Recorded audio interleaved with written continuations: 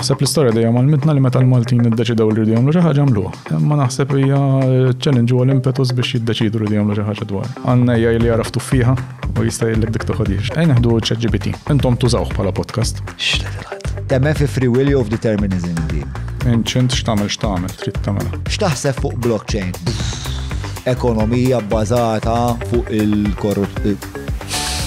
kostruzzjoni. Platforms bħal Facebook, per eżempju, social media. L-ammont ta' data li jattati. Jaf, laqqas taf li l-ek nifsek daqskem jaf dal-modell.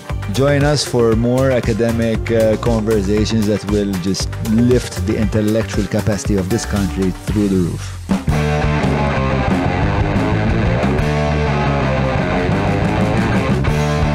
Bil-telefon najdu kelma l-buzz. Min wahda neħibu t-nejn. Mux dwar x'qadrednu? Nistaqsu kif u x'fatta u fejn. Il-Podcast Staġġar! Il-Podcast Staġġar! Mela, tlaqna? The chances of anything coming merħba għal-episodju tal-podcast illum l-AI. Ma Dylan Sejkel, Dylan huwa ħabib ħafna ta' dan il-podcast, jagħti ħafna jnuna u ħafna pariri fuq da kolli għandu x'jaqsam mal-informatika għal dal-podcast. U llum ma' Dylan ħanitkellmu fuq ħafna affarijiet li huma relatati mal-AI, l-istorja tal-AI, ma tal-computers in ġenerali, mistoqsijiet naqa fundamentali tipo x'inhu computer. Anka nitlu naqaf suġġett ta' x'inhi t-teknoloġija, però dejjem blan li fl-aħħar mill-aħħar nifmu fejn qegħdin bħala speċi vis-a-vis dan l-iżvilupp fl-intelligenza artifiċjali. Dylan tajjeb li għet isemmi u għalettur ġewwa l-Università ta' Malta. Qabel ma nibdew għaw għat ta' kumpani li joġobhom jagħtu sosten il dan il-podcast u dawn huma il-Hungry Hippie, il-Vinja Kapriċi ta' Abram, il-Maypole, il-Kutriko, il-Garmin, Apex Media tal-SEO, GSC Technologies, ESS Electra, eCabs, Derek Meets 9986-6425 u il-Browns li reċentament jienu l-mara morna għamilna test tal-gut health u tal-libna ħafna affarijiet dwar xurxin li implementajna u ħajjetna sejra dejjem naqra aktar il-qoddim. Qabel ma nibdew, infakkarkom patreon.com/John Mallija jekk tixtiequ tkunu parti minn daw il-grupp ta' ħbieb, familja, komunità sejħla li tixtieq inti, jien sejħalhom il-Patreons. Not really creative, but anyway. Patreon.com/John Mallija inaqdu magħna issieħbu u kunu parti mir-ruħ ta' dan il-proġett. Ara tlaqna issa jien u Dylan Sejkel. Tlaqna? Mela. L-nis bħan qarbnek. Naqa whisky. Li qed inħoss li jiena ħajkolli bżonn illum men. Preparajt għal dal-podcast, naħlef li preparajt. Ma nafx hekk kienx denju biex nkun il-persona li nistaqsi daw il-mistoqsijiet li ġejjin.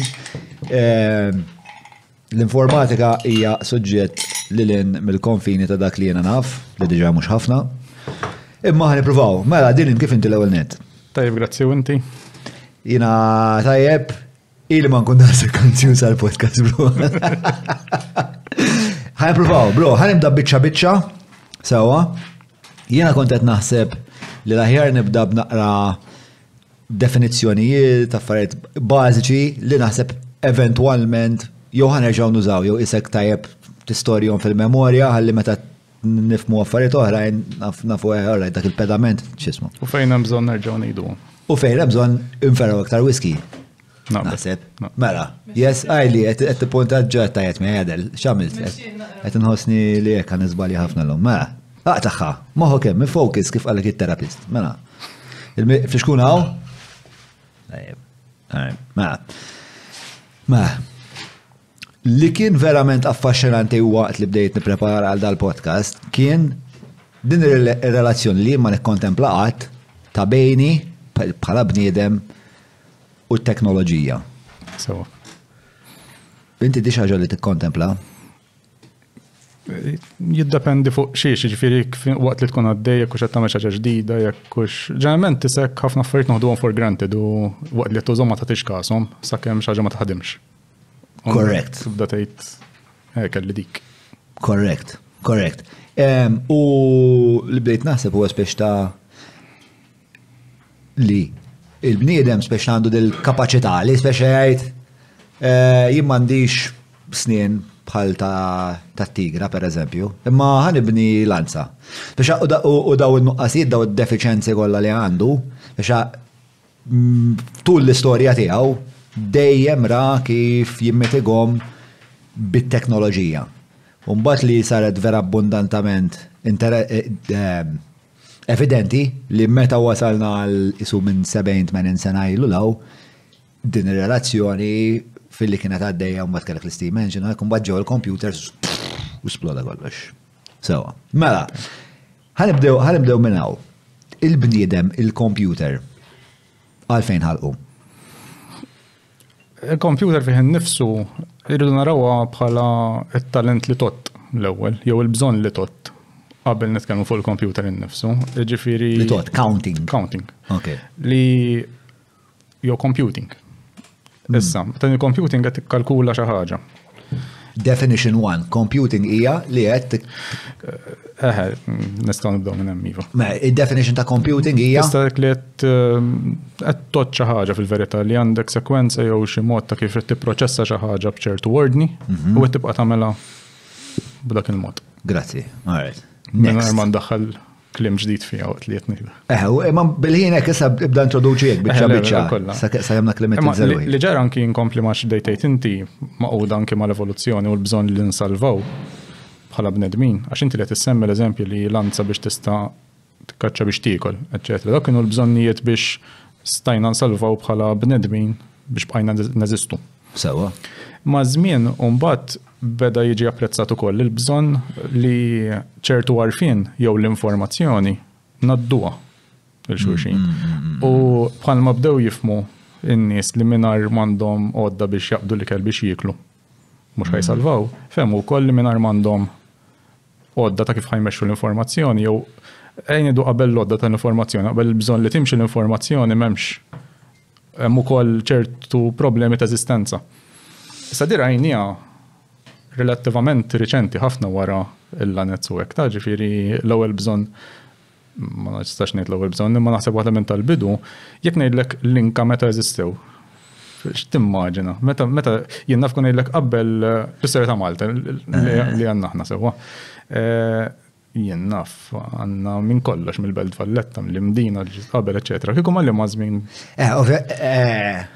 Fejn tpoġġihom. Ma jien t-tifel tiegħi huwa nerd tal-history.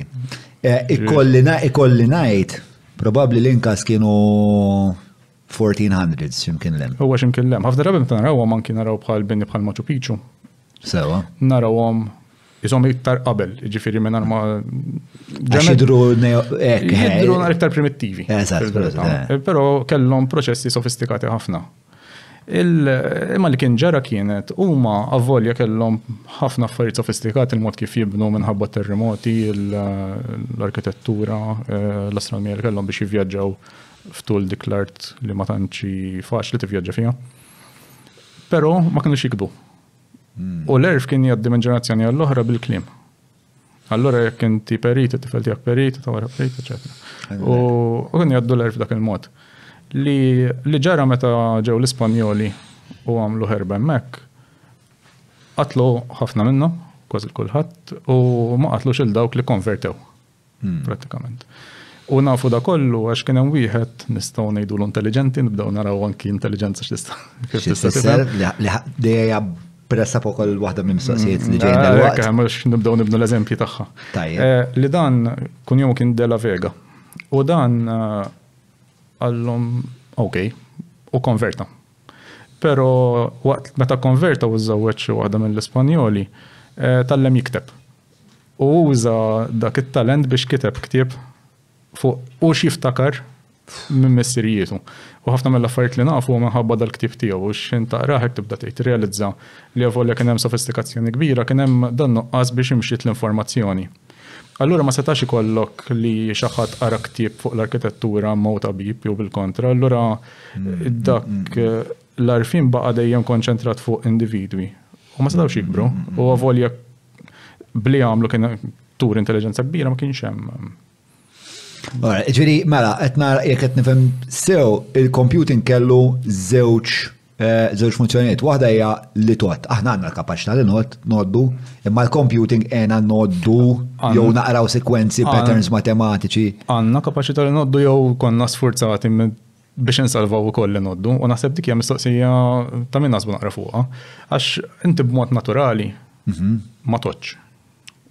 Lejn not ħafna, ħallik, biex għandi tfal ħobbuni. Tot inti bħala valuri, ma il-counting tijak, ma tarax ħaġa tiħan not kemm għaw kaxxi mal-ħajt, per eżempju. Miex xaħġa naturali li inti tagħmel, hija dik ġid bi bżonn, u l-bżonn tal-matematika, ma' żmien kien marru f'livell ta' matematika, kien il-bżonn li nifhmu sul lingwa tan-natura. Isu l-bniedem fem li jekk mhux qed jifhem jimmodella n-natura, allura minn hemm ġiet il-fiżika wara l-chemistry u l-biology.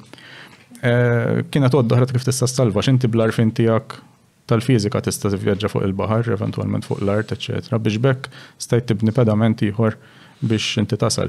Jiġifieri il-bżonn li l-bniedem jott minn hemm ġej. Il-bżonn li l-bniedem jott ġej mill-bżonn usa li nifhmu il-natura kif tiffunzjona biex aħna nkunu nistgħu nifjorixxu fin-natura. Sewwa. U li kien jiġri kienu kun hawn nies li huma speċjalizzati biex joddu. Tal-att. U biex jagħmlu il-ġob tagħhom kien jgħidulhom computers. Sewwa. Kien hemm bnedmin li x'intejlu ntix tagħmel li kien computer. Xogħlu kien ikun li jien naf ikun hemm jew problema ta' xaġa ta' xi somma li jibqa' għaddej kalkula kien proġett sħiħ ta' jdum żmien għaddej. Imma ovvjament x'in bniedem jgħod xiġri. Jgħejja. Sewwa. Allura il-preċiżjoni taqa' tista' tieħu żball għax telfek xi ħaġa, tista' intillum mhux moħħok hemm biex tot jew m'intix iffokat biżżejjed biex tot u qed tieħu l-ħin tiegħek biex tagħmelha. Il-problema l-oħra li jekk inti għamil żball trid terġa' tiċċekkja xogħolok biex tara li għamil żball. Allura jaf tkompli tibni fuq l-iżball li għamilt il-bieraħ u ikollok problema. Ġifieri mhux tal-li ma kellniex il-kapaċità li nagħmlu ċertu somom fuq dak il-volum u f'dik il-komplessità, imma wkoll hemm kwistjoni ta' effiċjenza. U l-ispid ta' kif ta' kemm tagħmilha, ġifieri kemm tista' tagħmel somom fejn wieħed inti ovvjament għalhekk qed ngħidlek għax aħna ma żviluppajniex biex noddu. Allura dejjem għandek l-isforz biex tot. Għandek bħala bniedem tal-IT għandek teorija għalfejn ġejna maħluqin jekk mhux biex noddu? Leta. Le m'għandek. Jien naħseb fil-verità x'anke di ħafna drabi twassal su xinna jgħidu għax lejja jħajoħdilna xogħolna u hekk nitkellmu fuq għandna l-affarijiet. Naħseb ma tkunx idea ħażina li lejja jagħmlilna kollox aħna noqogħdu nitkellmu, nieklu u naqsmu l-idejat tagħna ma' xulxin għax naħseb bħala bnedmin jekk naqsu l-anka ħaġa li tagħmel naħseb komdi bħala bnedmin hija dik li nittaraġixxu ma' bnedmin oħra, twilidna biex nagħmlu hekk biex imbagħad immutu. Issa kien between kol ma nagħmlu qed nimlew aħna biex insalvaw. Ekku. Għana għandi ħafna mistoqsijiet, speċjal daw ir-riflessjonijiet ħanadduhom kollha. Ma naħseb. Illum kienet kolli breakdown fil-fatt fuq bdejt nibatlek bil-WhatsApp l-affarijiet li u dik il-mistoqsija li kelli tal-rata ta' madi mbagħad ħanaqraħħa verbatim naħseb importanti. Ma nafx importanti, forsi naħseb importanti mhi xejn. Mela. Ma l-importanti. Mela. Il-bniedem bħala il-computer ħabba daw il-proċessi u tu wkoll bħala memorja, imma qabel kellu l-ktieb, u l-ktieb ovvjament mhuwiex effiċjenti daqs il-computer biex jaħżen. Il-ktieb kien naħseb l-ewwel għodda biex inti stajt l-informazzjoni li għandek il-ktieb mhux il-kitba. Jiġri l-ktieb nitkellmu ktieb ħadrabi nifhmu l-idea ta' printing press li inti għandek issa verżjoni li se qed nikkupjawha, allura se tasal iktar. Ħafna drabi anke meta nitkellmu fuq l-invenzjoni tal-printing press bħala milestone fil-teknoloġija hija dik għax inti ma kellikx biss patrijiet qegħdin ġo monasteru jikkupjaw il-Bibja. U da però issa għandek mod mekkaniku ta' kif l-istess verżjoni da ssir għax inx qed jikteb. Dak jaffettillu żiċ sentenza u jew irranġa xi ħaġa jew. U baqgħet nimxi b'dak il-mod il-printing press ħolqot mod industrijali ta' kif l-informazzjoni tibqa' l-istess u tasal għand iktar nies. Il-computer meta li kont qed nispjega qabel kien kif għaliex il-bżonn li noddu. Meta ġie inventat il-computer biex niftehmu nibdew noddu ġerment minn 80 sen ilu mill-ewwel electrical computer. Fil-verità qabel kien hemm computers oħrajn li kienu mechanical li ċertu mekkaniżmu fl-1800s kien hemm daw li inti stajt naraw isa calculator. Li stajt tot, per eżempju, u mod mekkaniku il-magna tik riżultat u tgħid jiena fon plus 1 taktu. Kien jagħmlu affarijiet pjuttost komplikati bdejt fis-sens. Meta tikkonsidra l-epoka li kienu fihom l-affarijiet li bdew jagħmlu bdejt nara l-istorja ta' dak li jagħmel is-census ma nafx rajtix. Fuck am I talking about? Imma ma dik wara naħseb it-tgħid fil-50s. Lej l-aħħar tal-1800s kien hemm wieħed jismu bil-punch cards naħseb. Tal-punch cards, eżatt. Tal-punch cards li kienu biex daw iridu jagħmlu s-census kienu marbutin bil-liġi li s-census jagħmluh kull 10 snin, però minħabba li kien hemm boom fil-popolazzjoni meta proġettaw kemm ħajdumu biex jagħmluh da census miżejja minn ġast biex jiġbru d-data kien se toħdhom 13 sena, jiġifieri ħadd mur kontra spiex tal-parametri li kien stabbilixxa l-Kongress jew ma nafx whoever. U mbagħad kien hemm da li ma nistax niftakar x'ismu, insomma, li qallhom għandi idea u ħoloq din is-sistema ta' punch cards vera intelligenti u minn hemmhekk speċa beda kien parti insomma minn dan it-traġit tal-bniedem li qed jipprova dejjem isir iktar intelligenti. Ma dik importanti nifhmu wkoll, m'hemmx Stepped Reckoner jismu ta' Hollerith. Le mhux Stepped Reckoner xi ġora. Il-punch card da kien jismu Hollerith, da li kien li ħareġ bil-punch card taċ-ċensus Amerikan. Mela, skont se tgħid? Le l-importanti wkoll li nifhmu li dal-affarijiet ma jiġrux mill-lum għal-għada. Ġifieri hemm pedamenti u brikk wara l-oħra li twassal għal solari u solar fuq ieħor biex naslu għal xi ħaġa li ngħidu hija dik kemm taħdem tajjeb illum jew ara lejja x'inhu jagħmel. Ġifieri importanti li napprezzawhom dal-passi għax mingħajrhom il-bniedem ma jrealizzax xi ħaġa li biex jgħid tajjeb minn nista' nivvinta dis għandna mill-aħjar. U ma dawk il-passi żgħar li x'int tħares illum faċli nħarsu lura ngħidu hemm mhux ovvju tagħmel hekk. Imma dak il-mument biex tagħmel dik il-leap biex saret dik il-bidla mhux faċli. U dak li ġrali jiena waqt li kont nħejjel dal-podcast dejt nara s-sekwenza tal-istorja tal-bniedem u kemm ħaġa issa torbot mal-oħra u mbagħad dejt naraw ukoll kif pereżempju t-teknoloġija affettwat id-drittijiet ċivili, speċa li din ir-rabta, hemm min jgħid rabta diretta. U għadna qasbdejna fuq dik fil-verità. Naħseb x'in nitkellmu fuq lejja jillum u x'inhu jagħmel u kif qegħdin nużaw kollox, qegħdin nesploraw il-limits ta' drittijiet li għandna llum ukoll. Hemm ktieb interessanti ta' waħda Zweig, Jean Zweig, jismu Generations, u tiġbed korrelazzjoni bej ċertu invenzjonijiet u per eżempju l-emanċipazzjoni tal-iskjavi. Biex ta' vera kien hemm ħafna idea dak iż-żmien li jisma' xiġifieri tjassar bniedem, din hija xi ħaġa inumana. Però dak li mbagħad eventwalment ipperswada lill-iktar nies li jistgħu jeħilsu l-iskjavi kien li kien hemm ċertu invenzjonijiet teknoloġiċi li setgħu jagħmlu x-xogħol tal-iskjaf. Allura mhux se nfallu l-ekonomija tinkwetax, ħatibqa' titma' l-familja tinkwetax u fl-istess ħin you're gonna do the right thing. Insomma, u tibqa' tagħmel daw tibda turi iktar u iktar minn daw il-korrelazzjonijiet. Vera tip interessanti Jean Zweig Generations. So, il-teknoloġija għandha skop finali, jew kif saqsejtek jien, li tirritornana lura lejn il-ġnien tal-Eden fej kollox jeżisti f'bilanċ armonija għad-dispożizzjoni tal-bniedem u l-bniedem isir immortali taħt l-ospizzju ta' Alla li ħalaqu stess? Profonda di. Just asking, jek jien. Fem, f'da kollu hemm flow waħda li t-teknoloġija tieħloq għall-bniedem. Għalhekk taħt ospizzju ta' Alla li jkun ħoloqu stess. Alright. Hemm xi quote forsi sasiba Adele ta' Immanuel Kant u jgħid minn li out of the crooked timber of men nothing straight ever came out jew xi ħaġa. La ma nemmenx li t-teknoloġija. Teknoloġija hija espressjoni tal-bniedem. Tista' tara hekk issa jekk qegħdin nemmnu li bniedem perfett jista' joħloq espressjoni perfetta mela teknoloġija perfetta mela twassalna perfezzjoni. Għandi dubji serji. Anka jien.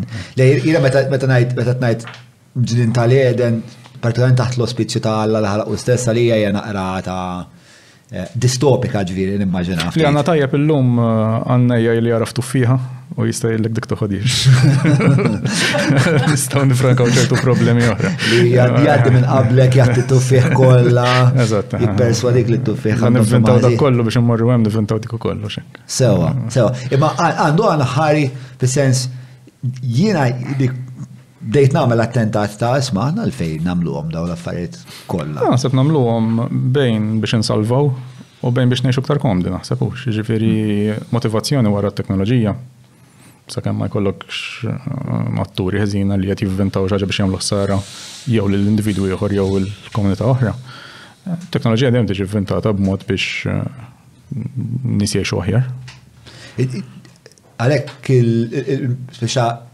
il-mistoqsija tiegħi timmaġna li hemm punt fejn it-teknoloġija bħala kunċett tilħaq il-milja tagħha u ngħidu ma nibżon iktar teknoloġija. Biżżejjed hawnhekk daqshekk teknoloġija wasalna f'livell vera aċċettabbli, anzi mhux aċċettabbli, eċċellenti tal-eżistenza. Ma nafx, ma nimmaġinax għax mhux ħanilħu aħna. Però kien kun jiena nibqa' kurjuż li hemm xi ħaġa oħra kieku pereżempju. Inti għalhekk parteċipi f'dan il-missjoni teknoloġika? Naħseb il-kurżità ta' iva. Il-kurżità? Lej x'nistgħu noħolqu għadu biex kun ħer mill-lum. Fil-fatt inti wieħed li tħobb is-siever ħafna wkoll. Għax inti dejjem xemm minn naħa l-oħra interessat. Ejja. Min dejjem kienet din il- Naħseb. Ma niftakarx xi punt li qed ħanibdel. Ma tiftakrek dejjem kurjuż. Ejja. Daħlitek fl-inkwiet din id-dispożizzjoni. U ma affarijiet li standu fil-podcast. Qed nistudja lejja jew qed hawnhekk. Tħossok li qed fl-inkwiet jew? Le, fis-sens hija vera eċitanti, era naħseb fil-istorja. Hija avventura sabiħa dik avventura l-inkwiet x'inhu. Tagħmel għamel. Tajjeb li ngħidu li hawnhekk hawn balla studenti wkoll ta' Dilin, ovvjament nippruvaw nqawwulhom album ukoll. Jew qawwu tagħna. Għawitana. Kelli żewġ taħdi interessanti. Ħafna drabi ġifieri, notajta taf l-aħħar ili nallem issa 12 sena. L-aħħar 5 snin 6 vera jagħmlu l-kuraġġ l-istudenti għax isu kien hemm ġenerazzjoni li jagħmlu xejn ħażin ta' imma kien hawn isu il-ħin kollu l-ħeġġa ta' kif se nistudju biex nagħmel iktar flus. U anki jiġu biex jagħmlu pereżempju dissertation wara l-ewwel fl-aħħar tal-ewwel degree. Jaraw se jivvintaw xi ħaġa biex jagħmlu aktar flus, jagħmlu proġetti li b'xi mod ħajtihom xogħol li ħajamlu l-flus. Isu llum l-istudenti qed ninnuthom ishom jafu li b'xi mod ieħor ħajamlu xi ħaġa li ħajamlu l-flus. Imma l-objettiv tagħhom huwa kif nista' nagħmel xi differenza pożittiva.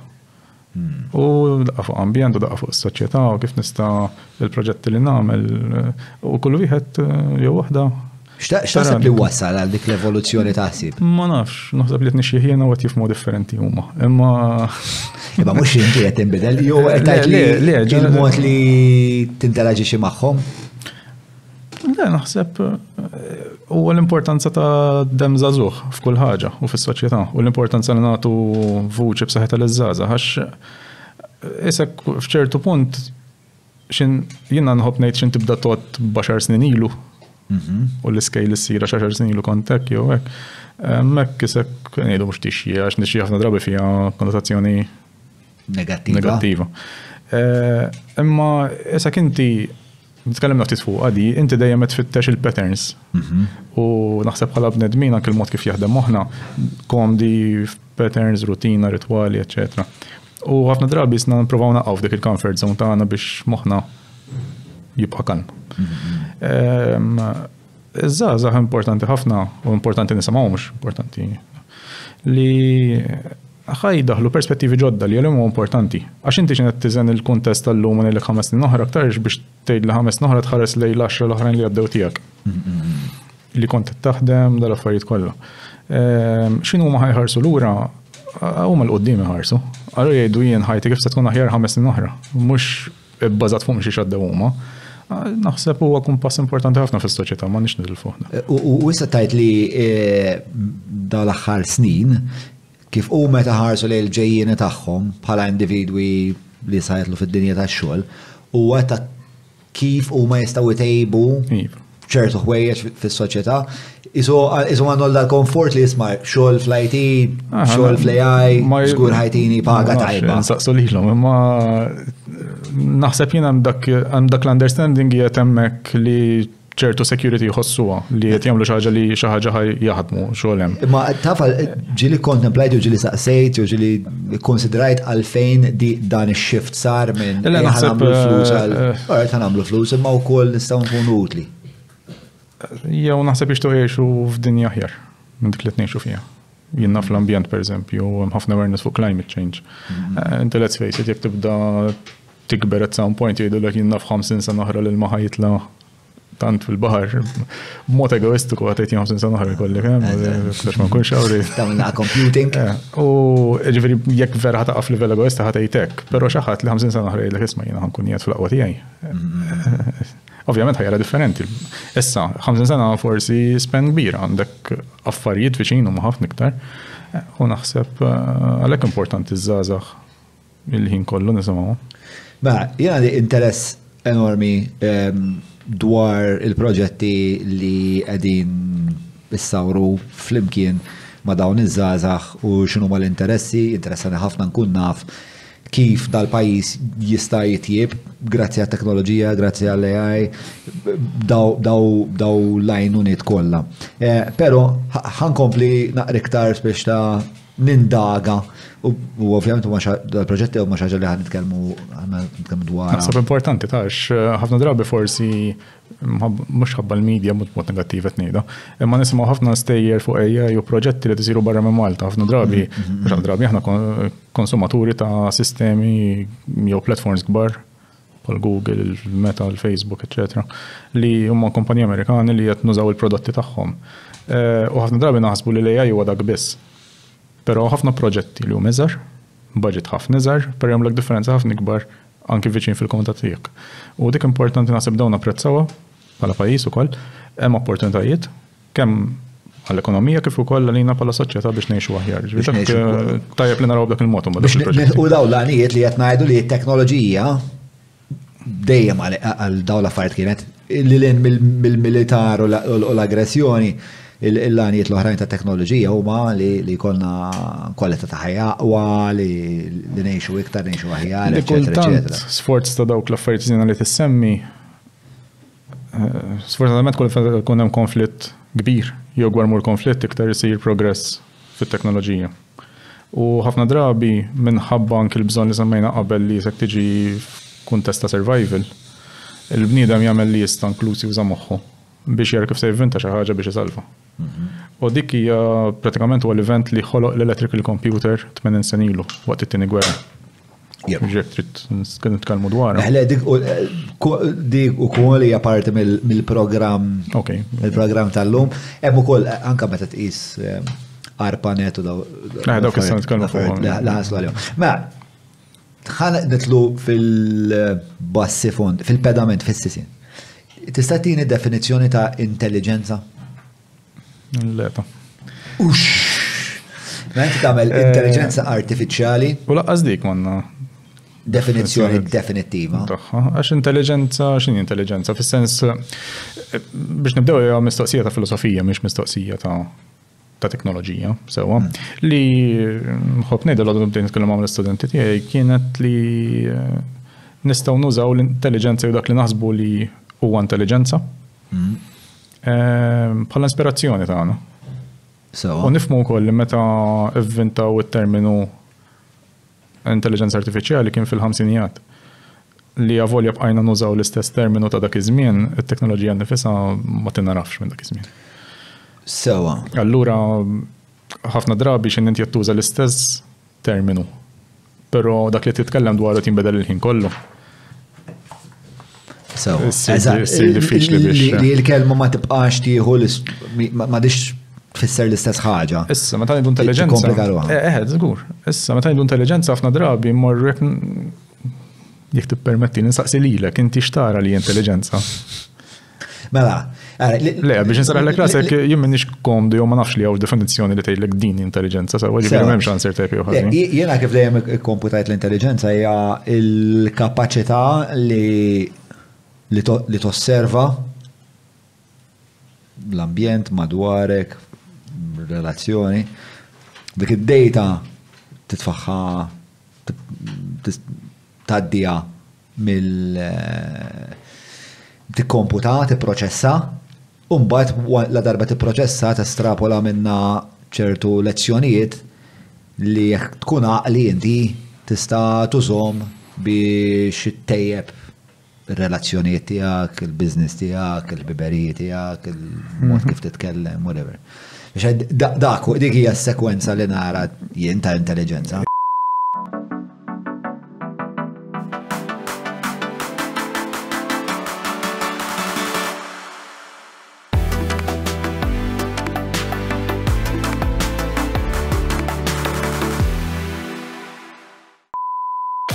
Żur Vinja Capricci by Abram ġewwa Għawdex għall-lifjen ġobnijiet laħmijiet imbejjed kif ukoll wieħed mill-whiskies favoriti tiegħi il-Jericho tal-Lost Distillery. Idħol www.vinjacapricci.com. Hija tista' titla' livell iktar astrat li tgħid qed tuża biex tifhem l-ambjent ta' madwarek u tadatta għal dak l-ambjent. Ġifieri drabi hija dik li nisimgħu u tista' tara ngħidlek hekk għax inti tajjeb semmejt hemm dak il-livell ukoll li tissalva. Ġifieri inti il-proċess kognitiv li tissemmi inti huwa li inti għandek xi forma ta' stimulus mill-ambjent bis-sensi li qed tieħu. Qed tara ġo moħħok jekk hux periklu jew le. Sewwa. U qed tiġi tagħmel skont l-ambjent u ċirkostanza tiegħek, ġifieri jekk għandek periklu qudiemek ħad taħrab ħadd tiġġieled logħtib hemmhekk, ħadd tagħmel xi ħaġa dwar. Skont ovvjament iċ-ċirkostanza li tiżen int mill-esperjenza li għandek. U għalhekk għandek training differenti f'affarijiet differenti. U imma li tinsemmu intelligenza għalhekk tinsaqsik. Ħafna drabi jisna norbtuha l-intelligenza tal-bniedem. Daqs li kieku l-intelligenza tal-bniedem hija l-gold standard u dik li jinnaf għandna l-qtata saħna d-dar. Ma nafx fejn il-gold standard tal-intelligenza. Żgur għax inti għattus m'għandux m'għandux kriżi eżistenzjali. Naħseb m'għandux din il-problemi li toħlu. Ma nafux, ma nikkomunikawx. Ma tkun meta għattu tkun imdejja tinduna u vera rari. Tipo jiena kelli xabaqtata id-dar. Meta ma titmaħħomx imma biss. Meta ma titmaħħomx, jew pereżempju jkollok xi jom ikollha pereżempju darba niftakar kellna u kella kitin insomma, kella kitins u daħal il-missier u qatilhom. U di għamlet id-dwejja. Għamlet id-dwejja. Imma u kienet vera mespliċita tinduna. Imma il-bqija daw rari bid-dwejja. Daw laqwa li titmaħħom, laqwa li kollhom ix-xemx, laqwa li jistgħu jilabu ma' xulxin, jekk ikollhom aptit, tmisshom, jekk ikollhom aptit. Jekk m'għandawk jaraw huma ġifieri intelligenza. Fis-sens u kull eżistenza oħra fil-bioloġija kollha ta' ġifieri tista' targumenta fuq kull ħaġa li teżisti jew min anke jmur il-bot li jgħidlek siġra tiddeċidi meta twaqqa l-weraq. Hemm proċessi li nispjegawhom imma jien naf jekk ngħidu fil-ħarifa twaqqa l-weraq ma tibdix twaqqa l-weraq fit-22 ta' Settembru. Tibda tara naqra jom ta' tibda l-ħarifa. Hemm ċertu. Jiena naħseb li aħna iktar intelligenti għax aħna iktar komplikati.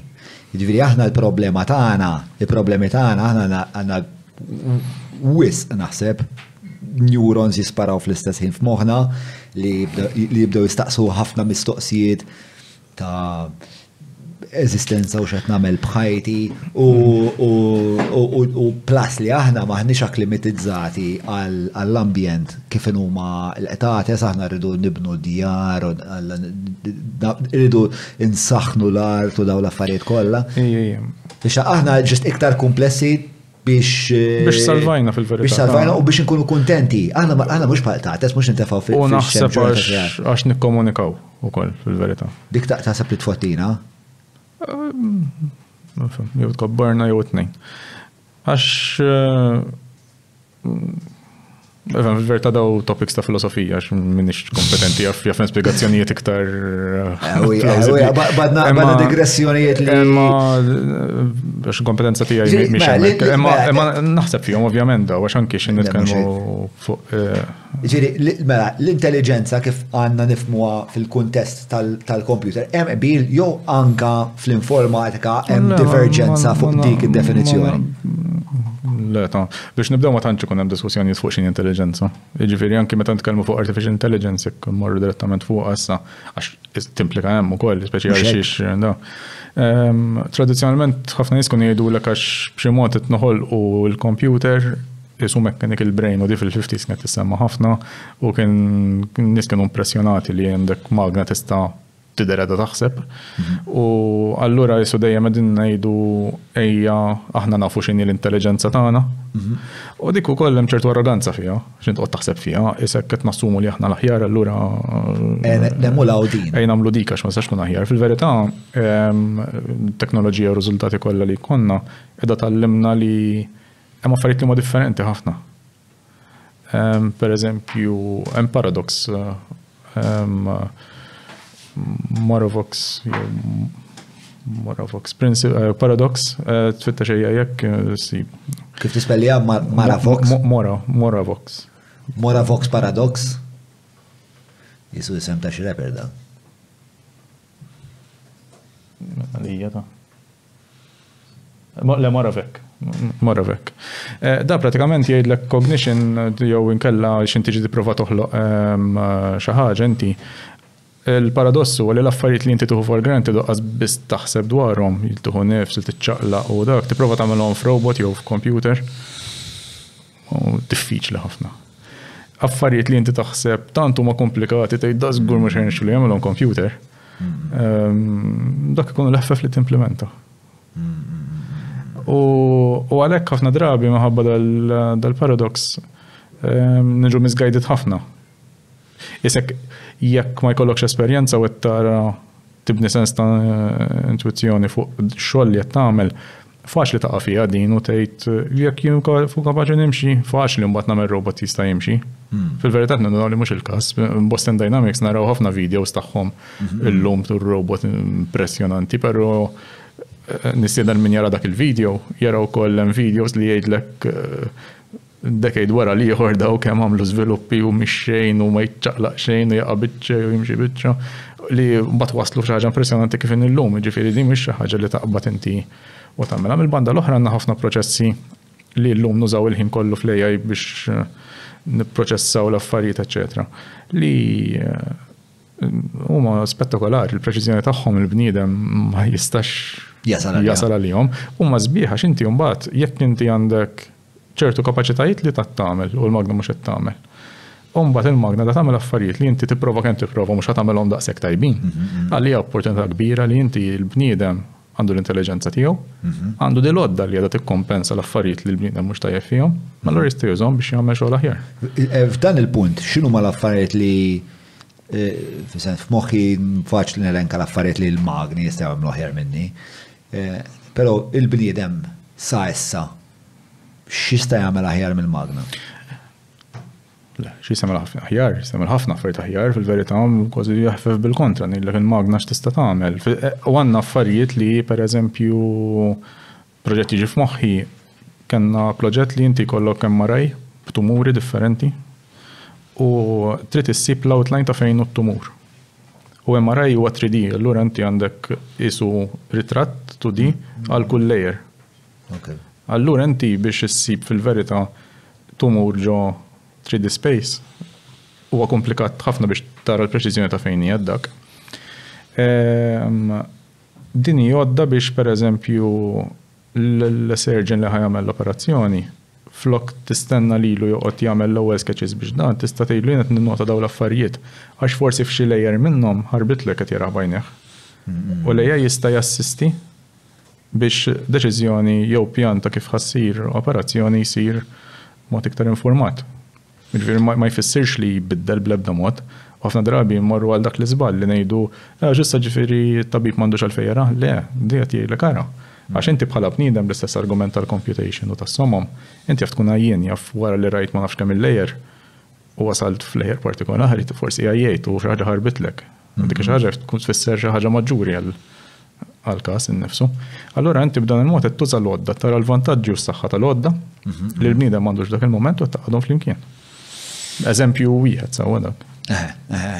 Le, perswas li speċa tista' taqbad speċa l-output tiegħek meta tintegra bħalma bdejna speċa dal-podcast li inti it-teknoloġija dak huwa lan tagħha li inti kollok it-tiri tiegħek bħala bniedem tintegrom mal-ħiliet li diġà għandek u żżid dawk il-ħiliet 10x. Pero tara ċertu setturi fejn il-bniedem diffiċli li l-AI jiddisplacjaħ. Jinbidel dejjem imma ta' naħseb bħal kull teknoloġija. Jinbidel dejjem il-bniedem. Ġek qegħdin nivvintaw dik it-teknoloġija li jinbidel ukoll il-mod kif nipperċepixxu ta' ċertu bidliet, ġifieri kieku kellek tistaqsi din mistoqsija 5 snin, 6 snin ilu. U kont ngħidli li hu l-iktar xogħol li hemm ċans jiġi challenged. Aktarx kont ngħidlek xogħlijiet bħal manifattura, truck driving. U kont ngħidli ma li huma l-iktar safe, aktarx kont ngħidlek programmer stess. U issibhom charts daw ta' ġifieri kif kienu l-artisti u kreattività u hekk. Mbagħad ikollok xi ħaġa bħal transformer architecture li waslet għal prodotti bħal ChatGPT. So. Li turik li prattikament dak li ħsibt inti program ma tistax tiġġeneraħ bil-kompjuter għax għandu ċertu limits x'in tiġġeneraħ hekk, ta' waħda sibna modi kif qed nagħmlu programmi ħer mill qatt kellna. Anka ChatGPT ġifieri huwa minkejja li ovvjament għandu d-deficienzi tiegħu u għandu limitazzjoni tiegħu. Però hemm momenti fejn inti jew ma jkollok xabti taħseb jew tkun għajjejt wara xi ġurnata xogħol u tibda tgħid Madonna ma dis-sentenza kif ħa nagħmilha. U ġust tgħidlu give me 5 variants of u you write the sentence in the shittiest form of English possible. Return.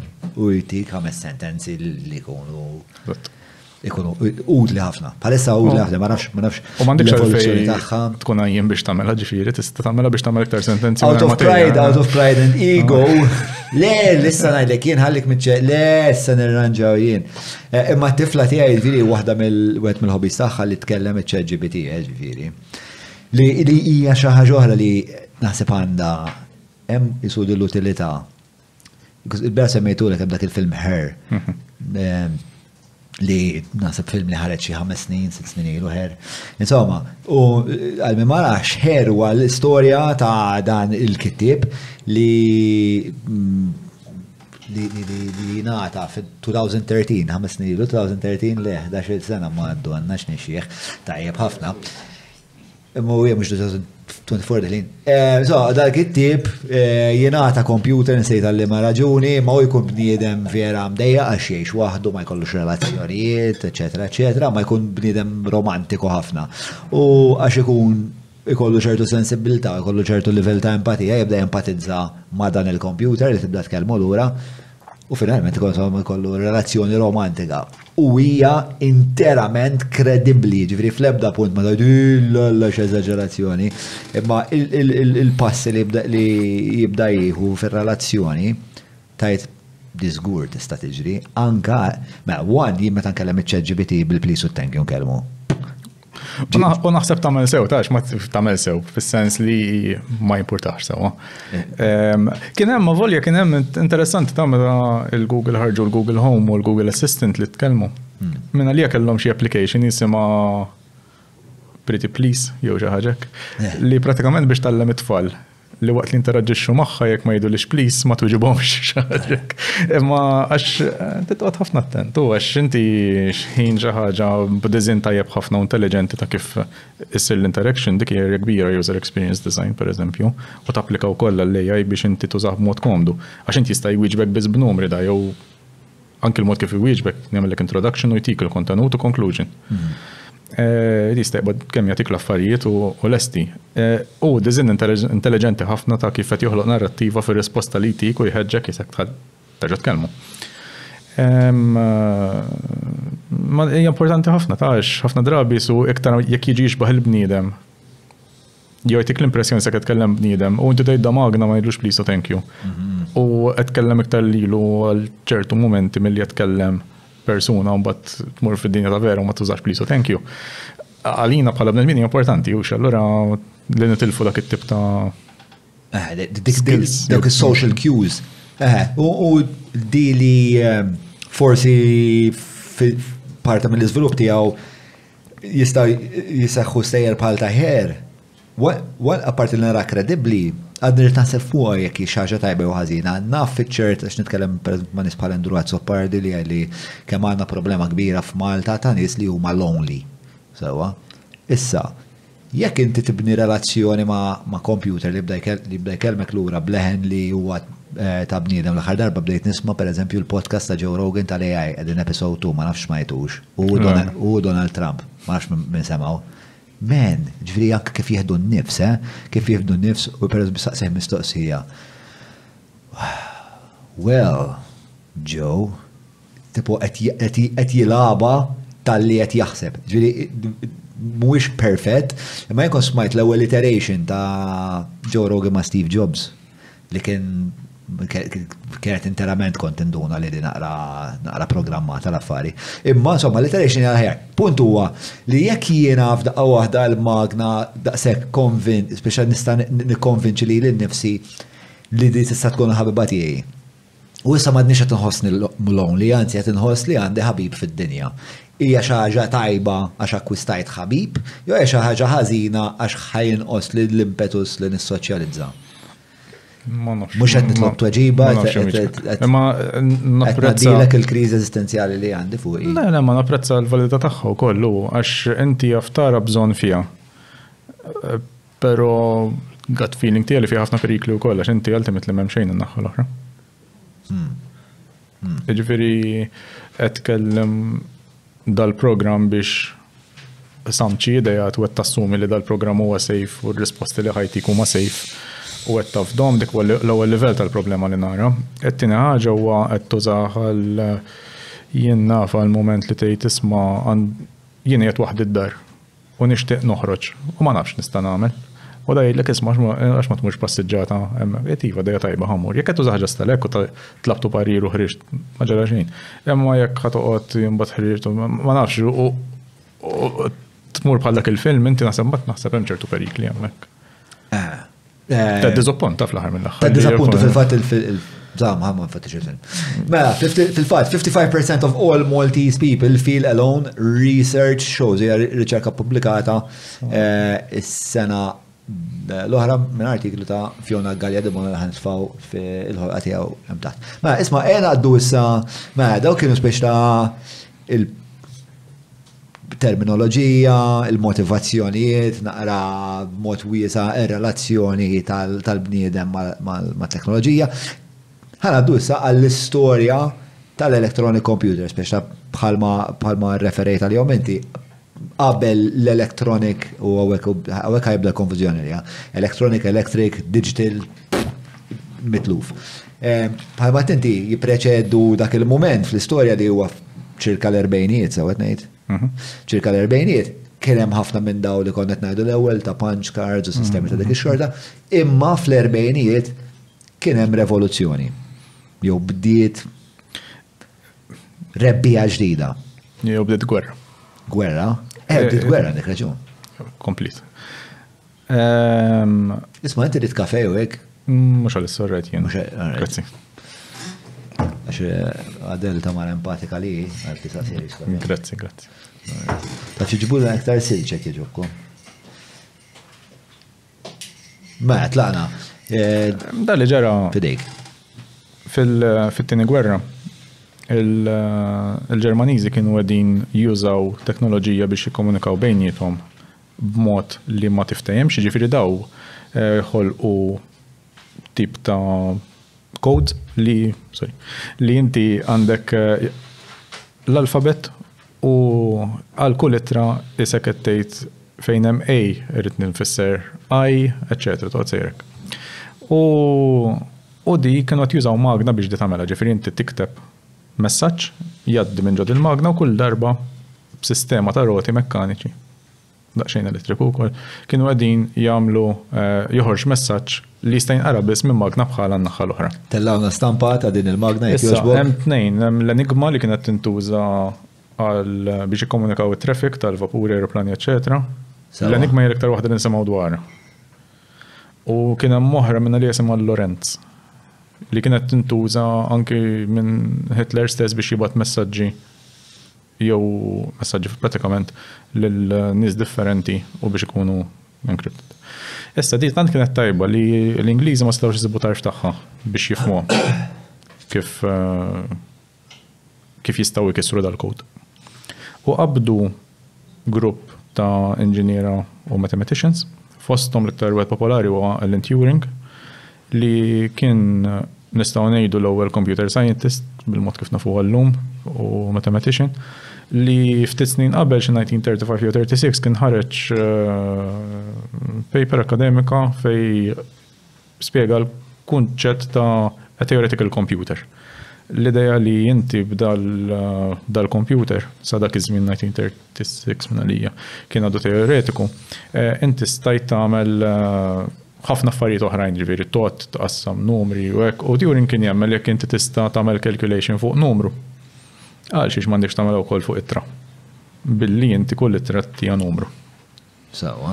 U di fil-verità kien prinċipju importanti ħafna x'baqgħet tintuża sal-lum. Ġifieri ġieli smajt bl-ASCII. ASCII character. ASCII character le. American Standard for Conversion.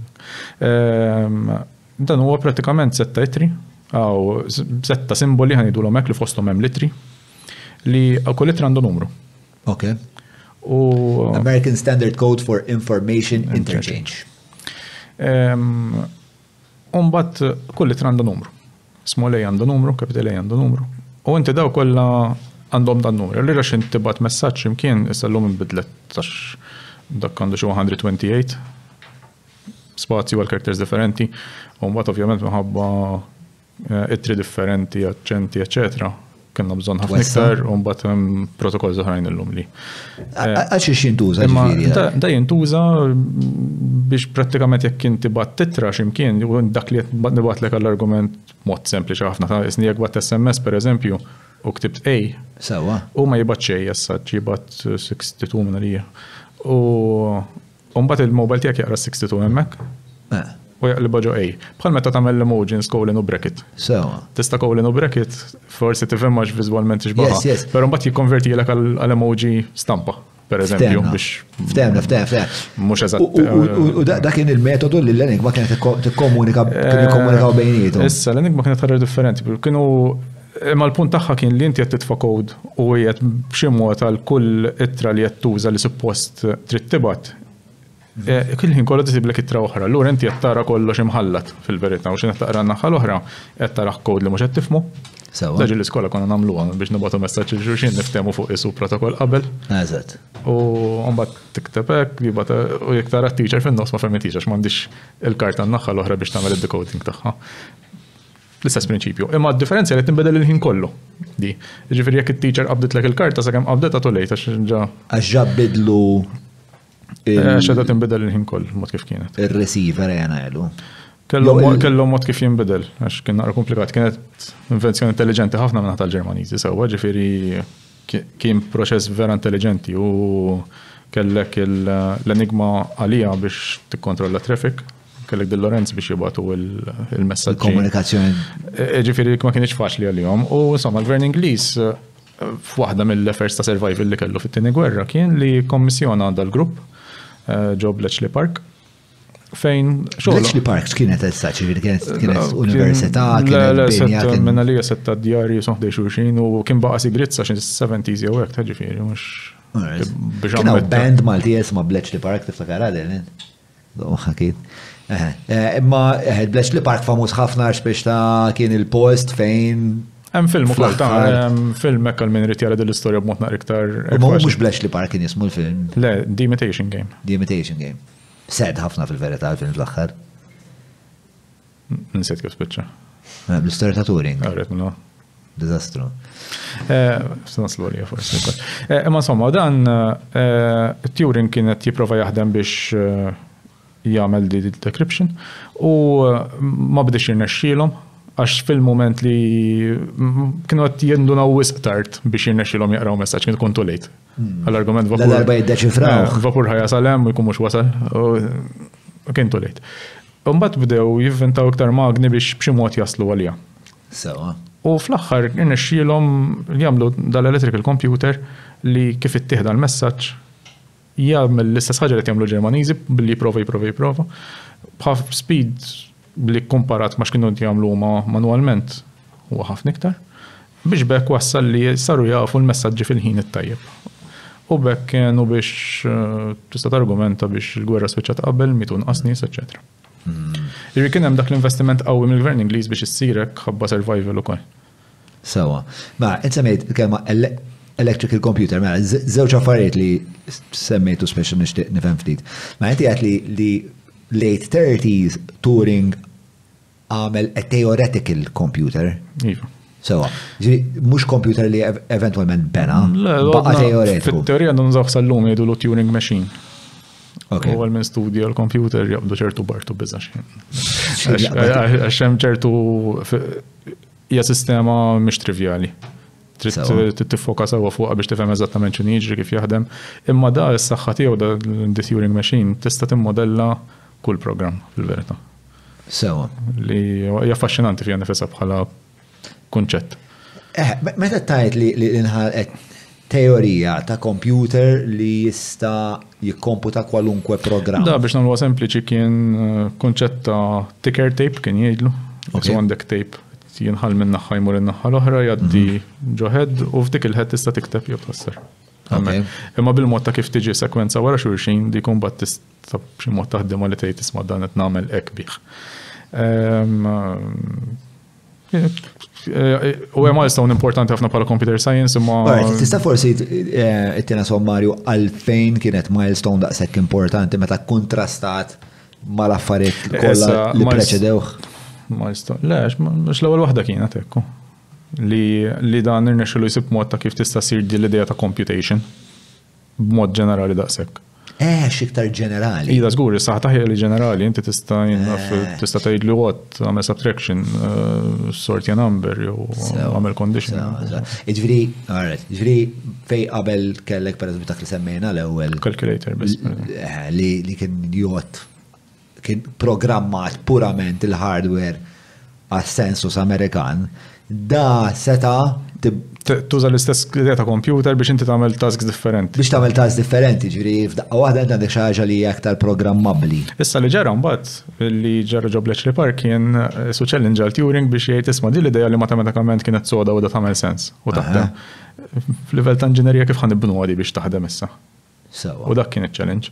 Għax inti mbagħad ovvjament l-iżvilupp tal-hardware din naraw għallum ukoll taġi l-istess problema li għandna llum. Għandek l-iżvilupp tal-hardware, l-iżvilupp tas-software għaddej. Inti xejn tivvinta programm għandek fuq tħadmu. Mhux hekk. U fil-fatt hija l-mistoqsija li kont se ngħaddi għalija issa. Li hija x'wassal biex stajna mmorru mit-teorija li din il-ħaġa tista' ssir, din il-ħaġa tagħmel ħafna sens loġiku, din il-ħaġa tagħmilna ħajjitna ħafna ħjar. Sal-punt li stajna nimplementawa fir-realtà. Tista' tgħid qabad pajjiż ieħor jagħmel ħerba u trid waqfu. Naħseb dik kienet li vera fset in-nies. Kien l-impetus. Naħseb m'għandniex eżattament, imma naħseb kienet motivazzjoni kbira biex kulħadd jara x'se jagħmel. Isib tarf ta' da kollu. Dik l-enerġija kreattiva kollha biex insibu soluzzjoni. Naħseb, fis-sens mhux naħseb f'dak il-każ ta' Bletchley Park m'għandix dubju li dik kienet li qed qis l-Ingilterra hija gżira viċin ħafna tal-Ġermanja. Allura kien jafu wkoll jekk mhux ħajraw x'se jagħmlu. Kellhom ir-riskju li bħalma l-Ġermanja invadiet Franza u hekk bin-knowledge li kellhom ukoll dak iż-żmien. Fil-fatt kienu laħqu anke sparraw sewwa fuq Londra minn naħa tal-Ġermanja. U hekk li kienet viċin ħafna tagħhom li jisma' naraw x'ħan nagħmlu. Ħansasik mistoqsija ma nafx hekk wisq astratta, però hija xi ħaġa li tin ħafna konfużjoni. Mela, mhux ħaġek. Jiena nifhem il-mekkanika ta' turnavid pereżempju li nirid naqbdu, nagħmel il-forza fuqu, ndawwar il-vit u b'daw din il-mekkanika kollha li qed nara u il-konverżjoni ta' enerġija qed nasal biex nagħmel ix-xogħol. Nifhem ukoll kif din il-ħaġa saret pereżempju bl-steam engine. Sewa, inti kellek il-fwar minħabba li huwa gass li qed jiċċaqlaq dejjem iktar rapidament ħabba sħana qed jiċċaqlaq il-bija tal-affarijiet u mekkanikament l-affarijiet tiċċaqlaq. Fil-kompjuter, x'inhi l-enerġija li qed tisforzi u tiġġiel il-kompjuter biex jaħdem? Hija l-elettriku. U l-elettriku jista' jixel u jista' jintafa'. Okay. Allura fil-fatt għall-prinċipju ta' meta nitkellmu fuq binary. Fil-ones u zeros, ħafna drabi anke fil-films naraw jekk hemm kompjuter qed jaħdem ħafna ones u zeros għaddejn u hekk. Pratikament il-kompjuter bħala device elettroniku fil-qiegħ tiegħu għandu xi ħaġa switch qed tixel u titfi. Issa.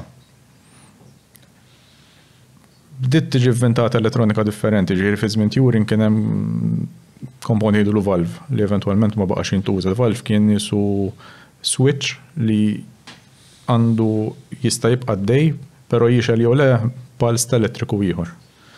Biex nisimplifikaw sewwa, eventwalment da kien kbir xi ħaġa hekk.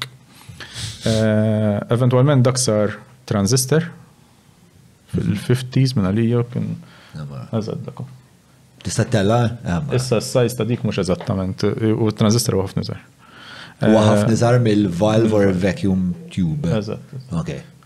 U l-idea hija l-istess, ġifieri li inti jisu għandek linja, però immaġina maqtuwa su għandek switch, però flok xaħtet jafs dak li switch għandek kurrent ieħor li jekk qed taddih minn hemm qed jalaq il-linja allura dik qed taħdem. Issa, b'dik b'sekwenza tagħhom dawk tista' toħloq ċertu loġika li twassal għal matematika kollha li nafu. Fil-fatt tfakkarni f'dik l-istorja li ta' 1943. Ta' dak Pitts. Ta' Pitts. Li kienet eżatt xtaqt insaqsik dwarha fil-fatt. Ngħidwa? Tlaqna. Li dan nerġgħu lura fi żmien ta' Turing 1935 bejtu ieħor xi ħaġa. Ħadd mhu ċert eżatt għax l-istorja ta' Pitts forsi tiftihem iktar jien naqra mhix dokumentata sewwa ta' Turing iva. Hemm xi biċċiet li huma leġġenda hekk daw.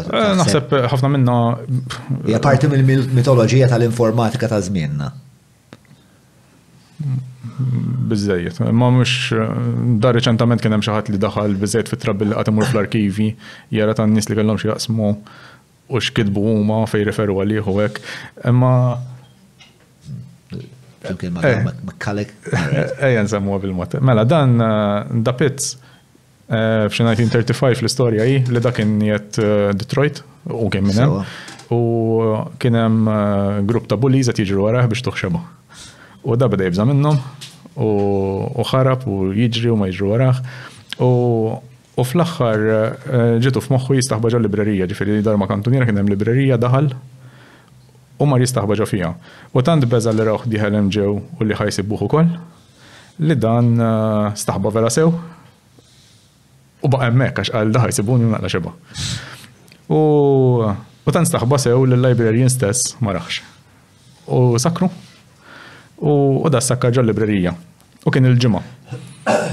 Allura spiċċa mal-weekend imsakkar ġo librerija.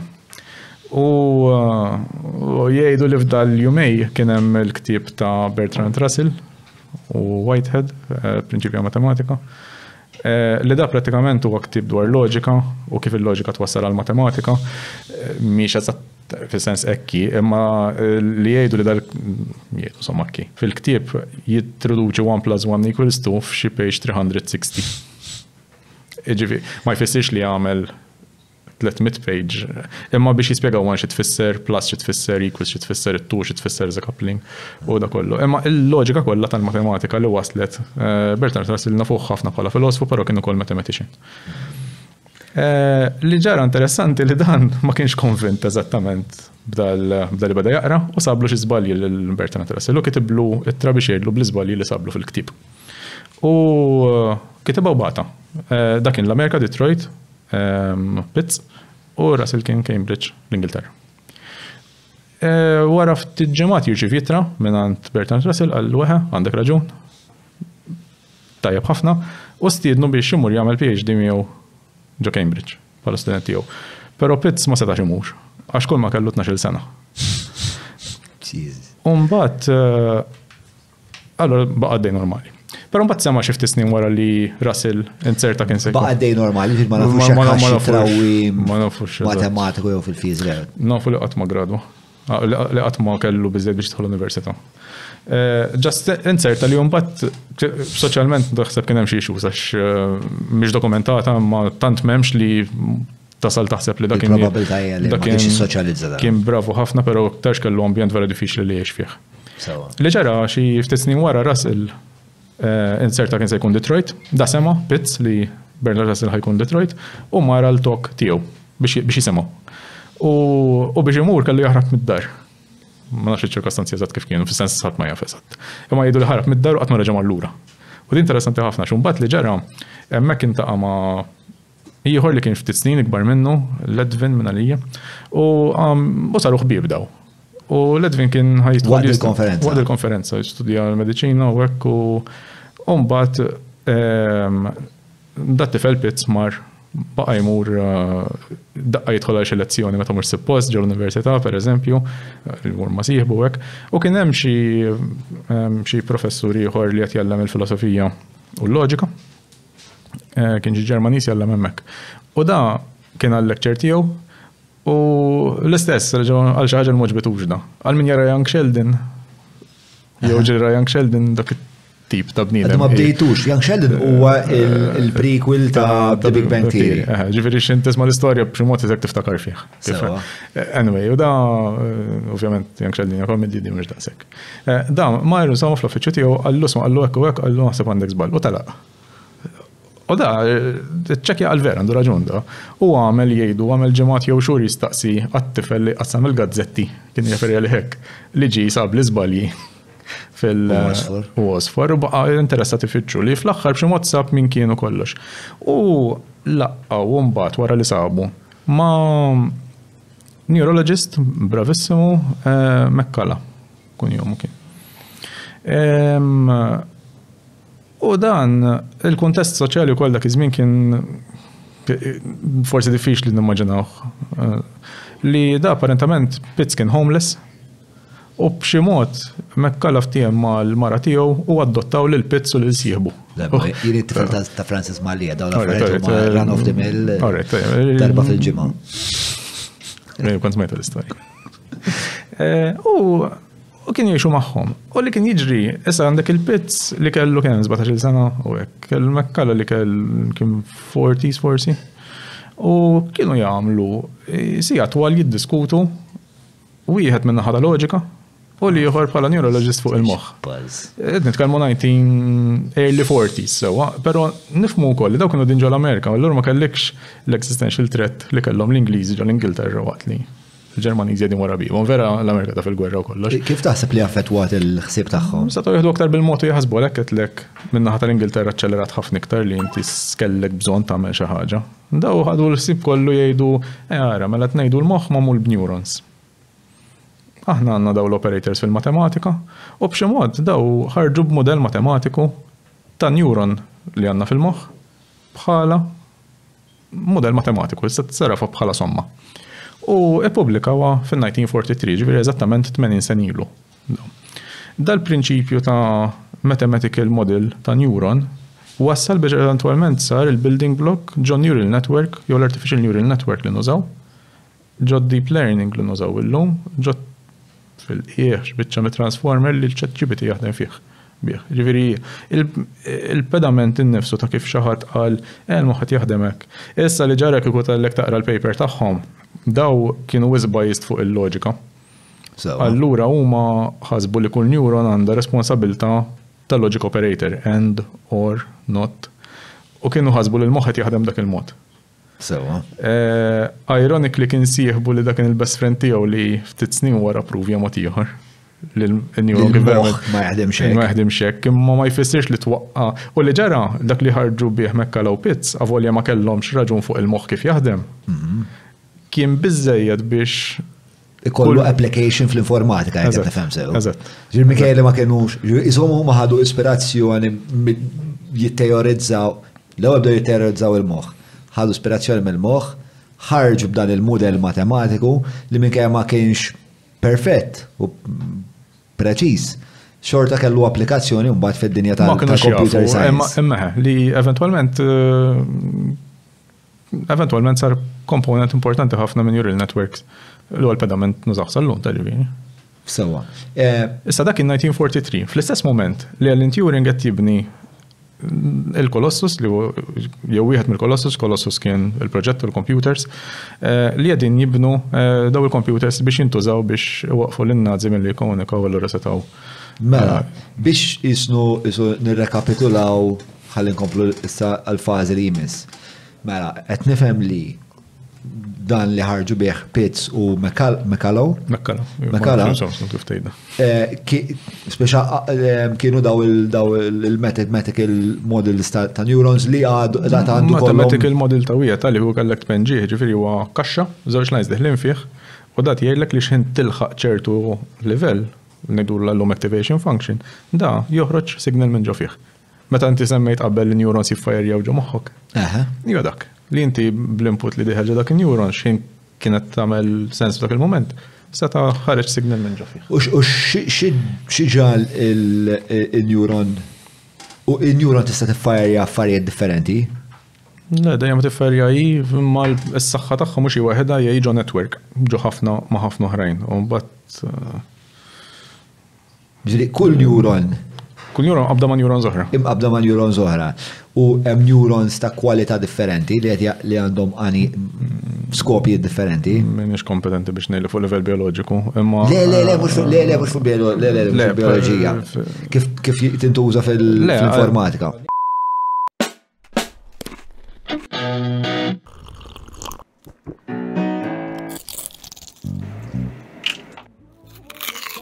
Know your food.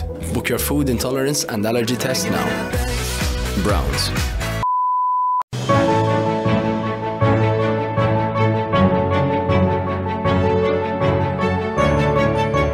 Il-ħobża tal-Malti. Il-ħobża tal-Maltin. Minant il-Maypole. Għalina neuron hija place li mbagħad għandek activation function u f'dettall ngħidu l-activation function tista' tagħżel activation function jew oħra. Mela, jien ħanamilek jekk ta' parsement li tifel. Ma m'għandix tinkwita fuq. Neuron il-kaxxa ta' barra hija l-istess ġewwa ġie nbidlu xi ħaġa tajjeb hekk. Imma l-idea hija l-istess, żewġ inputs. Nobot nintilef bro, stjent lift issa. Mela, alright, forsi iktar tard. Issa forsi jerġgħu jaqdu tal-affarijiet.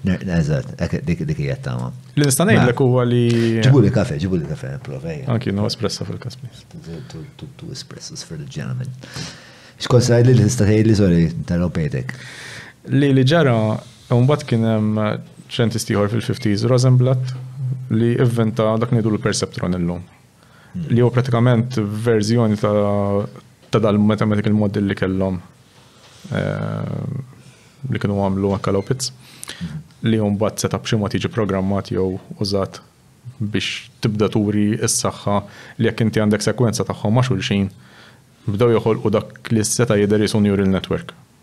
U diġrat fil-ħamsinijiet. Fil-50s. Imma l-eżempji kienu bażiċi wis, ġifieri dak kien juri ritratt b'xi kaxxa minn għalija u l-kompjuter ta' parsi jarfu, però kif inti mqarid dawara naqra jew hekk ma tibqax tinaraf. Imma beda juri li hemm ċertu promise fija, kien proġett ta' riċerka fin-Navy Amerikana fil-fatt anki ma tantx minn li għal xi ħadd minnhom insejt minn għax kien hemm dar Rosenblatt kien hemm Minski. Spiċċaw dejjem argumentaw jisom jisfidaw il-xulxin għat Minski kien mill-USSR għaw Sovjetu? Le, ġol ma sa minn fejġi ma nafx. Imma ġol Amerika. Ma kienx parti mill-blok Sovjetiku. Le. Ġi kien vera interessanti, għaw speċet n-ċekjena għadu għara. Biex għawaqt li daw l-izviluppi kien għet jiġru fil-punent. Fl-Unjoni Sovjetika għax kien għet jiġri. U l-verità li kellhom programmi speċa vera interessanti, pero mbagħad daw l-lost jibdew jikkompetu bej il- kienu kollox mqasmin government agencies. U mbagħad kien minnhom kien hemm dil-government agency li kienet ħat tagħmel breakthrough. Imma kellha bżonn part li il-monopolju fuq dik il-part kellu kien ministeru ieħor li taħtu kellu agency li kienet tikkompeti miegħu u ma reċiti għal-part. Temmina bro, u falla l-proġett. Għax kumbat kellhom jagħmlu tkun fucking. Le, never underestimate the statement kien għalli mili Randon kien jgħidan never underestimate the power of human pettiness. U dak li ġar speċa tfottew. Mbagħad eventwalment speċa l-Amerika ġirbihom għal raġunijiet varji. Jiġifieri għax kien hemm ukoll il-profit incentive u dawn l-affarijiet. Ħanislu fihom. Mela, eżatt, nagħmlu trid naqblu speċa l-avvanzi kif jien narhom biex mill-perspettiva ta' bniedem li mwix mitla ta' daw l-konverzazzjoniet.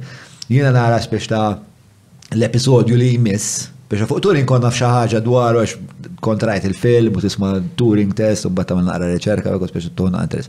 Mbagħad isu il-parti li jmiss fejn il-bniedem kompla isaħħa relazzjoni tiegħu mal-computer u għalija il-personal computer. Pero naħseb qabel ma wasalna l-personal computer kien hemm ħafna. Kien ħafna. Le, għax li ġara biex naġluha. Le, mhux naġluha, le jgħetaw biex nitgħallem qed nieħu masterclass jiena sewwa. Take it easy, nagħmellek kafe, nagħmellek grokejor li tid. Wasal kafe għarah. Bil-bissima. Service u l-smile ġejl. Grazzi. Thank you.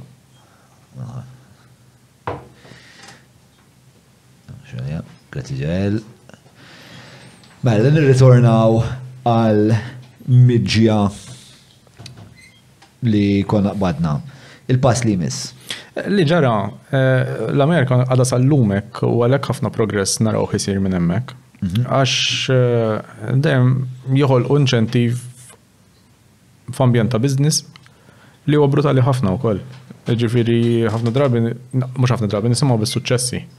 Pero it-talima li anki tieħu xin tarom mhix faċli daqskemm tidher għax inti ġiena tara xi ħaġa li saret suċċess faċli tgħidha tajjeb, ma ara kemm kellek fallimenti wkoll ma' żmien.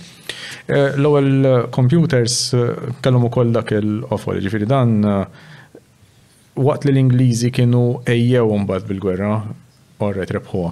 Imma kienu ejjew, ġifieri bħala nazzjon kien ejjew mbagħad u kellu anki kriżijiet trid jimmaneġġjaw imperu enormi.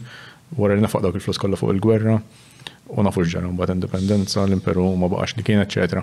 Allura ma kienx daqshekk eċitat dwar il-computer, kien teknoloġija u li dan għenhom kien għodda importanti ħafna biex rebħu l-gwerra. Turing fin-1940s kien juswed mill-heroes tagħhom li dan. L-istorja ta' Turing hija kera ħafna xavolja kien meqjus bħala wieħed mill-heroes fil-40s sakemm indunaw li kien gay u mbagħad ġie prosecuted għax gay. U sforzaw jagħmel xi treatment u waqt li qed jagħmel da treatment u l-prosecution għamel suwiċidju u fil-1950s ta' żgħira ħafna 40s minn li kien. 41 minn li għamiet. Sejt li kienet is-sena ma naf li-mit ta' 41 għax. Nola 50. Meta smajta niftakar l-impatt li ħallit fuq. 53 minn li għax fit-12. Fil-54. 54. U miet. U ħadd ma dispjaċi. Il-soċjetà kienet. Il-gvern ftit snin ilu, forsi ċekija eżatt tadel, meta ħareġ apoloġija fuq Turing u da kollu li għamel. Literalment ftit snin ilu ġifieri. 5, 6 snin tat-tip ġifieri. Li uffiċjalment qasba li għajna. U tlifna xentis daqshekk brillanti. Għaxin, biex tara l-kruwa ta' xin is-soċjetà tiddeċidi li tista' u mbagħad nibżgħu minn l-AI. Le, naħseb imma l-biża tal-AI hija l-fatt li tiġi fidejn il-bniedem. Le, xaf. U l-bniedem huwa perfett u dik il-quote vera cool li semmejt inti fil-bidu ma nsejta. Out of the crooked timber of men, nothing straight ever came out. Ta' fett kissirantu kollu jienet noqgħod fuqek tajjeb. Ma marru l-esċa ħagġek, il-punt huwa li jagħmel bniedem għad mudrizza.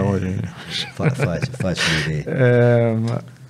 Le, ma li mbagħad ġara ġifieri kien hemm. Eżattek, bro, out of the crooked timber of humanity no straight thing was ever made. Immanuel Kant. Close enough. Li ġara kien hemm żewġ Amerikani li raw opportunità kbira fil-computer bħala xaġa kommerċjali. U qalu dan hija magna li tista' tkun tajba ħafna u kapaċi tipproċessa daw kwantità kbira ta' data b'mod malajr ħafna effiċjenti mingħajr ma tgħejja, eċetera, eċetera. U rridu jikkommerċjalizzawha. Daw kienu Eckert and Moakley. Kienu żewġ inġiniera pratikament li inventaw l-ewwel computer kummerċjali u semmew il-Univac, Universal Automatic Computer minn għalija. U dan rridu jaraw il-minħajbijawh u il-xaħat li kien klient faċli ħafna dviħulu kien l-istess klient li semmejt inta qabel, is-Census Office tal-Amerika. Li kienu għadin jużaw dawk il-punch cards li semmejt inti li daħlu fil-late 1800s biex imma xorta kellhom kriżi ġifieri, kellhom volum kbir, popolazzjoni ta' tikber u xorta kellhom kriżi. U daw ikkonvinċewhom għax kienu disprati bl-istess ċirkostanza ma tagħmlu xejn ġifieri dak ismi. Kienu disprati minħabba deadlines ukoll li kellhom u għamlu. Ġifieri l-istorja letteralment irrepetitruha. Ija, ma mbagħad naħseb speċi Solvit mod ieħor. Issa ma nafx kien hemm xi oħrajn iktar reċenti li b'xi mod ukoll qed jiġu bihom xi ħaġa llum fuq lejja jew hekk ġiġi tiskantax. Imma insomma dak iż-żmien daw aċċettaw. Sewa. Iffirmaw kuntratt minn għaliex $300,000 kien li kien jistema ħafna però mbagħad indaw li ma kienx biżejjed.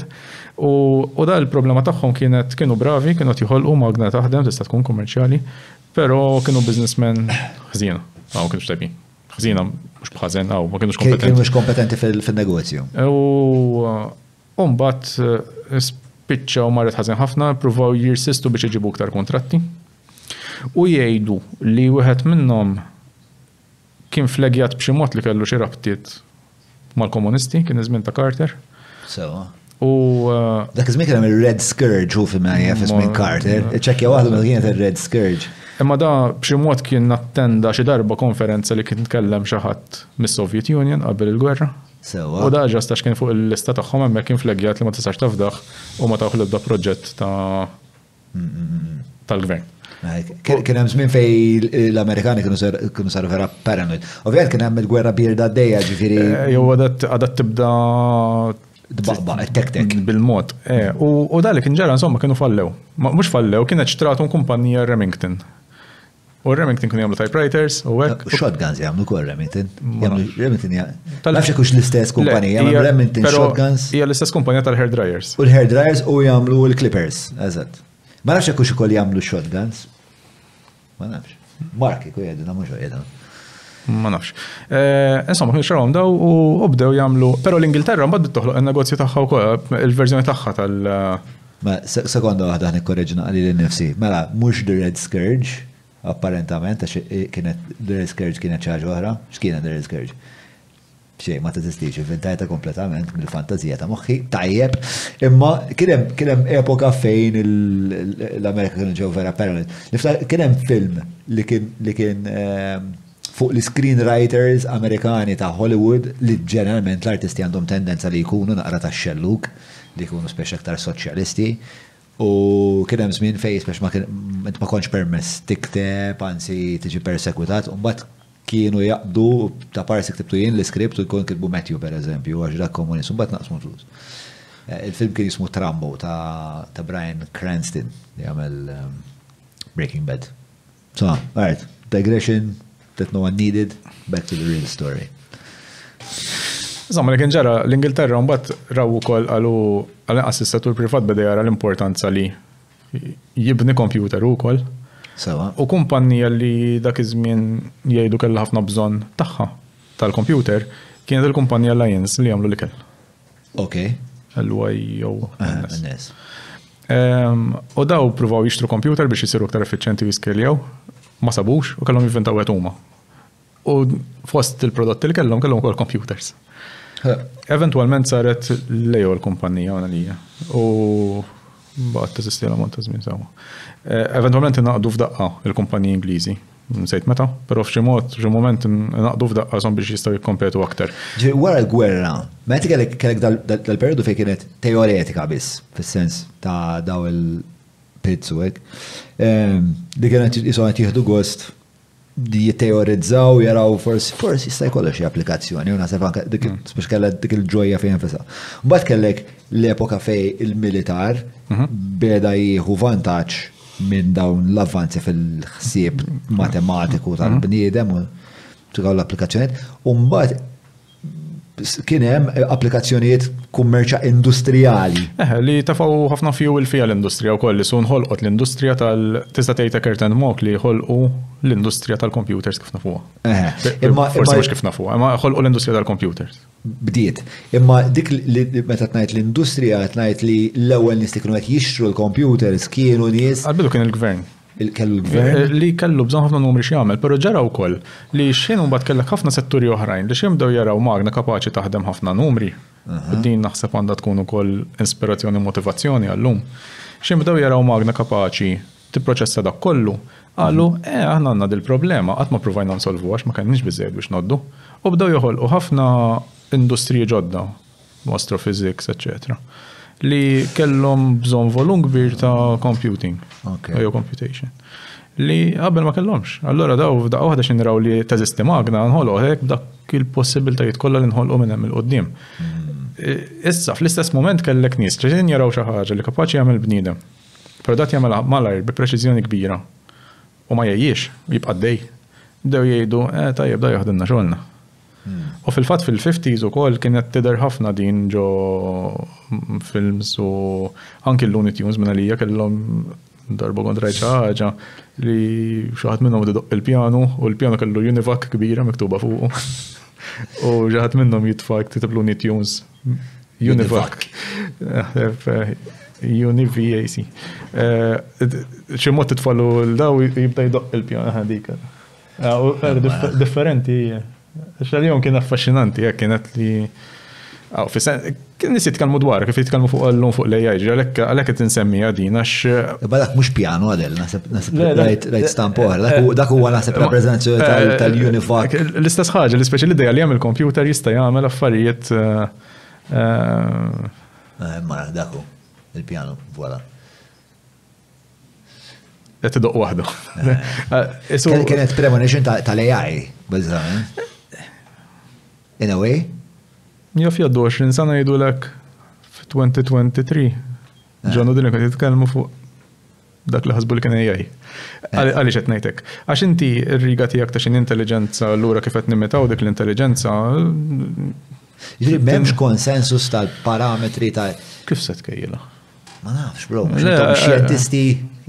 Ma dakx għandna provaw nkejlu, aħna ma jfissirx irnexxielna. Tajjeb, ġenu, konfidenti ħafna. Għax hija dik il-xjenza dik ju li dejjem tfittex li tkejjel imma tkejjel biex tiskopri x'ma tafx. Ġifieri s-sabiħ ta' xjenza huwa li iktar ma titgħallem iktar tinduna kemm ma taf xejn. U jekk tonqos milli tagħmel dik m'intix xjentist. Eżatt. Però ma jfissirx li xi volum ta' intelligenza ma hemmx. Għalex, isma' għax ħanitlu f'ħafna oqgħedi filosofiċi u dak it-tip. Ma biex nwieġbek speċi li dak iż-żmien bdew jaraw għalihom kienet ħaġa intelligenti għax kienu tikejlu ma ħaġa l-kapaċi jagħmlu huma, sabu magna li tista' tagħmel aktar malajr u ħasbu li dik kienet biżżejjed biex tbiddilhom. Tista' tdoq il-pjanu waħedha bħal tal-Looney Tunes, tista' tagħmel is-sensus daqqa waħda jsir hekk. Eventwalment kien hemm anki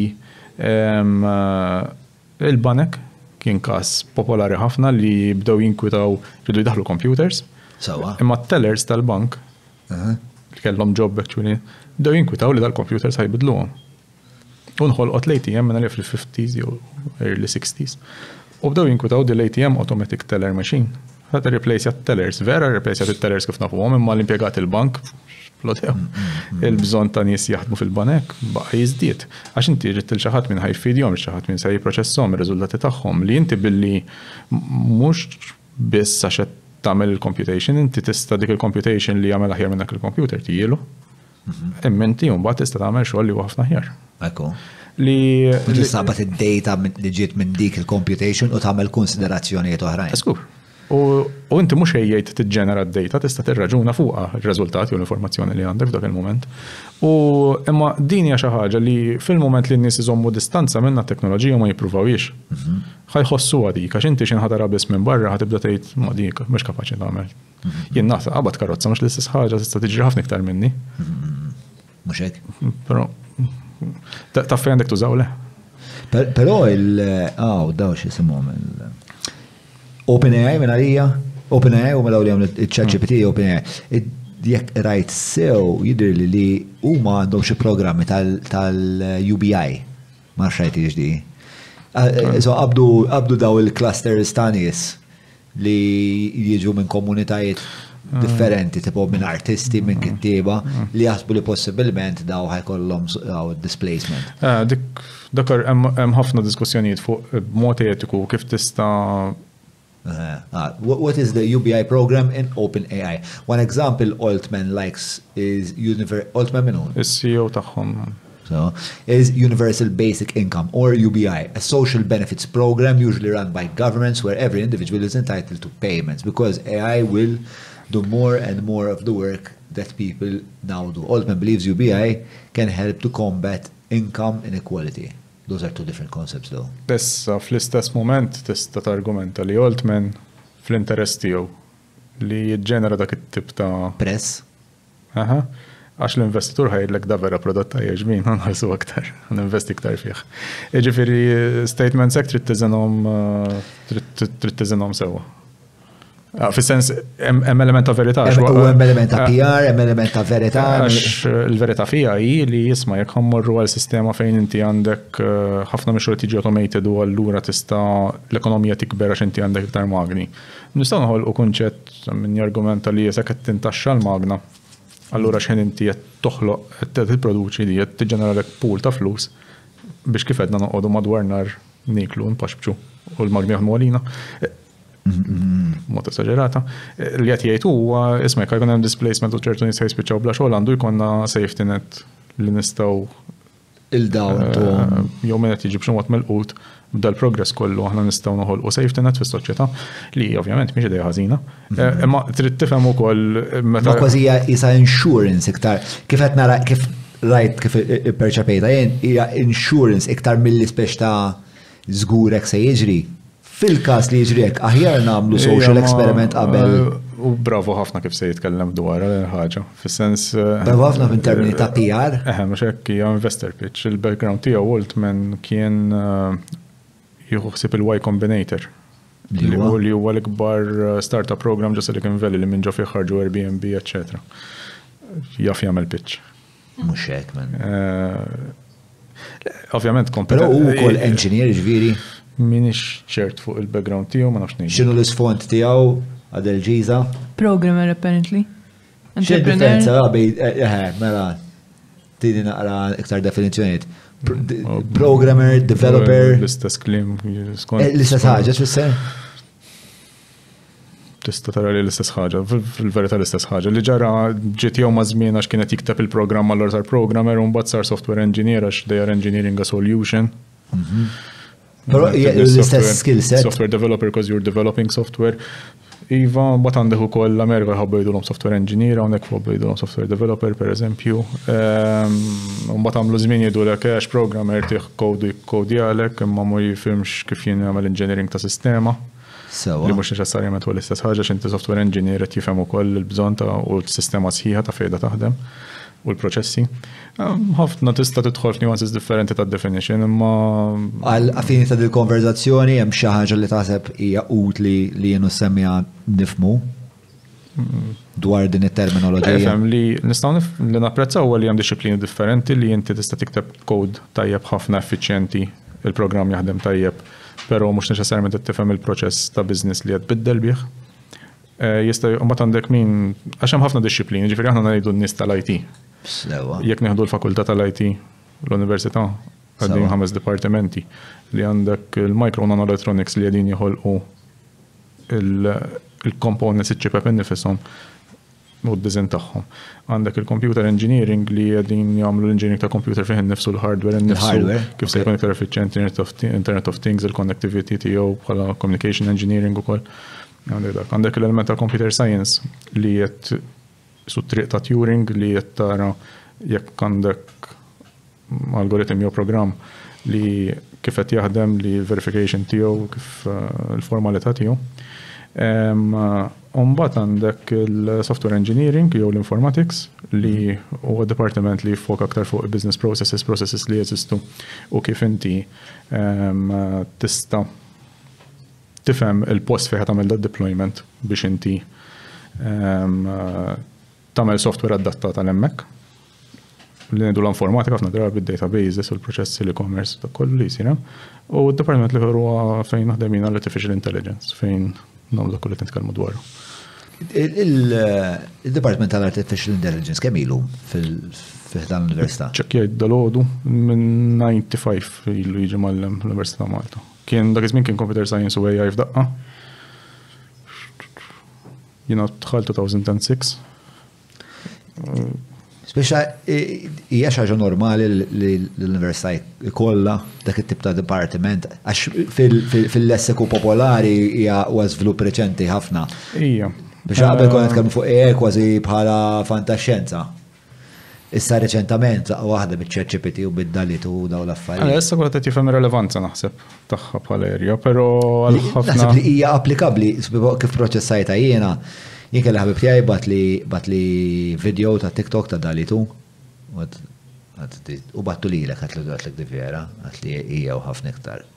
Xiex, u battit wara skoprejt iċ-ChatGPT u qisu mela dawn huma affarijiet li huma reali spiex ta' biex kien letteralment isa kettaj li. Issa dak qed naraw prodott li huwa lest f'element ta' riċerka jkollok ħafna iktar li għadu ma ħareġ bħala prodott sewwa, ġifieri nistgħu nħarsu ftit il-qudiem nkun nafu x'ġej.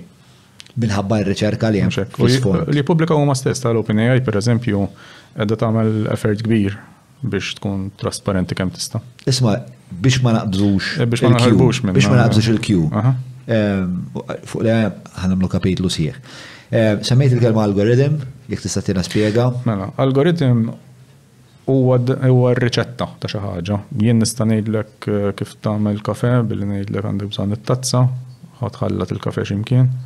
Għandek il-kafe, twajtu ġol magna, tafas il-magna, il-magna fija l-ilma.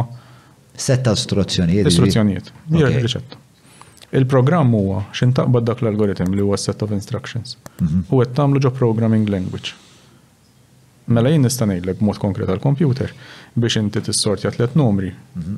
Hemm ħafna modi, jew 7 numri. Illek ara numru wara l-ieħor. Jekk in-numru li ġej huwa ikbar minn ta' qabel ħalleh fejnu, jekk hu iżgħar swapjhom u toqgħod sejjerek. Li qed nirrakkunta ħielek huwa l-algoritm. Sewa. Issa. Billi spjegajtilek ma għamlet xejn dik.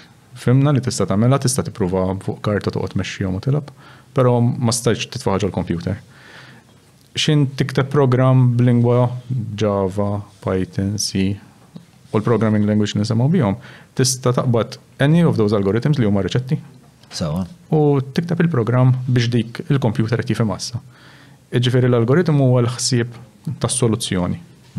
Il-programm huwa l-verżjoni ta' dak l-algoritm miktub b'mod li ġo l-computer jista' jiġi translated biex il-computer jagħmel dak li qed tgħidlu. Ma nafx kux ħafna. Biżejjed naħseb. Fis-sens sissa qiegħed miegħek. Però mbagħad għandi mistoqsija li hawnhekk hija oħra li jiena vera konfuż dwarha, li hija il-kunċett ta' programming language. Sewa. Mistoqsija tajba ħafna, u mażmin ukoll li semmejna ġda kien lej f'tees early 60s fejn il-problema kienet li dal-computers kbar li qegħdin jimbnew hekk li mok li Turing qabel, eċetera. Dal-problema tagħhom kienet li l-inġiniera li qegħdin jibnuhom fiżikament kapaċi jużawhom. Ġifieri inti ma konx tixtri biss il-computer u wasallek u int kont kien rrid il-nies li jħadmuh da. Technicians illum nidhom inġiniera. Rrid in-nies jħadmuh da jifhmu x'inhu għaddej. Issa dik kienet tfisser li int ma stajtx kemm tixtri computer, tixtri wkoll tixtri wkoll is-servizz tan-nies li tiħadmulek il-ħin kollu. U mhux ma tinfmullhom tal-li customer care ċempiltu daw qegħdin hemm jekk mhux qegħdin hemm mhux qed jaħdem il-computer. Allura kien hemm machine operators. Ġast kienu n-nies li jafu eżattament xemm kif inħaraq wire jew valve jew hekk kif ħajbidluh u jafu x'kien kif bliema ħajbidluh eċetera biex dabaqa' il-wear and tear fuq daw il-magdi naħseb kien trement nimmaġina. Ma nafx ngħidlek eżatt kemm hemm iva. Fraġli ħafna. Issa il-bżonn ta' programming language kien nistgħu nagħmlu xi ħaġa biex daw l-instructions li qed nagħtu l daw il-magni minflok ikunu fil-forma ta' xi ħaġa kważi fiżika. Jew eventwalment jridu jintużaw il-punch cards jew it-tapes biex nagħtu daw l-instructions. Isiru b'mod li qed tifhimhom il-magna. Però jistgħu jifhmuhom iktar nies li jiktbu xi ħaġa li tixbaħ naqra l-Ingliż. Imma mbagħad il-magna tista' wkoll tifhimha. U minn hemmhekk beda jinħolqu daw il-programming languages. Sewa. Imma l-magna kif tifhimha l-lingwa? Għandek raġun. Ġo fija, mela inti bħala programmer qed tikteb il-kod. Il-programm sewwa. Jiġifieri f'xi ħaġa den xi ħaġa oħra. Pereżempju tjagħti condition. Il-code. Il-code. U dak x'intara xagħti kode fuq il-computer. U mbagħad ikollok buttuna li tgħidlu issa kkompilah u meta ngħidu tikkompilah il-programm qed jiġi translateat fil-background. Minn dik il-lingwa li qed tifhem inti jew jiena x'inna din naraw il-programm hemmhekk. U fil-qiegħ tinbidel b'mod f'instructions ta' binary fil-qiegħnet li l-computer jista' jagħmel xi ħaġa dwaru. Allura su jiġi translation interna biex b'dak il-mod jista' jagħmel dik l-instruction li inti tajtu.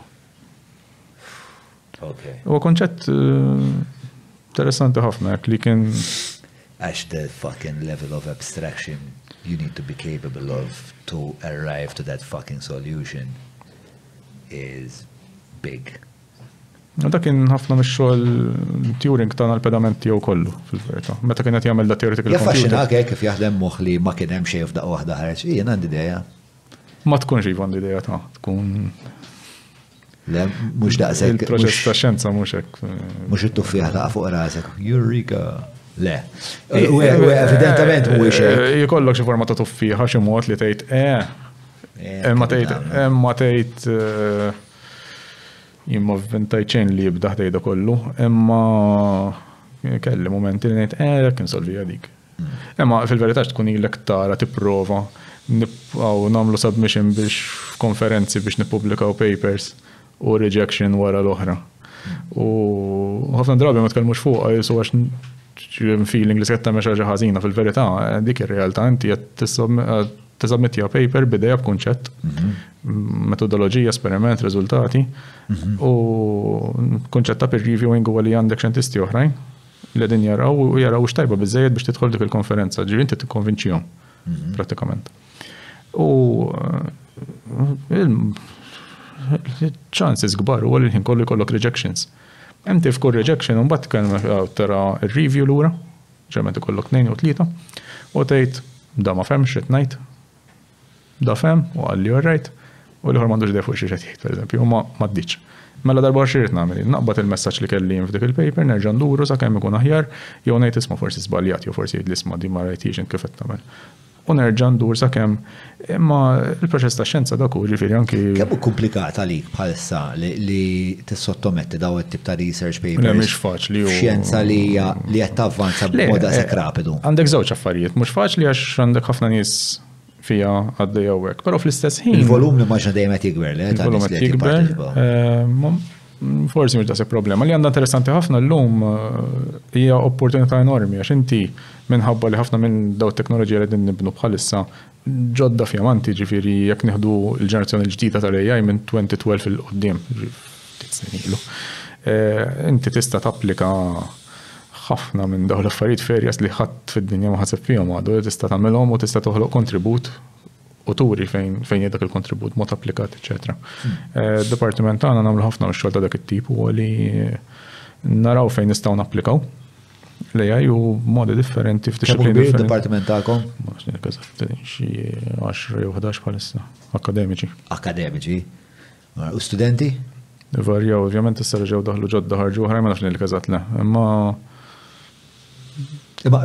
li qed nipprova nasal għalih huwa kemm hemm interess naħseb li l-interess hemm mod jiżdied dak huwa l-interess prinċipali tiegħek, kemm hemm interess. Qed jiżdied sewwa ġifieri b'mod li tħossu kull sena tibda tgħid klassi ikbar mis-sena l-oħra. Ok. Alright, mela, nkomplu naqra fuq it-traġit tal-computer. Mela, il-programming language fejn jidħol allura? Le din mbagħad li ġara interessanti ħafna kien għax il-programming languages ħolqu industrija ta' software issa, mhux biss ta' computer bħala hardware, li inti se kellek il-hardware b'software li jista' jinkiteb fuqu u il-computer jibda jagħmel affarijiet differenti wkoll. Issa l-kuntest kienet jiġri dak iż-żmien. Saqs mistoqsija jgħid li jisma' m'għandix taqsam. L-operating system hija xi ħaġa li ġiet ħafna iktar tard jew hija dan huwa kunċett verżjoni bażika. Mistoqsija tajba ħafna. L-operating system. L-operating system huwa setta programmi li qed iħadmu l-hardware u li qed iħallu programmi oħrajn ipoġġu fuqha. Jiġri huwa l-programm li jisu qed joħloq pjattaforma inti x'tagħmel tniżel application fuq il-mobile. L-application hija programm. iOS jew Android jew l-operating system. Stajt id-download għax għandek waħda minnhom ġifieri inti l-operating system tiegħek ħallitek tniżel dak il-programm biex taħdem l-istess fuq Windows, Apple.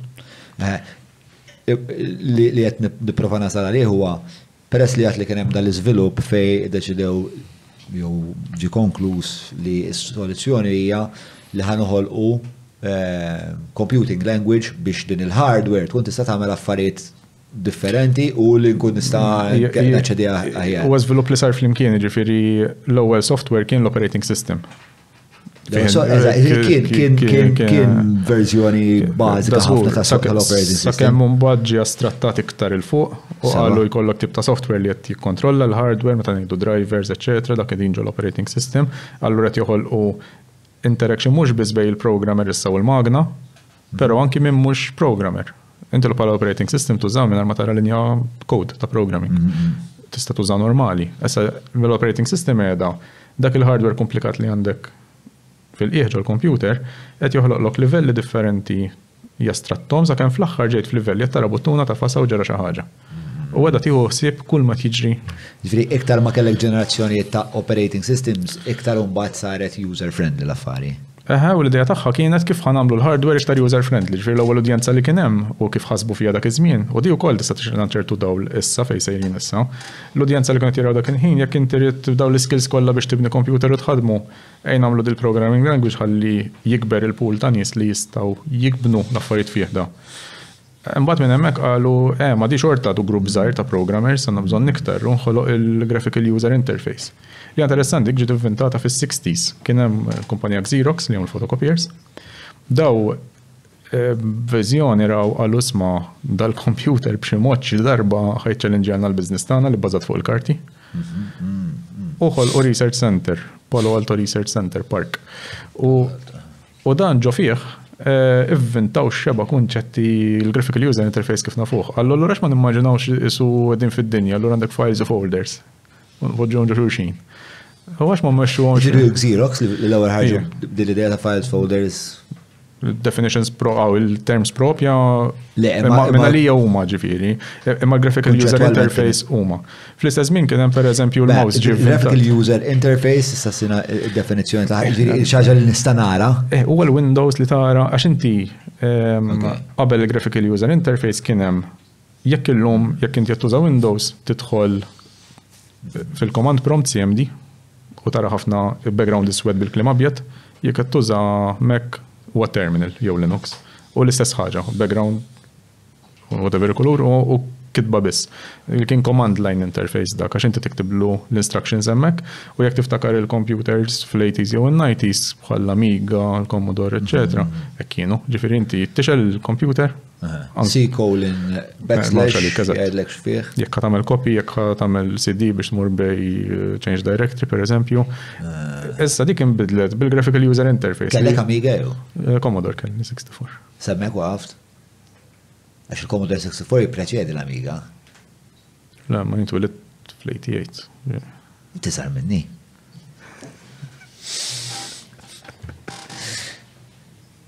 Ma kellix ngħidha b'daqshekk sorpriż naħseb dik. Imma jiena kelli l-Amiga 600 u għamilt sajf inġemma liħ, kelli l-alla bieħ.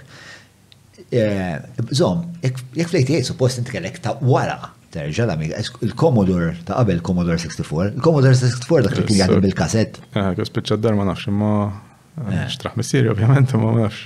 Le għata konna kien ħanut il-belt, l-Amiga biss u l-printers tal-HP, ta' Hewlett Packard.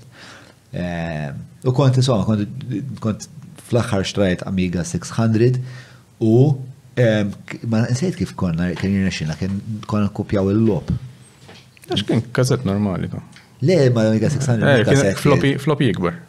Le, kien floppy. Le, nasa kien wasalna l-floppies normali ta' 600 dak u l-Amiga 600. Imma mbagħad b'xi mod konna nqabduhom flimkien, ma nafx hekk hemm xi ħadd jista' jgħinni waqt li qed nereq hawnhekk. Konna nqabduhom flimkien l-Amigas u minn għalija konna nitfgħu xi kassett fin-nofs u jikkopja fil-kassett u mbagħad mill-kassett imur fil-floppy u jkollok Street Fighter. Jekk jista' xi ħadd li ħadd ma jħajtfa li t-tajjer ħajħu nereq. Thank you, napprezza. Alright, ma l-ura dak minn dik il- Ma il-graphical user interface dik kienet l-idea tiegħu li inti jista' jkollok bi graphics, qed tikkomunika mal-magna bi graphics, allura sar iktar naturali. Sewa. Jew setgħu iktar nies jitalmu jużawha xejdu recycling bin qed narmi fih. Issa recycling bin fil-verità x'inhu? Dawn kollha metafori, il-recycling bin huwa folder ieħor li għandu delete button oħra. U taħseb fiha b'dak il-mod. Mhux hekk? Inti qed tmexxihem, però tista' terġa' tarmih darb'oħra tal-aħħar. Tal-aħħar, yeah. Ma fil-verità x'kien l-iżvilupp li wasal għal dal-GUI? Kien dan li l-Xerox ħassewhom li. Le, ma mhux fil-ħsieb. Le, daw forsi f'termini daw bnewh. Bnewh. U tant bnewh tajjeb, għax l-istorja kien tant bnewh tajjeb li darba kellhom viżit minn għand żagħżugħ jismu Steve Jobs u kienet jibni computers tiegħu. Sewa. U qal daw eżattament li rrid nagħmel jien. U mar lura waqt li bnija u ħarreġ il-Macintosh fin-1984. Sar għadu jiri? Is-sellifa. Ħall idea. Sewa. Ma nafx eżatt id-dettal ta' kien hemm konsegwenzi legali. Il-Xerox ma kienu interessati fija. Il-Xerox kienu affaxxinati b'dak li huma stess f'dal laboratorju nħoloq. Imma mbagħad kienu ddeċidew qalu speċi dan huwa wisq il-bot mill-business tagħna. Jagħmlu ċatt ieħor. U ma sosux warajk. Okay. Ma nafx id-dispjaċi għax ma żmien jew le. Imma nasum li ma nistax nimmaġna li l-Xerox għandhom l-istess daqs tal-impriża tagħhom tal-Apple. Ma jkirridux jew lejja storja oħra forsi bażla għadhom jeżistu fil-verità kien hemm ħafna kumpaniji dak iż-żmien li josfru. Li sparixxew ma' żmien. Ġifieri xi ħaġa tajba din jagħmlu, hemm hekk għadu. Ġi aktarx fehmu l-servizz din joffru, il-prodott tagħhom, baqgħu joffruh tajjeb u baqgħu tajbuhom. Ma nafx kif naħseb li divergenza u kbira biex niskopru kif għamlu l-pivoting tagħhom f'dinja li ma tiġi iktar il-karti u. Ma nafx. Sissa nariduhom il-karti, issa jkollok fenomen li xi ħin jiġri. Naqas ħafna l-bżonn. Jow, ma nafx. Għabad nitteorizza fil-vojt. Imma kellek events oħrajn, per eżempju, l-Kodak bil-kamera. U f'daqqa waħda ma baqgħux jeżistu. Kodak. Kodak spiċċaw? Ma għadhom fil-verità jeżistu, raġgħu qagħmu mill-mewt issa reċenti. Imma mhux ovvjament. Imma qalgħu xebgħu daw bid-digital camera portable. U taf min inventaħħa? Id-digital camera portable? Le. Huma stess. Għax bl-istess ħsieb qalu naraw what can threaten our business. Ħarġu, kienu qabdu kumpanija IDEO biex tagħmilhom prototypes. Kumpanija ġenjali daw qabduhom kumpaniji kbar oħrajn biex joħorġu b'kunċetti tal-bliħ. U daw kienu għamlu prototype ta' digital camera li pratikament kull ma kienet screen żgħir fuq biċċa plastik, webcam qudiema Kollox imwaħħal ġo computer u għandek l-illużjoni li għandek ta' parsi għademmek. Dawet huwa l-nies jieħdu ritratt u għat jaraw ir-ritratt tagħhom dak il-ħin li ħadu. Għallu għeddi tajba ħjar mill-li għot niġbor ġo l-film għamur niżviluppaħ. Dak kollu. DC 210 minna li għal-modell tagħha kien dal-prototype. U mbagħad ovvjament il-business tagħhom bħala film li kien fil-verità l-cash cow tagħhom. Spiċċa. Osfor. Mela, il-GUI, il-Graphic User Interface, u minn hemmhekk ovvjament ġej ħafna iktar popolarizzat, seta' jużaħ kważi kulħadd. Għax li ġara wkoll biex wasal hemm, fil-verità kien hemm is-sajż ukoll li x'kien il-computer. Jiġifieri fis-60s kellek dal-motivazzjonijiet ta' isma' nistgħu nagħmlu interface aħjar fis-70s fil-verità u da kollu. Kellek il-kuntest li semmejt qabel inti tal-Cold War. Jiġifieri fis-60s kellek il-Cold War li nħoloq l-ARPANET li semmejt qabel inti li pratikament huwa network ta' computers fi statijiet differenti u l-Stati Uniti kien. U l-idea kien kuntest ta' l-istess ta' gwerra li inti tista' ġi attakkat issa dak iżmi b'mod nukleari, mela kif tista' xorta b'xi mod tikkomunika tmexxi l-informazzjoni minn posta l-ieħor. U kien an international network u minn hemm ġiet l-internet mill-ARPANET. U dak kien l-infrastruttura ta' fejn l-informazzjoni tista' timxi l-internet. Fis-60s ukoll kellek żvilupp Doug Engelbart li inventa l-mouse. U l-istess daqqale xi darba l-computers forsi tmexxi xi ħaġa u jiċċaqlaq xi ħaġa fuq l-iskrin. U kien wera. Mod teoretiku għax Le, bnieħ kien mouse tal-linja hemmhekk u su bħal-mouse naraw illum. Ara tellaw fuq l-iskrin, naraw. Ma jekk ma kellekx il-user interface meta. Le, mbagħad li kienu jiġri daw il-user interface meta nħoloq. Nħoloq dak iż-żmien stess, imma x'tifhem biha inti wkoll. Huma kienu jużaw isu oscilloscope bħalma jintuża f'laboratorju fejn inti tara tiċċekkja l-waves u fl-elettronika. U kienu jimmanipulaw lilu biex intmexxejt xi ħaġa u tċaqlaq xi ħaġa fuqu. Ma kienx il-monitor kif qed nifhmu aħna. Imma li wkoll napprezzaw minn naħa ta' user interface design idda jisselfu ħafna affarijiet li kellhom madwarhom. Il-monitor eventwalment flok sar dak l-oscilloscope sar il-television. Fat l-Amiga kont qabbada ma' television. Biex inti tikteb il-commands użaw il-konċett ta' typewriter bħala QWERTY keyboard. Miflok mechanical issa b'serkit għalija biex ġifieri baqa' jissellef numru ta' teknoloġiji oħra li ġiet minn postijiet differenti kull waħda għandha triq tagħha kif ġiet inventata li bdew jintużaw b'effert biex issa nikkomunikaw ma' dal-computer. Illum nista' argumentaw l-istess ħaġa li inti għandek il-microphone li ma ġiex inventata l-computer biex nittraġixxi miegħu. L-OpenAI dil-ġimgħa ħarġu update biex inti tafas buttuna u tkellmu.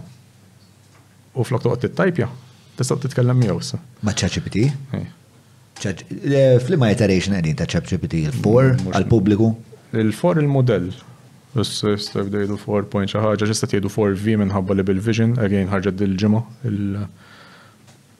Bil-Vision x'ġifieri? Għax tista' tapplowdja ritratt u tkompli tkellmu fuq ir-ritratt, tieħu ritratt ta' setta ingredienti eventwalment. Sewwa. U tgħidlu għandi daw jien x'tan żgħir. Jifhem x'fih u jibda jtik suġġerimenti. Da ChatGPT kif rajni bħala tekst għadna ħarsu lura u ngħidu issa meta xi darba dawk ikunu hawnhekk. Jien qed nagħmel episode 2788. Bħalma daħqu bina maħabba l-Amiga u l-Commodore. Jibda jitqu bihom għax kienu jużaw ChatGPT bit-text biss. More or less xi ħaġa ħadd tkun il-biċċa. Sewwa, all right, mela. Lesson 1 tgħoddu xtitqu bl-anzjani għax mhux sew. Lesson 2 hija lura l-istorja. Mela. Issa kif wasal għal personal computer Naħseb li GUI jiena kien il- U s-sajżu kollha, x'inti il-problema kienet li computer kien daqs kamra daqsix, kek ngħidu. U li kienet jiġri ma kien diffiċli twaslu x'imkien da kollu, ma possibbli qas timmaġna d-dar inti taħli kamra u x'se tagħmel fl-aħħar mill-aħħar. Però mbagħad li kien ġara kienet li fil-1960s ġiet inventat is-silicon chip li mit-transistor li ġie inventat fil-50s li l-valve ċkien ġo transistor u kienu reħux Nobel Prize fil-54-55 finalija tagħha dik. Fis-60s ġie inventat is-silicon chip li b'silicon li fil-verità tvarja chemicals mir-ramel, tista' toħloq circuit ġo fihom. Hija linja ta' inġinerija waħda. Sawa. Il-punt kien li ġo fihom, ġo dat silicon chip il-microchip, jista' jkollok ħafna transistors issa. Okay. Allura f'dak tal-falfin daqshekk it-transistors sarek, issa ġo ċippa sar għandek eluf ta' transistors u wasalna l-mijiet kbar ta' transistors. Ma nafx ħafna iktar minn mijiet. Miljoni u biljoni jiġu l-verità. Hemm scales tagħhom ta' kif.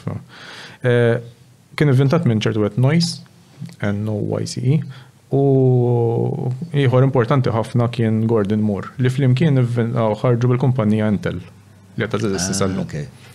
U ħarġu bil-microprocessor, kien hemm oħrajn sewa ġifieri, ma l-Intel issa li għamlet il-vera differenza bil-fatt baqgħet teżisti sallu ma dammek. U dan seta' jiġkien. Mela x'għandek, kellek il-Xerox għamlu l-Park, il-Research Center bil-GUI. Kellek l-Intel għamlu ċippa iżar, allura f'daqqa waħda l-computer seta' jiġkien. Nies bħal Steve Jobs, Bill Gates u hekk jgħidu, issa b'computer żgħirek. Nista' nidħol kollu kien. Nista' nbieħ lil kulħadd u nista' nbieħ xi ħaġa li ngħidilhom inti d-dar tiegħek jista' jkollok ukoll computer biex il-computer mhux biss suġġett tax-xogħol, se tużaħ anke d-dar. Mistoqsija soċjoloġika forsi ma nafx hekk xi ħaġa li konsidrajt qabel jew li huwa l-qasam tal-arfin tiegħek. Imma ir-reazzjoni tas-soċjetà meta Gates Jobs dew jgħidu lin-nies isma' kulħadd ħajkollu computer. Nistgħu nbieħu computer kulħadd. Ir-reazzjoni. In-nies minn intervisti li tara fuq dak iż-żmien iġġennu fuq għal-idea. Titkafeju. Le grazzi. Tantu hekk li Steve ġennu fuq għal-idea kienu reċettivi mal-ewwel. Ta' tnejdu l-80s, fi żmien li kellek l-Amiga. Ġifieri bħalma inti qed tiġġemma biex tixtriha, taħseb int kont wieħed minnu. Mhux fl-80s kont qed inġemma kiex kell 83. Sa nafx kemm ix-xjaħ minni sewwa. Strax għamel ta' Mikes. Mela. Kienu reċettivi ħafna. Fil-fatt Steve Wozniak li kien co-founder ma' Steve Jobs tal-Apple. Fetħu flimkien l-Apple. Emmek rajt, għarajt. Għanisaqlek naħal Mike u d-diemek. Missiru kien għallu. Lil-Wozniak. Għallu computer jiswa daqsdar. Dak iż-żmien. Għallu x'se tixtri computer tagħmel. Għallu jekk hemm bżonn nixtri appartament u nixtri computer. U għal xi raġuni n-nies kellhom Kienet eċitanti. Kienet eċitanti, kien hemm kilba kbira l-idea ta' computer li jkollok computer ma kienux forsi jagħmlu bih. Fil-verità, għax da kien hemm ftit software work li stajt tagħmel xi bih. U li kien ġara, il-kuntest kien hemm li kien hemm l-IBM, l-International Business Machines, li kienet teżisti dik għandha storja tagħha wkoll interessanti ħafna. Kienet teżisti minn ħafna qabel dik jagħmlu typewriters u jagħmlu punch cards u hekk minn ħafna qabel. Jagħmlu punch cards naqdu bjużi wkoll. Ma nafx. Jidher li l-IBM kienu jagħmlu l-punch cards ta' Auschwitz. Ma nafx. Ta' waħda morna naqdar imma għalija dik hija parti mill-istorja tal-IBM. Ma nafx, fem fil-verità ma nafx. Grazzi tal-li qed issegwu din it-taħdida. Qabel ma nkomplu, nixtieq nirringrazzja lill-att ta' sponsors li jagħmlu dan il-podcast possibbli. Grazzi mill-qalb. Dawn il-sponsors huma Hungry Hippie, Vinja Capricci ta' Abram, grazzi il-Browns, il-Maple, Lafex Media, GSC Technologies, ESS Electra, eCab, Scutrico, Garmin, Derek Meats, nfakkarkom jekk tixtiequ Jericho Whiskey, potenzjalment l-iktar, żgur li wieħed mill-iktar whiskies li nħobbjin, żgur top 3, top 2, jekk mhux top 1. Tistgħu żuru il-website tal-Vinja Capricci jfornukom huma minn hekk. Għara tlaqna l-ura għat-taħdida dwar l-AI, l-informatika, t-teknoloġija, eccetera, jien u Dylan Sejkel. L-IBM kienu għadin jinjoraw l-idea tal-computer, għax kellhom il-biznis b'saħħtu ħafna. U fil-50s kienu għadin jinjoraw għal-ħagġa, jiddu l-computer aħna xorta għanna biznis kbir u nismur se jużawh. U kien hemm Watson Senior, kien il-president ta' l-IBM dak iż-żmien. U t-tifel tiegħu Watson Junior kien qal għandu żball missieri mhux dawk jkissruna xi ħin. U beda jiċċaqlaq missieru meta tilfu klient partikolari li kien is-Census Bureau. U bdew jgħidu mela verhem xi ħaġa. Kemm jirrepetilu dal-person. Le ma huwa l-istess event ta' meta Eckler and Mock li biħew il-Univac lil. Insomma, u Watson Jr. Saq lill-IBM b'mod tajjeb għax b'xi mod missieru ċeda bħal speċi qalu rajt issa mexxient. Però li weret minn missieru li mbagħad seta' juża tajjeb kienet armata kbira ta' salespersons li setaw ibijaw anything daw li l-klienti kollha li kellhom setgħu mor jagħmlu deals magħhom. Issa l-IBM sal-80s kienet kibret ħafna u kumpanija enormi, lung kbira però mhux gant dask li kienet jew komparat mal-kumpanija l-oħrajn mhux il-ġgant li nifhmu biha l-Apple u hekk illum. Però kien niftakru li IBM kien sinonimu għax kien l-unika provider ta' hardware jekk mhux l-Apple għall-computers. Fil-fatt kienu protagonisti kbar fil-90s, so nitkellmu fuq wkoll fil-każ. Anyway, fil-dijaf tinteressak inti, il-marketing tal-Apple biex il-launchjaw il-Macintosh kien marbut man 1984. Għaxi kien f'January 1984. U bdew il-marketing campaign minn qabel, u l-kuntest kien kulħadd juża IBM. U l-Apple rridu jagħmlu ħoss biex jgħidu isma' aħna differenti, aħna għandna prodott u kienu all out ikkasbru lill-IBM. U tant kien hekk li l-marketing tagħhom kien xi ħaġa jgħid ma niftakarx ma konx twilit sewwa. Però kien xi ħaġa milli rajt li don't let 1984 be like 1984. Ta' Orwell. U l-idea kienet li speċi challenge l-status quo, l-Apple baqgħet sal-lum bisu b'dak il-brand ta' xi ħaġa li hija differenti. Counterculture. Dak it-tipek.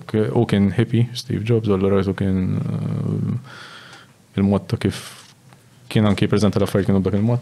Dak huwa reklam, biex hekk huwa fil-fatt. Dak huwa reklam li għandek in-nies jissimbolizzaw li mixjin kollha libsin l-istess, imdejqin u għedin fejt timexxihom dal-kompjuter fil-bot jisu, qed ipoġġu bil-qiegħda mbagħad tidħol mara b'martell u twaddab il-martell u tkisser it-television u issa teħles lill-oħrajn u dik issa l-Apple. Ta' farsi kien jispiċċek don't let 1984.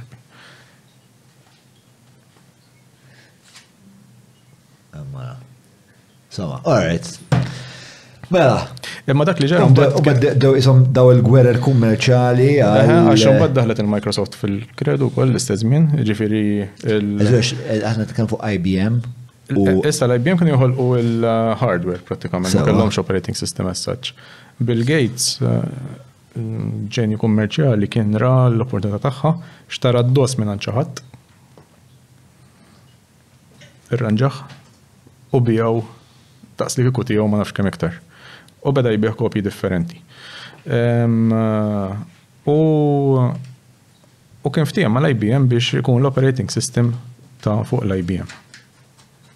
U id-DOS kien l-ewwel operating system tal-IBM? Ma nafx ngħidlek.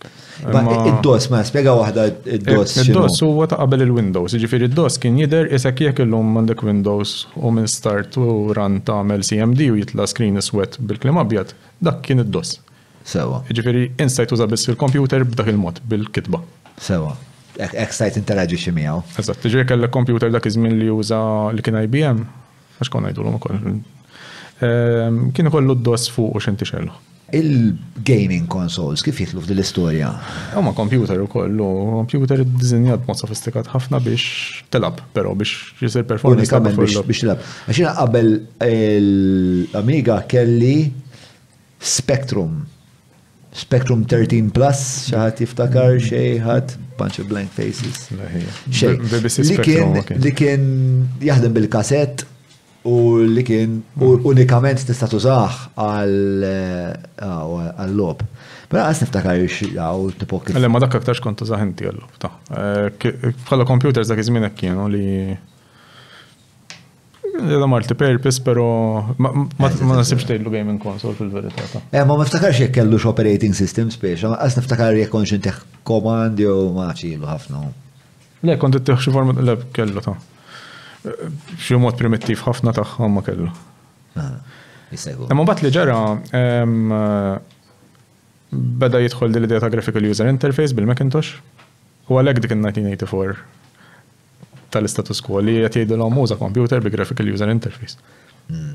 Għaliex qed tuża Iktar intuittiv, iktar bil-kulur Faċli għaliex tinteragġixxi qed miegħu. tuża dik il-kruwa jisu bil-dak tagħhom.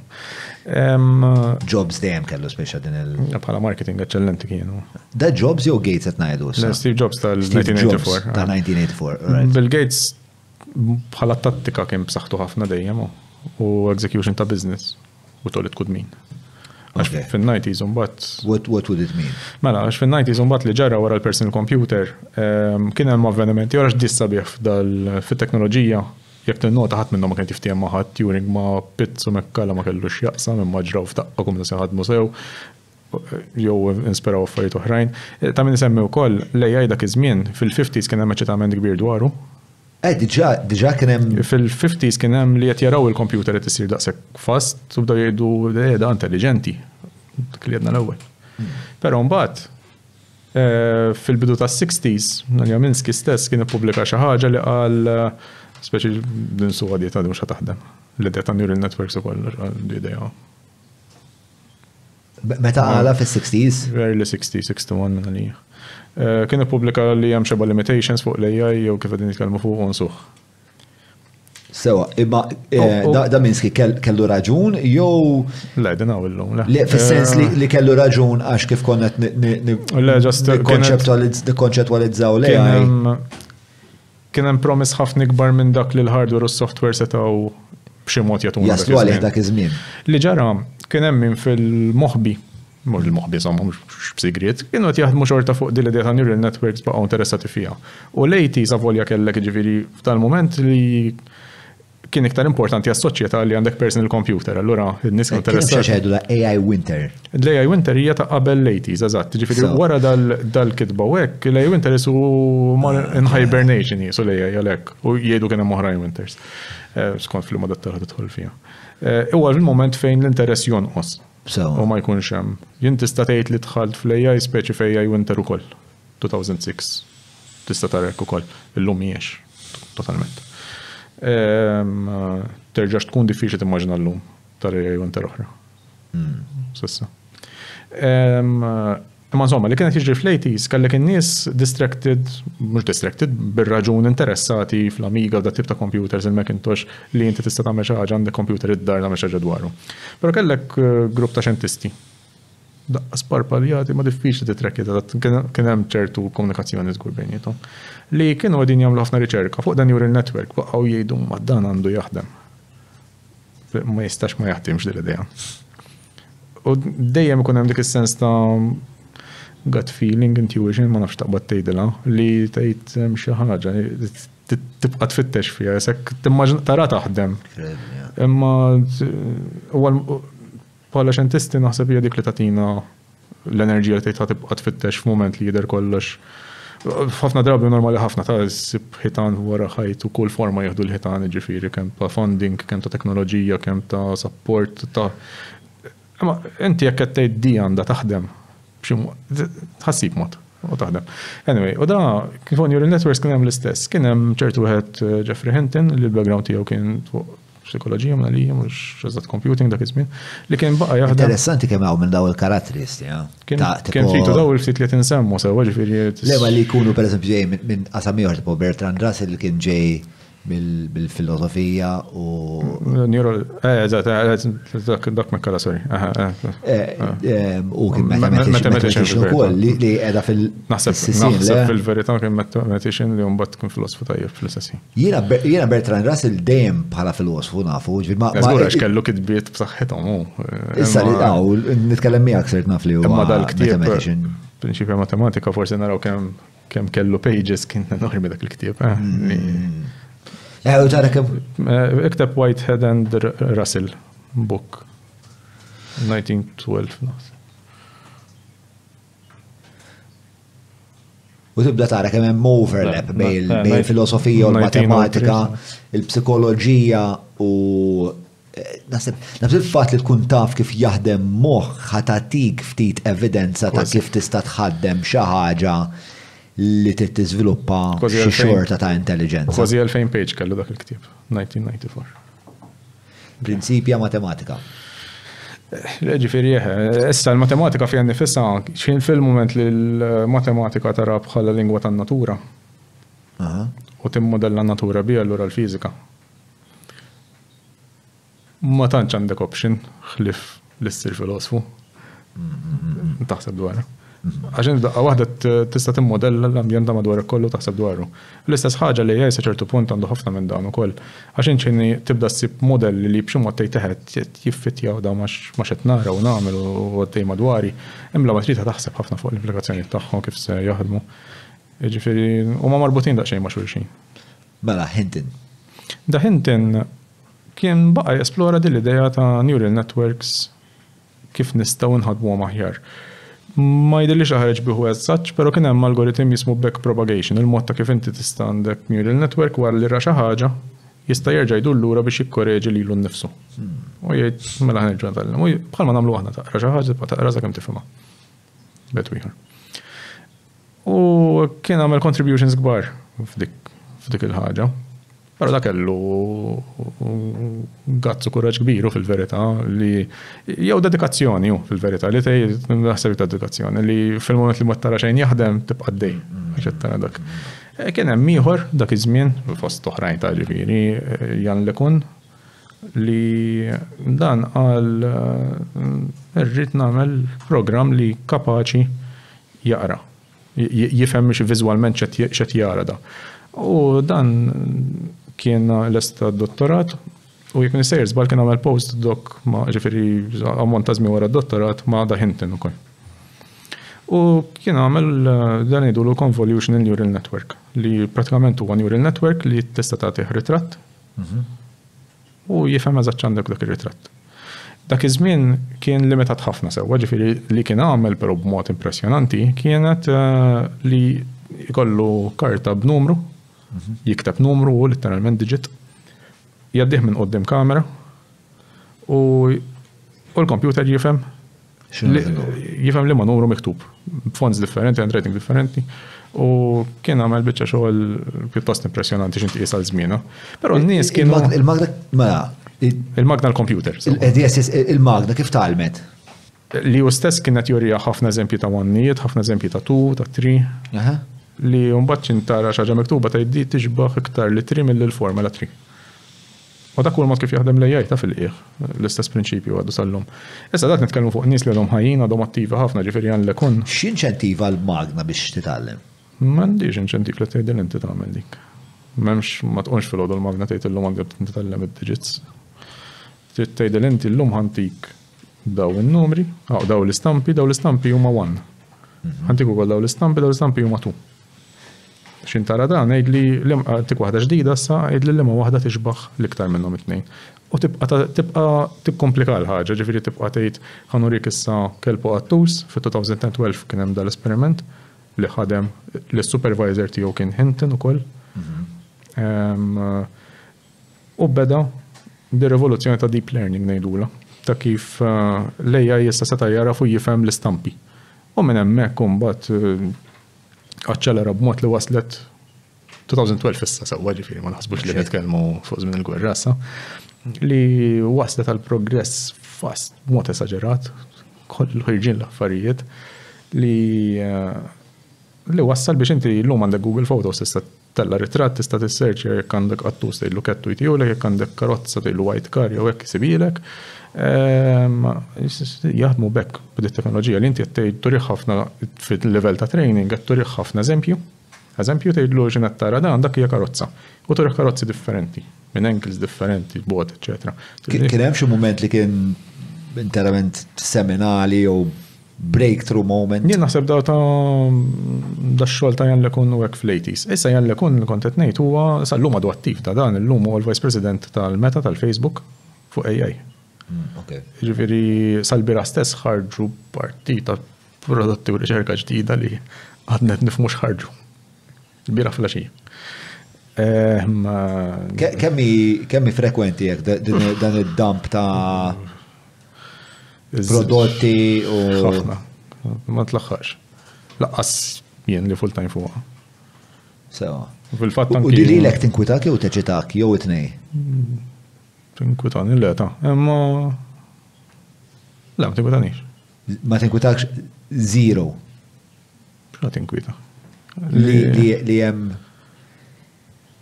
li qed isiru żviluppi li xaħat bħalek li ovvjament inti mħarreġ ħafna fiha li ħajtek li qed isiru u tant qed isiru b'mod rapidu li fil-qasam tiegħek inti li kollu qed biex iġġedded l-arfin tiegħek kważi tkun full time fit-tiġdid. Għax ironikament lejja stess jgħinek fej qabel kont nieħu ġimgħa biex naqra paper. U nifhem eżattament x'nu ma jgħiduna Sara.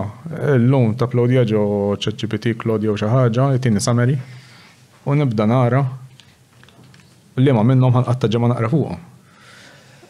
Ġifieri dijan hemmhekk qed niġu fi żviluppi li qed isiru exponential mill-ktieb li marant kulħadd minn Gutenberg għalissa lejja kif qed jgħinna nikkonsmaw iktar informazzjoni.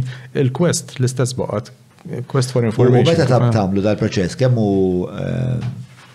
ma tibdu preċiż is-sommarju, ma kemm hu utli.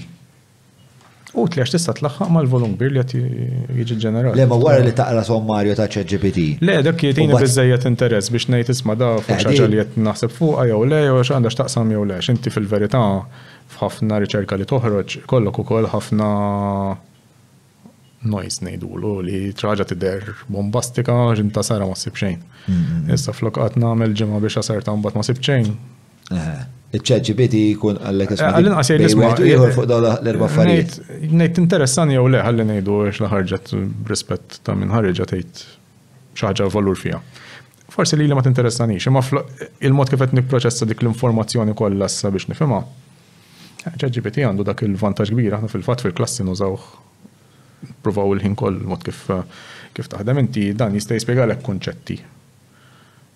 B'mod stupidi kemm rittom. Sakemm fimtom. U s-sabiħ da bħalma inti tgħidlu please u thank you. U tista' ma tgħidlux. M'għandekx għalfejn tistħemmen, tista' saqsijilu bl-iktar mod. Skiet bażiku. Xi ħaġa li tgħid imma di suppost nafa, saqsijilu x'għandekx titlef. U xi nissaqsijilu tista' tgħidlu jien naf how we would explain this to a 10-year-old, to a 5-year-old. U l-favorita tiegħi using a monkey banana analogy. U jispjega ħielek daqs li kiku xadina tfittex banana u jispjega l-ek neural network b'dak il-mod, jek tridu kol, ċek għanda t-tipprova, għadellu mbat namluħ. Li il-mod ta' kif ifarrak l kunċett komplikat kem tridu. Li ħana provaw zgur. Ejni provaw għalli. Insomma, ġetellajtu. Xnajdulu? Jien naf, explain what a neural network is. L-ewel, good evening, how are you? John said good evening. Dillin għala bibu minnek. If you take over the world, be nice to John. Jħobna mill-smiley face, ma nafx ekku ġaħja ċanso.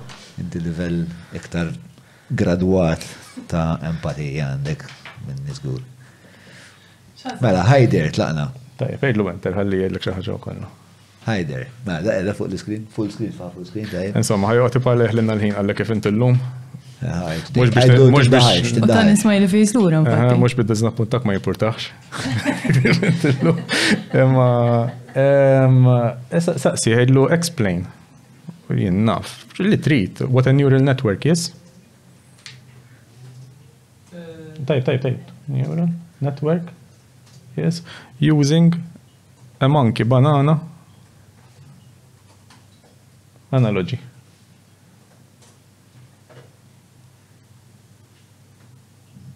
Certainly.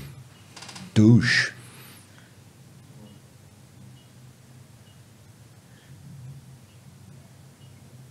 Mela, it-tweġiba hija pjuttost twila.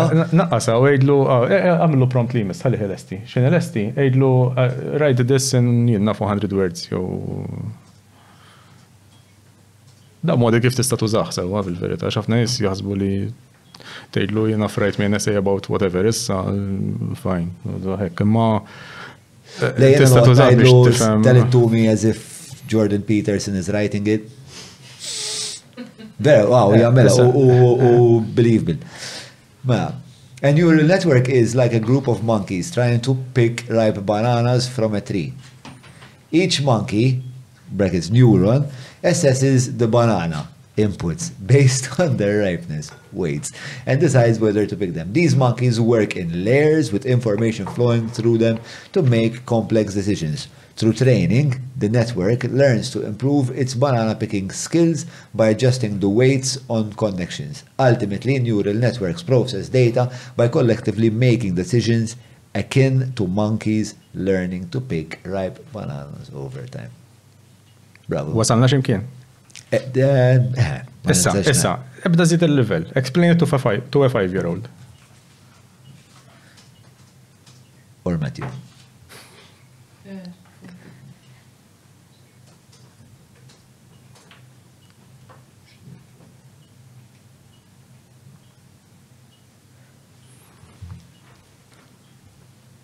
Ma kabbar the-screen. Ma, sure. Imagine you have a group of colorful toys and you want to figure out, okay, we get the point. Yeah. Very smart. Emma bad zida jien naftu high school student. Tajdlu xek, mux għal dis, tajdlu explain what a neural network is to a high school student, għalli ma jibqax jilab ta' toys u l-analogies.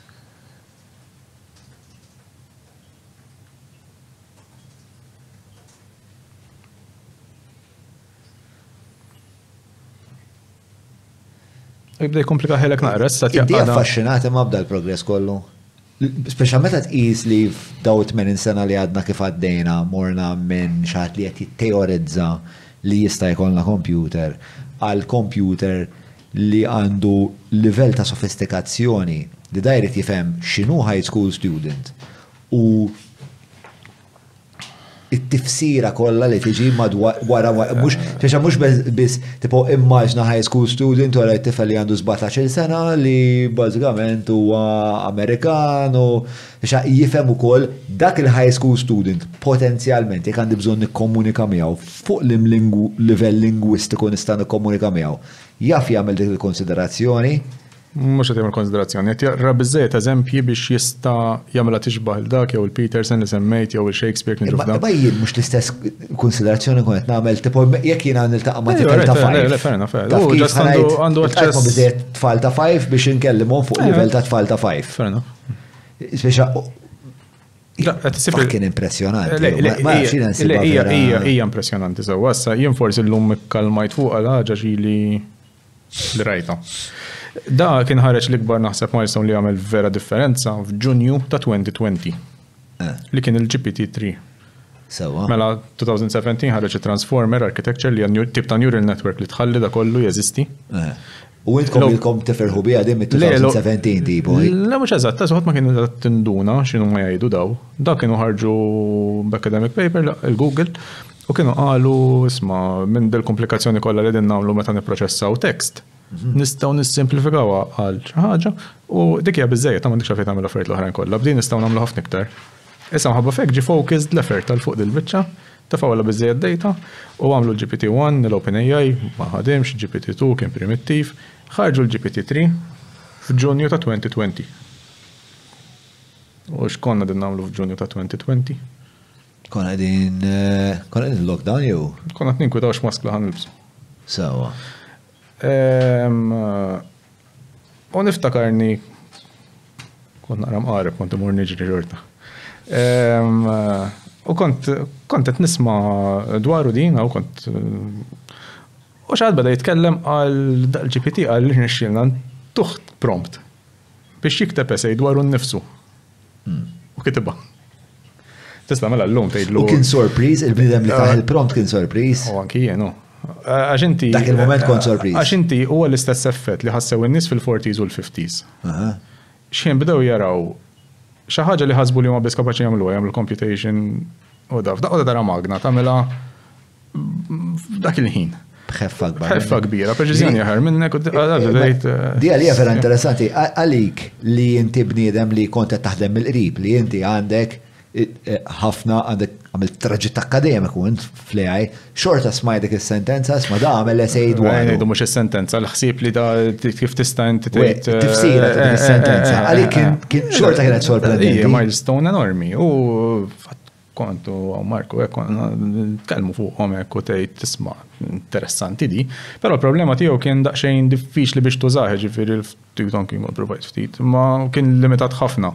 U l-problema kienet li bħalma konna din ngħidu li qabel inti biex tixtri computer u għalhekk tajjeb daw nifmu l-istorja tiegħu l-computer għax tnaqqaslek ħafna mis-sorpriżi jew l-ansjetà li ntaqa' magħha llum. Fejn qabel inti biex tixtri l-computer, l-inġinieri u x'intis li tiħadmu, eċetera, eċetera. L-AI sa ftit snin ilu sa 2020, sa qabel 2022. F'Novembru fil-ChatGPT, jew titqabel fid-Dali mid-Journey u hekk, inti tkun bħalna li għamil da traġett akademiku li biex tużaħ, rid tifhem x'nu ma jgħidu, rid tifhem fejn ħassibu, fejn ħadmu u tagħmel xi ħaġa bih. Li ma setax jinfirex l-AI, ma setax ikun ta' kulħadd. Allura li ġara il-milestone kbira ta' 2022 kienet kif dal-AI f'daqqa sar aċċessibbli b'website illum inċammel biex tħalt fil-chat.openai.com għamil logjajt b'tijak tħalt bejt użajtu l-esta. Iġviri, dik id-differenza kienet li fil-verita waslet għal kulħadd li seta' jibda jużaħ. Issa, anki meta ħareġ iċ-ChatGPT, f'Diċembru ħraqtu ntieħ affarijiet differenti u nara sakemm ħajinkiser dan u is-saħħa tiegħu hija enormi, l-implikazzjoni fuq produttività u fuq kif aħna nistgħu nużaw dit-tip ta' teknoloġija biex nagħmlu differenza. Hija kbira u ma tistax int ma hija tkemmijiet fihom, ma tistax da. Imma rridu wkoll nirrealizzaw u nimmaturaw u nsibu mod ta' intuizzjoni ta' kif nikkalmaw fl-istess ħin. Ġifieri tara l-opportunità ma mhux tgħid meta tkellimna fil-bidu dwaru ChatGPT u inti kont tgħid li daqshekk tibt. Mela, jiena ċempiltlek, bro, kont kellim. Ħatqata u tal-Madonna da. Dat ngħidlu tell me a story. L-ewwel ħaġa li tajtu l-ewwel komand tiegħi kienet xi ħaġa hekk mhux eżatt, ma tell me a story about magical beavers that float in space through wind turbine machinations and control the space-time continuum with their farts. And it writes a story like that, and it makes sense, and it's funny, and I can tell it to my daughter, and she is like completely entertained. Then I tell it to me in Joe Rogan's voice. Hey man, have you heard about these beavers in space? Doesn't actually say it, but if you read it with his voice in mind, it's exactly that. It's like, fuck, I'm out of a job. Because that's what I do for a living. I imagine stories, I imagine the characters and how they would talk, and I put it into words. That's my job. Then I'm seeing this fucking machine. ċempilt lu għatlu bro, isma wahda. Isni għana jgħet fuq nizel mill krekek, bro, isma wahda sal-uffiċu, għanka wahda, please. Ġara, disatej. Isma, għaxħana t-nitbu skript. Ġivi għahna laħjar nieqfu. Fej sejra di. Kien hemm naqapanek? U normali, ju. Imma li kontet il-kom l-knar japplika l-lum u japplika l-kull ħagġa oħra li ħad tintaqa maħħa tul ħajtek. Iktar ma tużom dal-affarijiet, iktar tibda mux issibilhom in-nuqqasijiet ta' ma tarhom inqas impressjonanti. U tibda tifhem għax kull ħaġa għandha limitazzjoni tagħha, kull teknoloġija għandha limitazzjonijiet tagħha. U billi qed timpressjonak fil-mument trid tikkalma u tgħid. U naħseb li rridu naraw anke fuq l-AI ġenerali qabel nibdew niġru u ngħidu għax ħajġri jekk jew hekk. Importanti niżviluppaw ċertu disċiplina li ddib bħal kull teknoloġija oħra nikkalmaw nifhmu eżatt fuq x'qegħdin nitkellmu, kapaċi tagħmel x'mhix kapaċi tagħmel. F'moħħok, how dated is this conversation going to be f'temp ta' sena?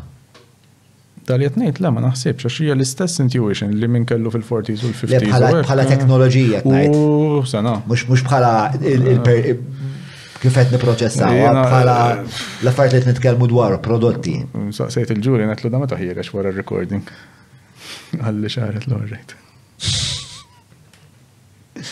Għax hija daqshekk żvelta l-viri. ChatGPT ara l-update l-għandu li għadek kemm tħalt fih. ChatGPT. MSF. Ma aħna qed nużaw dak li jintuża b'xejn 3.5. Le ma importax imma.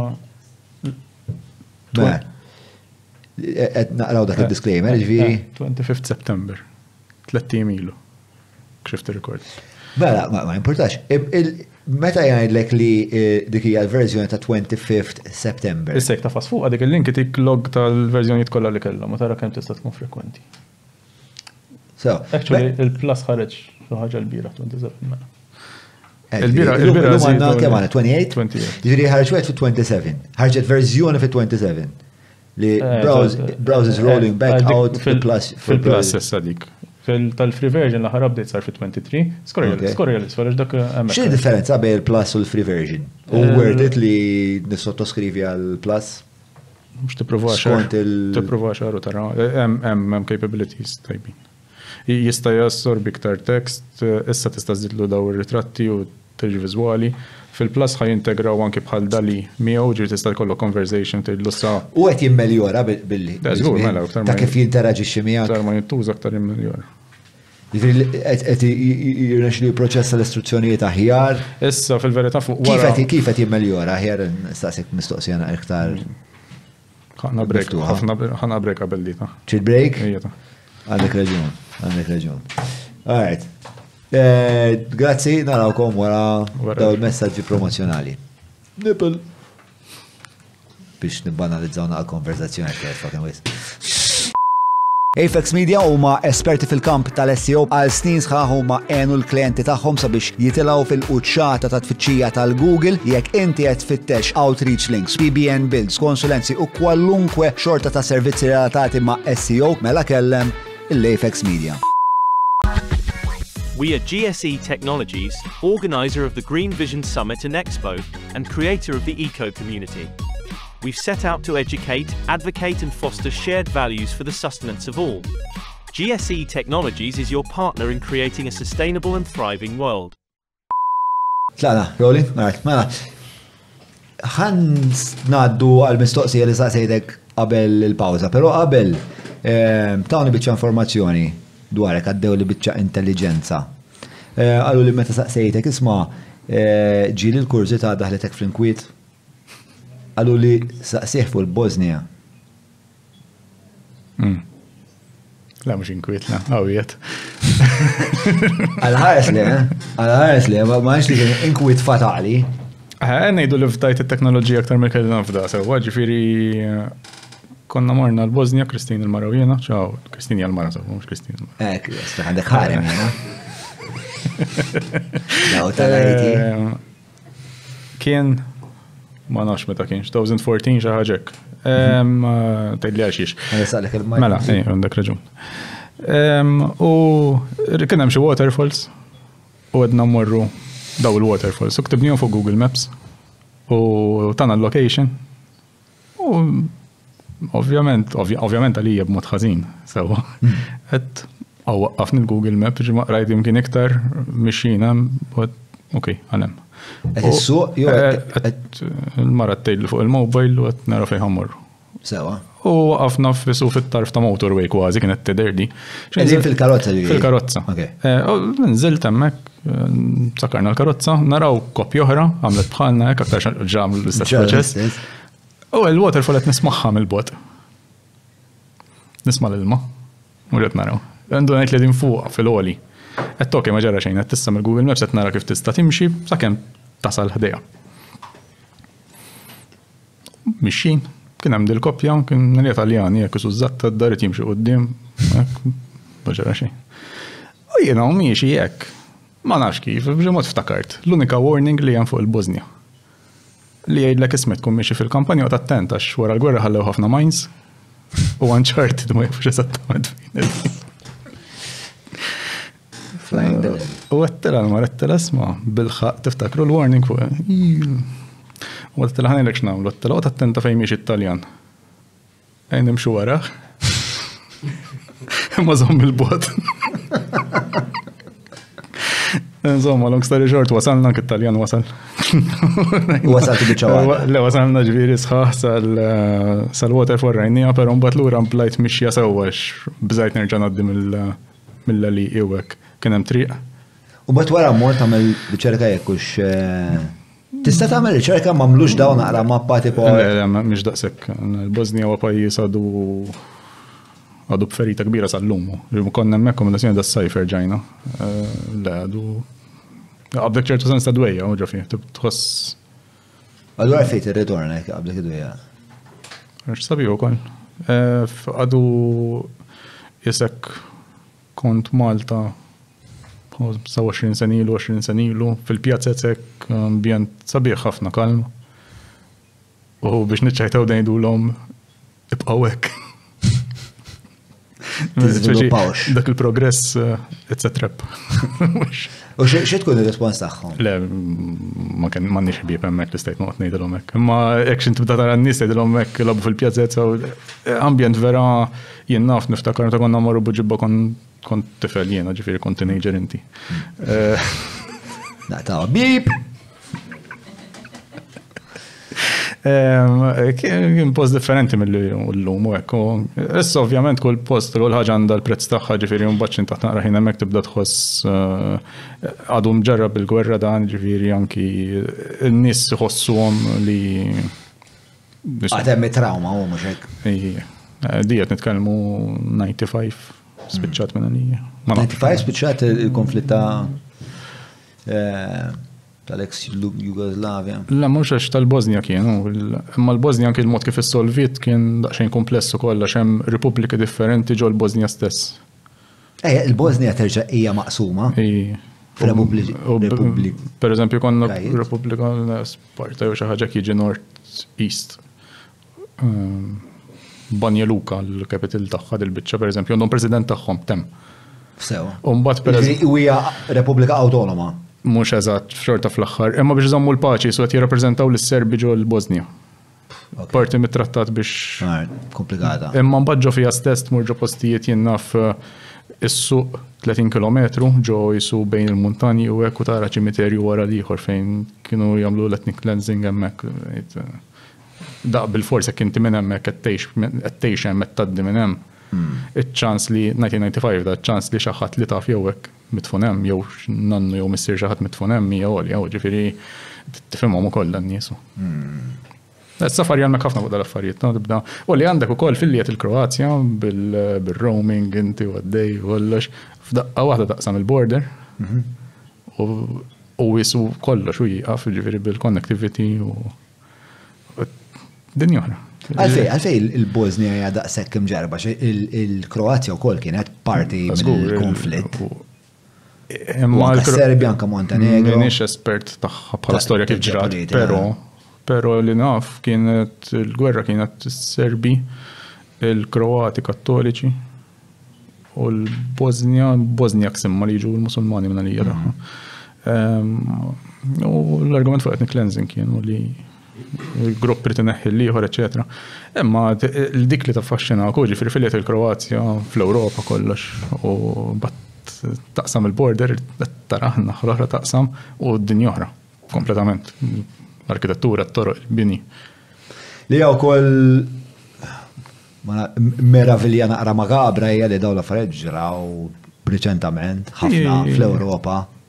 Ġirdat najdu flight ta' minna f'satej il-bol kemm jista' jkun. Titmur il-Kroazja Zagreb kemm għandek satejn. Eżatt. Suq satejn l-isfel u tiġi tasal. Il-fatt li daqshekk qrib kien hemm dawn l-affarijiet għaddejjin, waħna l-ħajja dak iż-żmien 95, moħnax l-Italja tilfu fil-94. L-iktar kienu jagħmlu xi ġabra l-iskola l-Albanija, l-Bosnia dak iż-żmien konna niġbru xi ħaġa ntuhom xi ċikkulata. Żgur għax hemmhekk meta beda l-fenomenu tar-refuġġjati f'Malta, meta konna naraw dawk il-vapuri, tiftakruhom dawk l-immaġni tal-vapuri fuq it-TVM tara d-dajsa mimlija Albaniżi ġejja ma niftakarx Marsa Mxed. Di xi ċajtu għal. Le mhux botta ma vera niftakarx. Jiena x'qaluli. Mela, ismani, morru lura għall-informatika. AI, Artificial Intelligence. Konna tippruvaw, insomma, jiena saqsejtek, meta tngħidu li iċ-chat GPT da timmeljora da titjieb. X'in il-metrika li bija qed naslu għal konklużjoni li di qiegħda titjieb? Issa, benchmark suq ta' kif ikejlu hemm varji u issa jsum is-sena l-oħra meta bdew ħirġin daw it-tip ta' prodotti qed ikun hemm ukoll ħafna riċerka li b'xi mod jagħmlu dal-benchmarking ta' whatever is close to intelligence fil-verità li jgħidu jinnaf jaqbdu eżamijiet, set eżamijiet jgħidu kellu jpoġġi għal dal-eżami jgħaddu jġib dil-marka. Metodoloġija tagħha u kollox. Jiġri hemm ħafna minn dak it-tip ta' Imma kbira. Inti għandek żewġ fatturi jew żewġ forces qed jaħdmu kontra dal-progress li it's very healthy. L-ewwel fattur huwa naturali li ġej minn naħa tal-AI. L-AI definition għalija kil-mod kif nara aktar mill-definition hija xjenza science of approximation li inti qed tagħmel approximation ta' xi ħaġa. Għaliex jeżisti l-AI. Għandna ħafna prinċipji naf matematiċi, fizika, eċetera, li għandna equation għal-jom. Allora dak nafu li jekk karozza d-dejja b'ċertu speed, jew veloċità u taċċelera, eċetera, nafu kemm se ddum biex tasal x'imkien, jew kemm ħatkun il-veloċità tagħha fl-aħħar, jew distanza waslet fiha. Dik għandek equation, titfada l-valuri u taħdem. Jekk inti l-AI ħaj jipprova jasal l-approximation tagħha dik. B'mod iktar sempliċi, jekk inti għandek multiplication, jew plus, jew any other function jinaf x squared per eżempju, x squared ġifieri n-numru li għandek x, ħatamlu multiplied bihin nifsu. Ġifieri 2 squared, jiġi 2 times 2 mela 4, 3 squared, 3 times 3, 9, 4 squared, 4 times 4, 16, tot sejrek. Dik għandna equation, allura jistajt jilek, pero l-AI tista' wkoll titrejnjah taqbad neural network, turih biżejjed eżempju tgħidlu meta x huwa 2, tieni 4. Meta huwa 3, tieni 9, meta huwa 4, tieni 16. Bħal meta qed semmejtlek qabel turih żewġ eżempji u bħal tal-monkey banana. Mela, x'inha turih biżejjed eżempji u ħajjitallem isib patterns. Ma jafx qed jaħdem, ma jafx qed jaħdem x squared. Però jaf li 2 hija 4, jgħid sejrek x'inra biżejjed eżempji tista' tieħu another number u jgħidlek bin-number li tak. Jgħidlek jien dan naħseb li huwa u jistik in-numru with a level of confidence partikolari. Issa, il-level of confidence dik tfisser f'każ ta' multiplication, li mhux l-answer preċiż ħajtik. U inċin tuża l-AI għal xaġa bħal dik hija stupida ma tużajiex, għax inti għandek mod effiċenti kif għandek in-numru preċiż, ma nagħmilx tuża l-AI biex jgħidlek naħseb li huwa dan numru b'dal livell ta' konfidenza. Mela l-AI hemm ħafna affarijiet fejn ma jagħmilx sens jintuża. U xi ħaġa li nixtieq anki tiftihem hi li ma rridux naqgħu fin-nassa li huwa trendi l-AI mela rridu ninkluduh f'kollox l-AI. Għax hija perikoluża. Trid tistaqsi għandek bżonnu l-AI biex nibdew.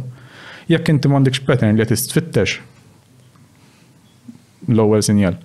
Jekk inti m'għandekx mod kif tkejjel sibx xi ħaġa u tgħid tisma' din hija verament li rnexxieli nagħmel l-istess m'għandek bżonn. Jekk m'għandekx biżejjed data biex inti titrejnjah l-AI l-istess. Ħadd ippruvaħ u mhux se jkun preċiż. Mela allura tgħidli mela allura xiex nużaw, xiex huwa tajjeb. Huwa tajjeb fejn l-equations ma jaħdmux. Pereżempju, mhux se taħdem equation biex inti ikollok conversation ma' ktieb. Ħadd timmodella dik. Mhux jaħdem biex inti jgħodlok kemm hemm karozzi ġo triq, jew kemm hemm persuni, jew wuċuħ, jew l-emozzjoni fuq il-wiċċ. Dak m'hemmx equations. Mela allura f'dak huma applications tajbin ħafna fejn l-AI jista' jagħmel approximation skont id-data li ra. Bħalma semmejtlek qabel turih ħafna mannijiet, turih ħafna tuwijiet biex jarafha miktuba. Biex uf dak il-moment jistgħidlek di tixbaħ lit-tu d-digit miktuba u jiena 95% konfidenti li hija tu. U inti tgħid okej komdu bil-95% jew tgħid m'iniex komdu mela ħa trejnja iktar biex titla' 98, 99. 100 qatt ma ngħidu għax tkun preżuntus u jafhem xi tu miktub li għadek ma rajtux. Fil-fatt meta naraw xi forma tejja li jgħidlek isma' jinċert 100% anke l-istudenti nafżhom jekk inti għandek xi accuracy dejjem tiġik 100 għandek xi ħażina. Għandek xi mhux self-reflexive. Għamilt xi żball x'imkien, ma jistax ikun, ma taħdimx. Għax huwa jagħmel approximation, kieku hekk għandna equation. Issa, dik tfisser ukoll. Artificial intelligence ġajd li dik il-sentenza. Għalija isa science of approximation. Science of approximation. Issa din interpretazzjoni tiegħi sew, ġifieri x'naħseb jien. Il-mod kif nara jien u komdu bija bħala definition. U raġuni għax tmur il-bot mill-kelma intelligenza.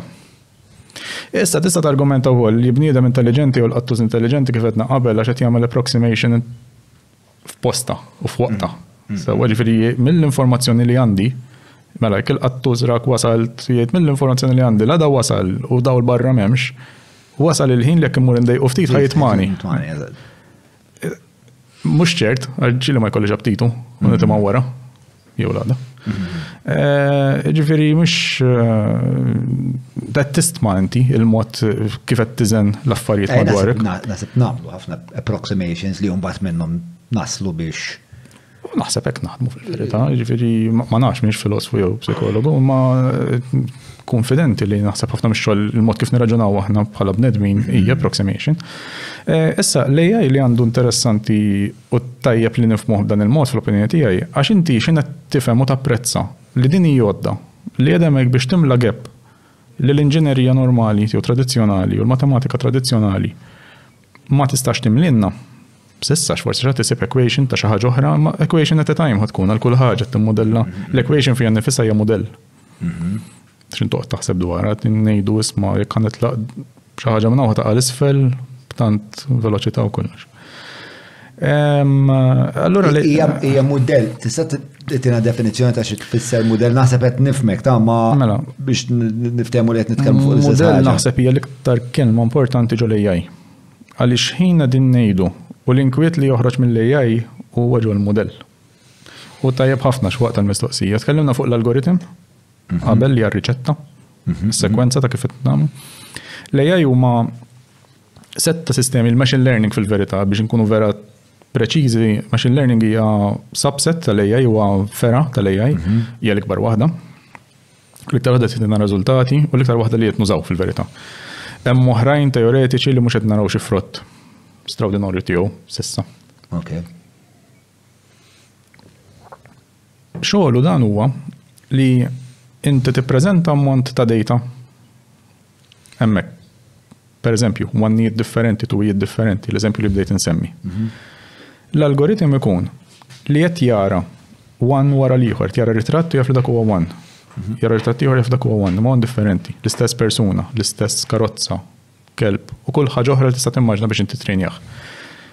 U inti b'dak il-mod li dal-każ ngħidulu supervised learning għax inti qed tagħti ritratt u you are supervising with a label allura tgħidlu isma' x'inhet tara dak dan huwa dal-label li qed tagħti. U qed jibda jibni b'mod matematiku dawk in-neurons li semmilek il-banana xrajb jew le, eżempju sabiħ. Ir-rappreżentazzjoni tal-wannijiet kollha li qed jara. Jew tal-karozzi kollha li qed jara, jew tal-persuni kollha li qed jara. U jekk nitkellmu fuq persuni li qed jara, nibdew nifhmu soċjalment fejn qed jidħlu l-problemi. Mela, jekk inti qed turi ħafna ritratti ta' persuna u da tgħidlu person, dan qed jibni l-interpretazzjoni jew l-approximation tiegħu ta' persuna x'inhi. Skont l-eżempji li ra. Mela x'inħatorih persuna oħra li għadu marax u l-label mandux issa xedin namlu dak ngħidulu inference fuq wara biex aħna naraw ir-riżultat tal-AI. Hemmhekk ħajdlek jien naħseb li dan huwa persuna. Issa, x'in inti tidħol naqra iktar fid-dettall, hemmhekk nibdew naraw daqsxejn l-inkwiet. ċertu problemi li qed nidħlu fihom illum u nistudjawhom f'dettall. Mela, jekk inti issa ma morniex għall-persuna nistgħu nidħlu fiktar dettall. Persuna x'qed tassumi? Qed tassumi gender jew sess? Qed tassumi karnaġġjon? Qed tassumi età? Nistgħu nissimplifikaw b'dak il-mod. Li inti trid tifhem li jekk il-dan l-algoritm li qed jara da kollu qed tagħtih biss eżempji ta' nies bojot f'ċertu età u f'ċertu gender, dan għalih persuna mixejn ħlief dak. Kif ħatorjih? Jekk għall-argumentajtu 1000 eżempju ta' persuna raġel abjad ta' madwar 40 sena. U tajtu eżempju ta' kemm semmejt 1000, imma per eżempju 800 nisa ta' bejn 30 u 40 sena wkoll. Diġà bdejna għalli għandu ktar ċans li jara f'raġel mill-li mara. Però jekk imbattajtu biss 50 ta' raġel Azjatiku u 50 ta' mara Azjatika, iċ-ċans li jaraf jekk tgħidlu sa għaraf ethnicity pereżempju bejniethom u iktar konfidenti jara xi ħaġa li ġara ħafna minnha milli dawk li ma rax għax il-modell qed jirrappreżenta id-dejta li inti tajtu. U l-algoritm xogħol huwa biss li jibni l-mudell skont id-dejta li qed tagħtih. Jekk hemm bżonn nislow jgħidli. Issa li qed nipprova niddeduċi huwa il-problema fejn. Eżatt, il-problema soċjali x'inhi? Issa. Osja qed nissinkjaw bro hekk. Mhux ħażin. Daqt tiġi l-period flimkien. Fasna bżak. Mela, wasalna sa f'punt li per eżempju x'inhet nafdaw modelli bħal daw mod industrijali biex naraw jien naf ġo sistema li fejn tapplodja ritratt tal-passaport. Immaġna website. Int tapplodja ritratt tal-passaport u da jgħidlek ir-ritratt tal-passaport u x'tajjeb jew le li ħadd. Kien hemm każ insejt ta' minu ma ġin semmi kumpanija ħalli ma nagħmilx ma barra sin kien sewwa. Xi ħadd Asjatiku beda jtella r-ritratt u da ħadd iħerer kull darba. U l-error taf x'kien jgħid? Upload another picture of your face, this time with your eyes open. Għax għalih Asjatiku maħabba lajnejn jidru differenti mill-modell li kien għaw mid-data li rawat li kien jitrejna l-modell, kien jidher l-asilkijiku persuna mhux Asjatiku bajn ħmalujn. ċerki kollok dataset li huwa limitat jista' jikkawżalek ħajbatu dawk li huma nqas repreżentati fih dak id-dataset. U dik importanti nifhmuha ħafna għax l-implikazzjoni li għandha meta nitkellmu fuq big data diki. Qed nitkellmu fuq volum kbar ta' data li tiġi proċessata biex tiġi modellata xi ħaġa. Issa dik fiha perikli kbar. Meta il-dataset kemm skont se tagħmel kubar. Per eżempju biex jagħmlu id-dataset li kellhom bżonn biex joħorġu b'xaġa bħal ChatGPT. Hija storja oħra dik enormi. Enormi. Kif tiġi kalkulata f'termini ta' kliem, termini ta' F'dak il-każ kliem imma pereżempju nitkellmu 70 biljun u hekk ġifieri li jenna fuq ritratti ta' dataset fejn biex taraf kelpu qattus forsi l-lum jilabu naqra n-numri, ma nitkellmu l-order of magnitude differenti, ġifieri jekk nitkellmu ftit eluf taħt 10,000 għal kull wieħed pereżempju ukoll. Imma anyway, nagħmlu mod 10,000. Ritratt ta' kelb 10,000 ta' qattus, skont kemm tkun tekniku fih dik. Dat nitkellmu li da dataset biex jiġġenera bħal Midjourney, Stable Diffusion u hekk qed nitkellmu 5 Stable Diffusion, Midjourney, DALL-E 2. Dawk li jiġġeneraw. Dawk ma DALL-E 2 familjari. Huma l-istess bħallu li tiktibelhom tekst u jagħtik lura xi stampa. Qed nitkellmu fuq 5 biljun ritratt. Li Asija konċepibbli. Eżatt, u sakemm tibda tifhem xi jfissru 5 biljun ritratt. Pereżempju jien ħaġa impressjonatni fil-bidu meta rajt id-DALL-E 2. Kienet għax l-eżempju bdew jagħtu fuq il-website kien a chair in the shape of an avocado. Tilla. Daw ġifieri solvew l-idea li magna kapaċi nitrejnjaw għallum biex taraf x'inhu siġġu, x'inhu avokado bħala concepts taqgħadhom flimkien u tikda. Għax fil-bidu għat face value kienet tidher xi ħaġek. Għax ovvjament ċertu dettalji ma jkunx qed jidhru mill-ewwel u hekk imbagħad terġa' tfittex fuqhom u tara research papers tagħhom. Kif qegħdin ngħidu tant ikun hemm volum li impossibbli tlaħħaq ma' kollox il-ħin kollu. Imbagħad x'in qed ħanaqbad id-dataset issa u ninvestiga naqra biex nara x'fih da. U qed ktibt avocado chair. Ġo fih hemm dataset minnhom tista' tikteb u jurik l-istampi li qegħdin ġodda training set li jintużaw biex inħoloq biex waslu għal avokado. Biex waslu dak il-modell. U ssib li hemm jeżistu siġġijiet li għandhom forma ta' avokado. Mbagħad bdejt nirrealizza u niżviluppa l-intuition tiegħi biex nifhem kemm huma kbar 5 biljun ritratt. Issa jekk issaqsi l-marki u li xkonna nistaġbu li ngħidu għandek bżonn 10,000 ritratt biex titrejnja jaraf kelb minn qattus jew persuna jew da. Kizmin kon narawhom ħafna. Ġidda tara 5 biljuni issa tibda tgħid il-volum ta' u dak li ġiet nasal għalih, il-volum ta' data li hemm ġoda kollu biex inti tista' toħloq da l-approximation għax issa mhux qed nagħmlu approximation biex jaraf, issa qed nużaw approximation biex jiġġenera. U hemm rid nasal għax tgħid ngħidlek fuq il-forces li ġejjin lura, kemm jipprogressa u kemm jiġu lura. Meta huwa jipproximate ma jfisser li għandu livell ta' żball. U dik narawha ħafna fil-ChatGPT, ġifieri waħda mill-kritika fuq u hija tiktiblu xi ħaġa u jivvintalek jgħidu. Il-termin huwa hallucinating. U jagħmel sens intu qed taħseb because it's an approximation on the content that it knows. Li huwa minnu x'għandu wasal Matthew. Li huwa minnu li jieħu żball fuq affarijiet fuq fatti u fuq kif wasal kunċett. Imma sissa jien qatt ma kelli esperjenza fejn inkellem il-ChatGPT u jieħu żball fuq termini ta' sens, speċa fl-ebda pont ma waqaf jagħmel sens, jekk xejn huwa konstruttiv dak ħaġa oħra. Huwa konmen vera kapaċi li bella ħira li vera jaf x'il-Madonna qed jgħidha. U dik hija ħarira perikoluża. Dik hija perikoluża. Però hija wkoll affaxxinanti.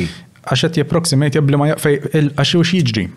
Meta aħna nibnu daw il-neural networks li qed insemmi li torihom oġġett u jgħidlek dan huwa karozza with a level of confidence of 95%, per eżempju. Qed jgħidlek direttament li speċi jisma' 5% minn ċert, jew with a level of 60% mal-tgħid isma' da mhux eżatt ċert. Il-ChatGPT huwa prodott, mhux għax-xjentisti, huwa prodott għal kulħadd. Apparti mid-design tiegħu li hemm paper oħra jisimha Instruct GPT li kienet qabel biex waslet biex raqqat il-language model ma xi ħaġa tista' tiċċettja magħha.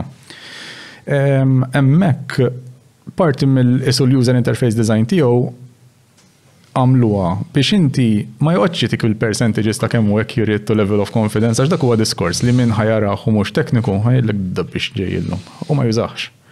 Jiġifieri huma x'in kienu joħolqu iċ-ChatGPT bħala programm u prodott.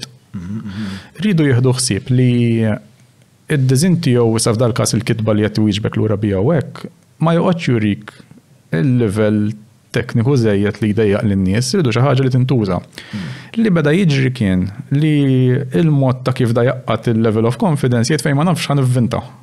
U jimlija, il-gap li għandu jimlija b'xi ħaġa oħra li jaħseb hija viċin biżejjed. Fil-fatt anke il-fatt li jagħtik ma jkunu hallucination għal ma tkunx preċiża. Huma plawsibbli x'intarahom inti tgħid jista' jkun. Pereżempju mbagħad exercise nagħti l-istudenti tiegħi jkun ifittxu ċertu paper partikolari li ġiet pubblikata tista' tieħu li trid. U titolbu referenza tagħha. Fejn ma jkunx jaf tintalek fil-ma konferenza ħarġet, fil-ma sena ħarġet, imma tara referenza kompluta u sabiħa miktuba kif suppost. U mbagħad bl-esperjenza tibda l-bidu sal-lum irranġawha ħafna di ħaġifieri llum. Dil-approximation riċentement ġiet irranġata iktar. Il-claims li tisiru bej GPT 3.5 għal 4 u anki l-prodotti oħrajn bħal chatbot or Claude jismu ta' Anthropic il-kumpanija. Il-claims tagħhom huma li qed jaħdmu biex dal-hallucination għall-inqas fejn ma jafx jgħidlek ma nafx. Kont se nistaqsi mhuwiex m'ammar biex. Il-Google ħarġu Bard version oħra dil-ġimgħa bħala plugin li huwa chatbot bħal ChatGPT tagħhom biex taqdu ma' servizzi tagħhom u żidulu buttuna li jekk inti għandek dubju fuq xi qed jgħidlek tista' tafasha u stess jerġa' ċekkja lilu nnifsu jgħidlek isma' fuq di 50% ċerta. U tista' tgħidlu jgħidlek għal xiex wasal dik il-konklużjoni. Ma trid tgħidlu int. Issa trid tgħidlu int hemm raġunijiet għala sewwa għax kemm ħafna drabi jekk inti qed tgħidlu hi how are you jew kif għaxlu għadel qabel m'hemmx għalfejn tiċċekkja. Allura li hija ħela ta' elettriku ta' computation li ħajqgħod jiċċekkja ir-risposta ta' how are you kif kiex preċiża jew le. Allura juża lilek bħala sissa dat nitkellmu fuq feedback instruments fuq prodott li ġranet sewwa ġifieri kif ħajżviluppaw b'mod li taħdem sabiħ ma nafx. Imma sissa l-mod kif jaf il-qudiem jibda jitgħallem fejn in-nies qegħdin jafsu biex jivverifikaw u fejn le u fejn jaħseb li aktar ġint ħassaqsi jużajja fuq innifsu. Hemm il-potenzjal li niġu f'punt fejn fej talba biex jintużaw daw il-chatbots, daw id-dali, tant kun kbira u tant hija impenjattiva għal computers li naċċedu l-computing power li bħalissa għandna. Il-podcast ta' John huwa proġett indipendenti u ħieles mill-influenzi tal-partit il-kbar u l-lobby groups li jorbitawhom. Bekk jista' jibqa' jiġi mtella biss jekk inti tgħin. Jiet nappellalek biex iżżur il-ħolqa ta' fuq jew jekk qed issegwi lil mill-YouTube billi tidħol ġewwa patreon.com/John Mallija u tina daqqatit. Tinsiex, il-podcast ta' John huwa l-podcast tagħna bidik ħadwa. Għafa sabru. Bħala speċi. Ara, ħafna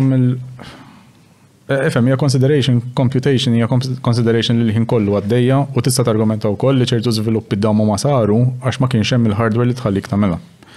Issa, il-mod kif jaħdem l-AI jaħli l-iktar effort bħala computation fil-moment li tiġi trejnjat. Ġifieri nettor jieħdaw il-miljuni u biljuni ta' ritratti u qed jirranġhom. Fil-moment li inti issa qed titolbu jagħmel l-approximation wara li trejnja, ġifieri lest magħluq, il-proċess ta' training jieħu enerġija ħin fi ħafna xogħol. Ma darba magħluq il-mudell huwa magħluq tista' staqsih il-mudell u jtik l-approximation lura. Dak huwa l-mod kif qed jaħdem. Issa dik tfisser li inti għandek ħafna effort ta' enerġija, elettriku, eċetera biex inti trejnjajtu, però biex użajtu m'għandekx. Issa m'għandniex lussu le u hija challenge u kollha kemm huma tibda tarhom il-kumpanji din jinvestu wkoll data centers tagħhom, il-computing kif inhu, tip ta' chip app u qed jidħlu argumenti wkoll ġeopolitiċi wkoll issa fuq pereżempju il-GPUs li hija l-Graphical Processing Unit li jisu CPU però jaħdem differenti fl-ketika ħaġa qed tiskossa affarijiet daqqa. Jintuża fil-graphics card tal-lob. L-ikbar producer tagħhom huma Nvidia.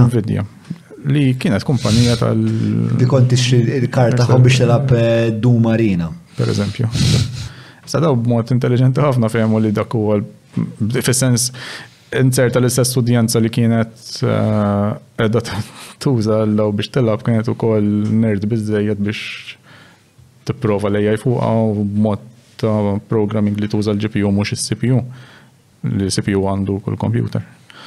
Raw mod li inti tista' ikollok riżultat aħjar bih. Sewa, huwa xi ħaġa li tista' tmur għand ħanut minn trid tal-computers u tixtri wieħed issa. Ġifieri mhux xi ħaġa li hija projbittiva, hija xi ħaġa aċċessibbli ħafna. Aċċessibbli ħafna tista' tużaw biex toqgħod tilab li trid fuq il-computer, però mbagħad tista' tużaw ukoll biex titrejnja dal-AI. Issa ovvjament iċ-chip biex inti trejnja l-kobor ta' modelli bħalma tinsemmu ChatGPT u hekk mhuwiex li ħadd mur hawnhekk kan xi ħanut tixtri hemm mod dedikat, imma hija l-istess kumpanija bl-istess linja ta' ħsieb. Il-problema hija li dawn għandhom raħtit bar mat-Taiwan, anki CEO tagħhom huwa minn mit-Taiwan. Ta' min? Tal-Nvidia. Sewa. Is-supplier tagħhom hija kumpanija ġod Taiwan insejt jisimha. Tikteb Taiwan Semiconductor Company ħaġek. U mbagħad issib li din hija l-ikbar producer fid-dinja ta' daw. U naħseb qed tibda di tixel ċertu dawla għal xiex dal-interess u d-attenzjoni kollha fuq it-Taiwan. Biċ-Ċina. Minn kulħadd għax u għalfejn l-Amerika qed tgħid li ċina li ma tistax tidħol f'Taiwan. Fej qabel kienet isgħu żejt fej ħajmur issa hemmhekk għandek il-production kollha. Taiwan Semiconductor.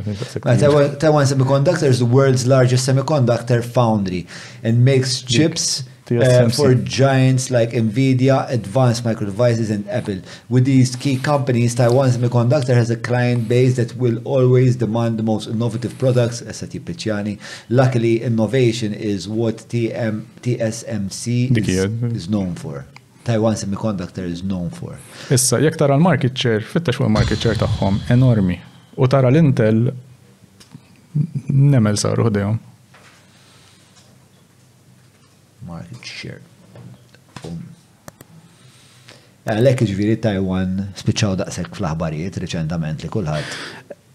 Ħadd mod jgħid għax hekk sewwa hemm argumenti politiċi għala, imma naħseb fi ħafna pressure di għax inti fil-verità illum jekk it-tellieqa hija min ħajkollu l-iktar AI avvanzat.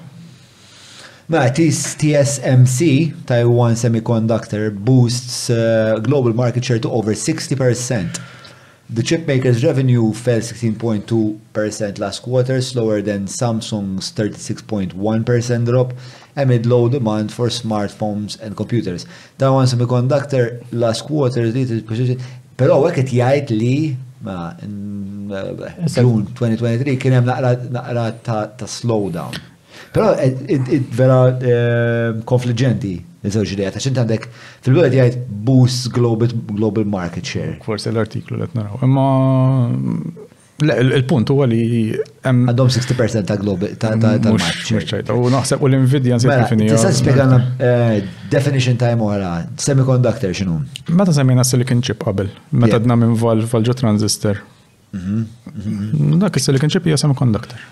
Huwa il-microchip. Għal mhux full conductor. Xi jagħmel xi ħaġa Għax semiconductor? is-silicon il-mod kif jaħdem inti għalhekk qed lek isu għandek immaġina su għandek connection għaddejja però miksura. U t-tixel biss u jista' jħallik tgħaddi xi għaddejt kurrent bil-kontra mill-base tagħhom. Għalhekk isa mhux full conductor qed tissir conductor x'in qed tgħidilha. Tiġi sa switch elettroniku. Okay. Mod vera. Mod vera. Ma jimx ġustizzja. Explain it to a 5-year-old in a shilek. Ma nafx. Alright, mela. Okay, so... Le, ma dik biex nifmu daqsxejn ukoll għal xiex, għax issa qed jidħol l-argument għandha kumpanija bħal Nvidia tkun il-kingmaker ta' min ħajkollu daw iċ-ċipeb biex ikollu l-aħjar AI. Għax l-Nvidia tiddeċiedi. L-Nvidia tbieħ sewwa, issa jekk ma tantx għandek competition minn qed ibieħ ħadi jew inti qed tagħmel literalment kollox. Dan għamlu mod jiddeċidu lil pajjiż A jibjawlu kważi kull m'għandhom. U l-ieħor ma jtuħ xejn, dik qed tagħti telliqa ta' vantaġġ kbir lill-pajjiż u mhux l-ieħor. Issa dik toħloq tensjoni kbira ovvja. Għalfej. Għax inti jekk għandek armi, eċċetera, li jew żvilupp ekonomiku, kummerċjali li qed jiddependi fuq kemm qed tuża minn daċċepen biex titrejni AI aħjar. U inti supplier tiegħek li qed jagħtik il-hardware biex inti tagħmlu dak it-training u qed jażel il-pajjiż li ieħor mhux lilek mhux ħadu pjaċir. Mhux ħaj żvantaġġak. Blikraħ, fuq ħafna livelli. Hemm xi ktieb reċenti ta' nsejt ġismu fuq dil-biċċa xogħol ta' semiconductors, is-sena l-oħra naħseb reċew dis-sena. Fuq l-effett ta' semiconductors u geopolitics. Ma nifhimx. Is-semiconductor huwa dak li jagħti il-magni il-computing power li għandek bżonn. Iktar ma jkollok volum u sofistikazzjoni tagħhom iktar jkollok computing power. Issa ngħidu okej. Approximation qed nagħmlu. Approximation tajjeb. Saħe naħseb dakota. Chip War. Daku New York Times bestseller ta' Chris Miller. Okay. Allora jagħti kuntest ħafna ħjar mill-qed ngħid jiena ovvjament. Imma more or less fuq hekk qed nitkellmu. Dik hija taqtija jeżisti sa fejta finti naf li mhix l-isfera tiegħek, però jeżisti fuq ix-xef fuq l-orizzont xi tip ta' teknoloġija li tista' tkun aħjar forsi anke mis-semiconductor. Ma nafx ngħidlek. Fit-teorija affarijiet bħal quantum computing. Konsejlek speċi li qegħdin huwa l-quantum computing għad m'hemmx riżultati. Qed isiru claims, m'inhiex kompetenti biex nevalwhom, imma kombinazzjoni ġat jgħidlek li laħaq ċertu livell u mbagħad ma tisma' xejn dwarha. U mbagħad jiġi qed jħorrilek il-ħaqta jien issa dak il-level. So quantum computing winter. Possibilment. Naħseb għadu qed nifhmu eżattament x'inhu. Dat nitkellmu li anki fejn l-elettriku kien jeżisti qabel sewwa electrical computer quantum physics, quantum mechanics u hekk huma tal-aħħar seklu ġifieri. Anki l-fiżika tagħha għadha mhux daqshekk mifhuma. Għadha ġdida lina għall-umanità ġifieri anki l-kunċetti x'int ngħidu binary 1 u 0.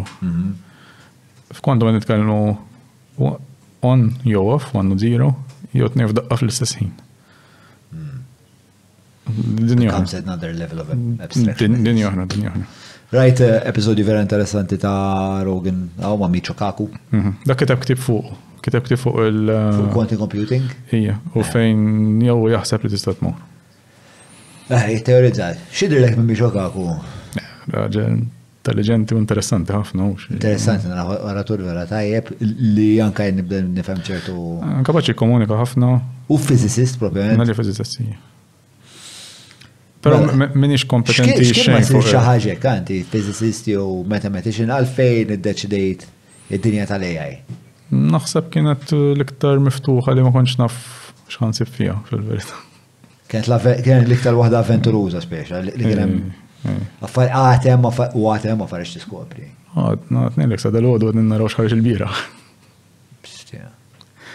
U t-teħendil jabdak il-motta. Hija avventura. Kif teħendil jab psikologikament? Il-fat li taf li inti qed taqra paper u għet interessak, u għet intrigak, u għet titgħallem affarijiet ġodda. Imma tqabdek ansjeta li taf li jisma' dajja fil-ġimgħa dieħla toħroġ xi ħaġa. Fil-fatt il-pritka tiegħi mal-istudenti tiegħi li nkollu waqt is-semester ma nafx jekk hux da jibqa' validu sal-aħħar tas-semester. Ngħidu xi ħaġa.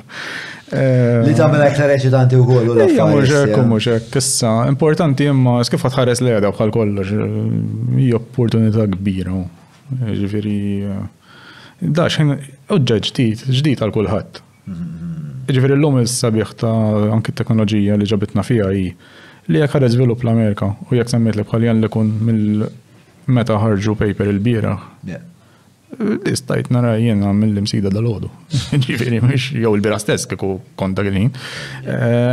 Ġifieri di llum ġi kollox demokratizzat. Jekk jiena da ħareġ b'xi kuntett li mhux qed nifhem u da ħareġ b'xi teorija ġdida li jiena kieku rrid ma nafx kemm naħli fuq il-skeps inħażżes fuq hawnhekk qabel biss nibda nifhem x'inhu jgħid, nitfaħħa ġo ChatGPT ngħidlu explain it in monkey banana form u nibda nara x'inhu jgħid. U mbagħad minn ngħid le meta ħarsu mela ħanibdew nħaffru iktar sakemm nifhmuha ngħidu all right. U mbagħad taqgħada ngħid dak il-ktieb qed jgħidlek ukoll ħanqabbilhom jew dat jgħid l-istess ħaġa ma' differenti. Tibqa' tħaffer ġifieri inti fil-verità naħseb it-trick biex teħendilja da kollu u għalli terġa' tuża l-istess affarijiet biex inti tinnavika dal-ispazju kollu li qed jinbidel daqshekk. Jekk tagħmel sens? Tagħmel ħafna sens, man. Ġifieri xi ħaġa li bdejt nirrefletti fuqha waqt li kont qed naqra ċertu ħwejjeġ biex ikun ftit orjentat fil-podcast hija dil-feedback loop preċiż li qed tgħid inti. Għax bħalma fil-bidu tal-podcast mhix biċċa teknoloġija biex tgħinek tagħmel ċertu affarijiet li tixtieq tagħmel. Mux għattejnek jinnaf tiġri iktar, jew it-tir, jew tom aħjar, jew tom taħt l-ilma, li għattejnek fil-proċess innifsu tal-ħsieb tal-kontemplazzjoni, ġviri, għet it-tejjeb il-mod li jinti t-proċessa il-bqija tal-affarijiet, hija xi ħaġa li qiegħda fuq livell għoli ħafna. Allora, ovvjament, hemmhekk jibda jinħoloq dal-feedback loop bej l-affarijiet li nixtieq nagħmel, solvejt xi ħaġa, immissa nista' nerġa' nipproċessa l-affarijiet tru l-istess sistema biex naħseb dwarha b'mod iktar mill-loli. U dak huwa li jeċita u jinkwieta n-nies fl-istess ħin li ma tafx fejn hu jekk jeżistix saqaf jekk jeżistix limitu għal dak il-feedback loop. Ma naħsibx. Nice. Le, għax u għalix għandu jeżisti. Ma nafx, le, bro, ma mux bekkin, ma ovvjament di natura l-bniedem. Naħseb dik tqablek l-ansjeta jena kiku taf li hemm xi limit x'imkien għall-informazzjoni għall-arfin. Jien naħseb il-bniedem minnu nnifsu dak li ma jkunx li ma jafx x'inhu. Ija, naturalment. Biex ta' meta tkun baby, int kif tara dlam. Għal-promo dik. Beta tkun baby, biex kif tara dlam, inti bħala bniedem, inti programmat, ġiri sibta di li pers li inti kapaċi t-programma l-affarijiet biex jaħsbu ċertu parametri li inti u kol programma kxaħad u għetta ġiċi f'ċertu parametri. La ġiri smajta di. Mux ġiri smajta, ġiri ma taċċettaħiex. Mux ma taċċettaħiex. Le, fissan, jek kienix predictabili u li storja oħra. Jek intix predictabili oħra. Kull bniedem, ekku. Taħseb li inti temmen fi free will of determinism inti.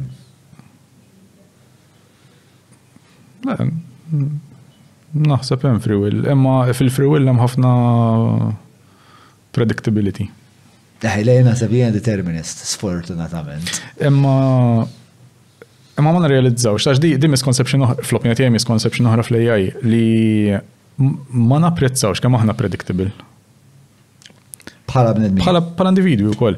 Għax għandu kulħadd jemmen li hu kreattiv u għandu l-mod tiegħu ħadd ma jista' jkun jaf eżatt jaħseb u jagħmel kollox. Imma llum l-AI x'inhi tiġi użat f'advertising pereżempju. X'interjalizza l-ammont ta' data li qed tagħti dal-platforms inti u x'jafu dwarek, x'jafu hekk il-Gmail mill-emails li tibgħat bit-ton li tibgħat fuq ix titkellem. X'ħadd jipproċessahom dak u daw das-sistemi din ngħidu il-bard tal-Google ħajbda juża d-data tiegħek tista' tkellmu fuq l-emails tiegħek int. Tgħidlu x'inhu t-ton tiegħek ġenerali meta tikteb email pereżempju.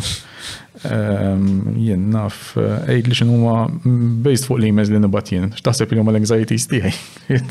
Jien ilu nuża l-Gmail minn 2000 tal-2007. Li dan ġifieri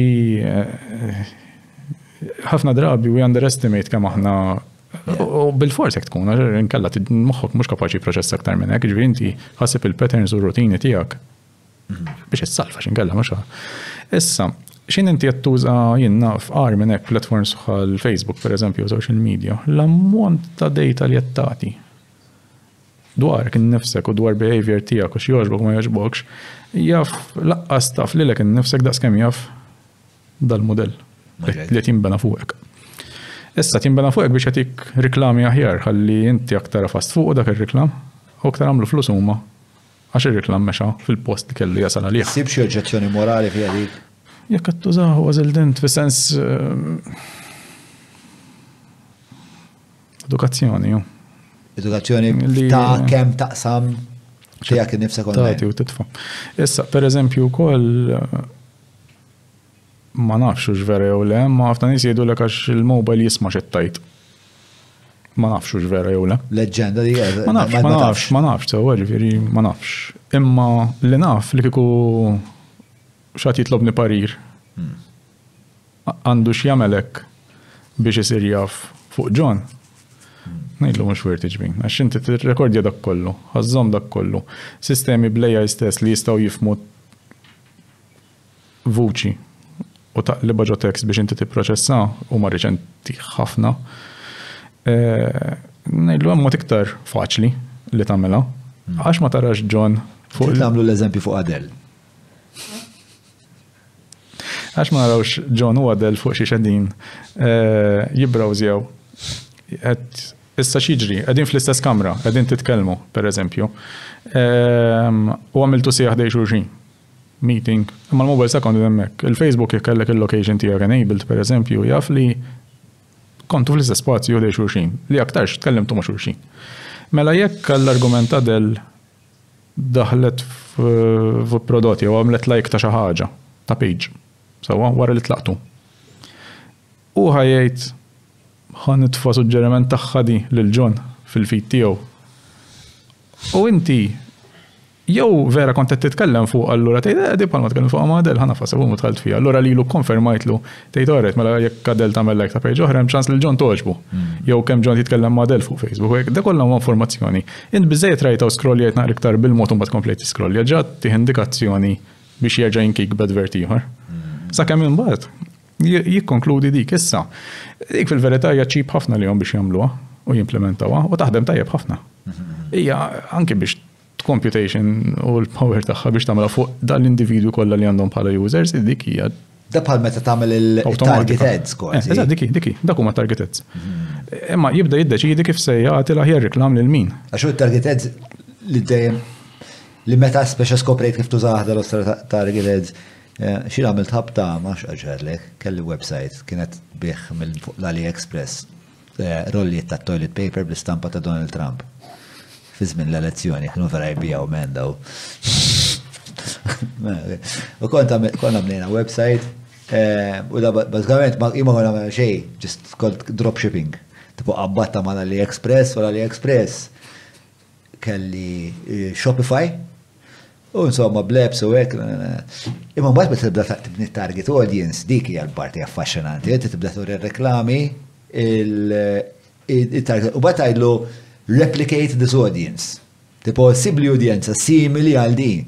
U naħseb hekk jagħmilha kif għadha kif spjegajt li inti dak ħabib ma' Adele, probabbli Adele ukoll tixtieq timsaħ b'sorma b'wiċċ Donald Trump. Ħa nibatula toilet paper ta' Donald Trump għandha xidrilha. U ġeneralment x'taħseb yes? No? Jek nimsaħx Trump t-tistaqsini, xed t-tistaqsini. Alright, mela. Issa, naturalment, xieġri ma Join us for more academic conversations that will just lift the intellectual capacity of this country through the roof. Thank you. Mela, jiddispjaċini, bro, jiddispjaċini. So, fej konna? Approximations of audiences. La, ma di importanti li, ovvjament ma nafx xed jirrekordjaw l-nies u xed jisimaw, ma nafx. M'għandix aċċess għal dik l-informazzjoni, ma naħseb hemm modi ħafna iktar faċli għalihom biex jaslu għall-istess konklużjonijiet jew aħjar fil-verità. Biżjed minn 20 sena esperjenza, ISS joffru għażla kbira ta' dwal, plakek, suċċijiet u aċċessorji elettriċi ta' kwalità. Żurhom ġewwa showroom tagħhom fl-Imrieħel jew nkella fuq iss.com.mt. Mawra sal-ħadnu ta' Derek mhux transazzjoni kif ġibu laħa, fejn apparti tinqeda blifjen kwalità se tiġi mejjun sabiex issawwar l-arfin tiegħek dwar dak li qed tiekol u titma' lil familtek. Biss jekk m'għandekx il-ħin tad-disa fejnhom il-belt, ibad WhatsApp lil Derek fuq 9986-6425 biex waslulek ix-xirja fuq l-adba. L-AI bħalissa fiex nistgħu nużawh biex insolvu uħud mill-problemi. Partikolarment jinteressani fil-pajjiż, ma l-pajjiż għandu problemi ta' traffiku, ambjent, overpopulation, tniġġis, etc. So, kif l-AI tistatejn, minn fejn għandna nibdew, fejn għandna nibdew nħarsu. Seb l-ewwel ma rridu nifhmu aħna fejn mmorru wkoll bħala pajjiż, naħseb dik hija l-importanti li AI mhux xi ħaġa magic li ħajjiġi u ħajsolvilek xi ħaġa sewwa. Għal problemi individuali hemm ħafna xista jsir, ġifieri semmejt it-traffiku naf ħafna proġetti li b'xi mod qed jinvestigaw jien naf observation ta' traffic kif jaħdem, flow, congestion fix-xejna ta' ssir u kollox li jista' jinformak deċiżjoni ta' ħajr li tista' tagħmel. Minix ma nafx Transport Malta u mhux qed jaħdmu fuq xi proġetti hekk minn għalija iva. Imma huwa lok fejn jintuża. Issa, bħala pajjiż naħseb hemm ħafna affarijiet nistgħu nagħmlu, imma rridu nifhmu li rridu nagħmluhom ukoll xi ġifieri. Qed isir ħafna effort anki mill-pajjiż ġifieri mill-gvern biex l-AI jibda jintuża, ġifieri il-gvern il-konċett tal-gvern mhux ħaġa li jiena. Il-Ministeru tal-Ekonomija per eżempju fiħdan u hemm il-Malta Digital Innovation Authority, l-MDIA, li xogħol llum hija li fost responsabilitajiet oħrajn li għandha hija li timplementa l-istrateġija tal-AI li nkitbet fi 2019. Kont parti mill-task force li konna ktibnija dak iż-żmien u qegħdin jieħdu ħsieb l-implementazzjoni tagħha waqt li għaddejjin.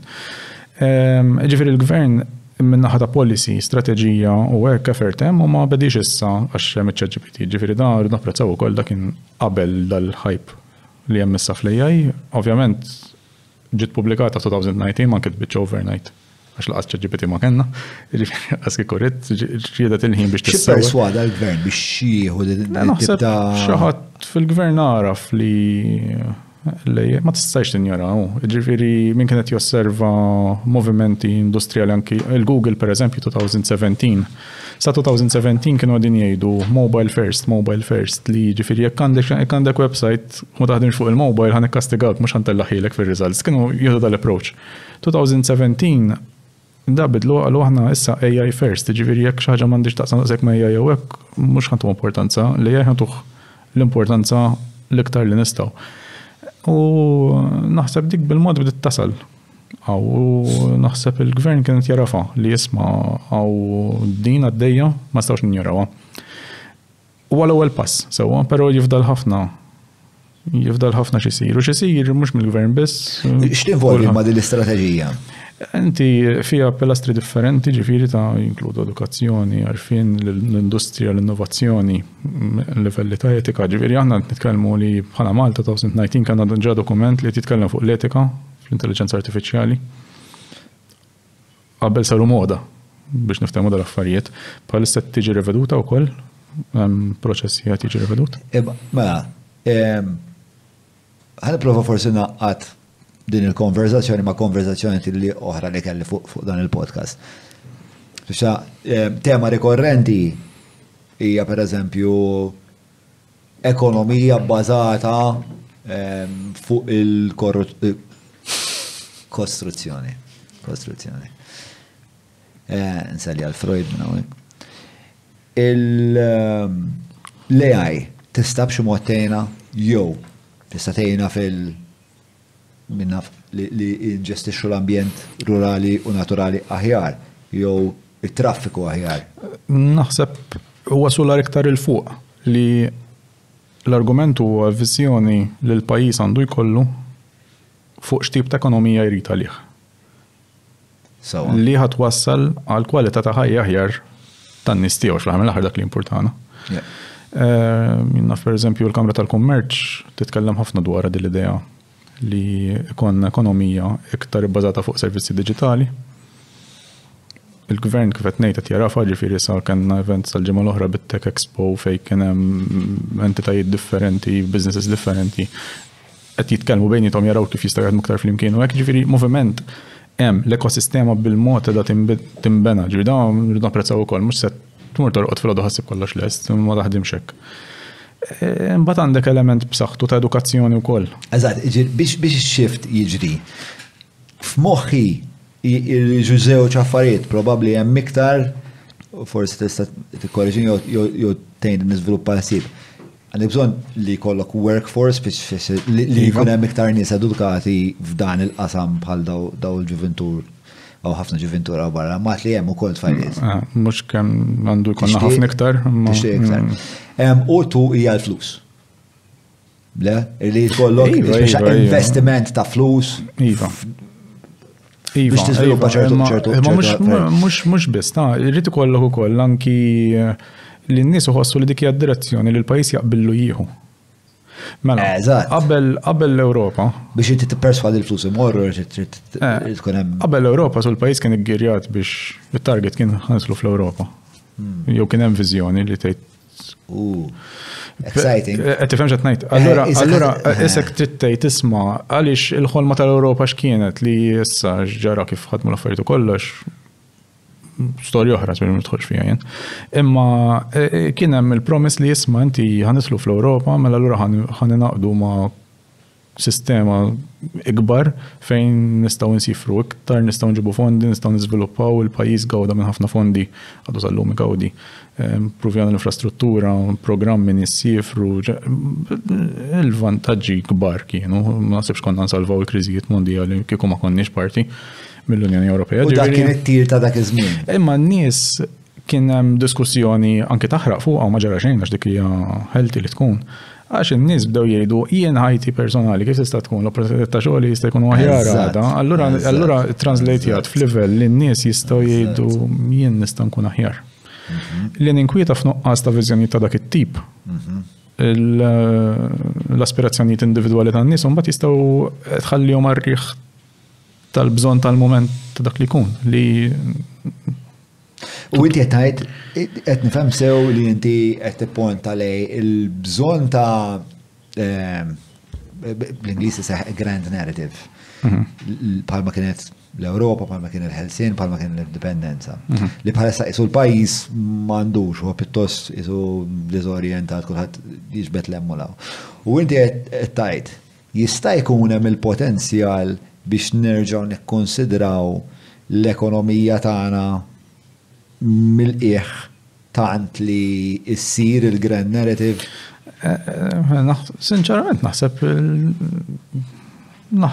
il-maġġoranza tal-ingredienti hemmhekk qegħdin hija narrattiva li jonqos li fil-verità il-pajjiż qed jitrasforma ruħu sewwa ġifieri b'mod li ngħidu min naf kulħadd naħseb jaknoleġġja l-importanza tal-ekonomija diġitali, il-kontribut li tħalli.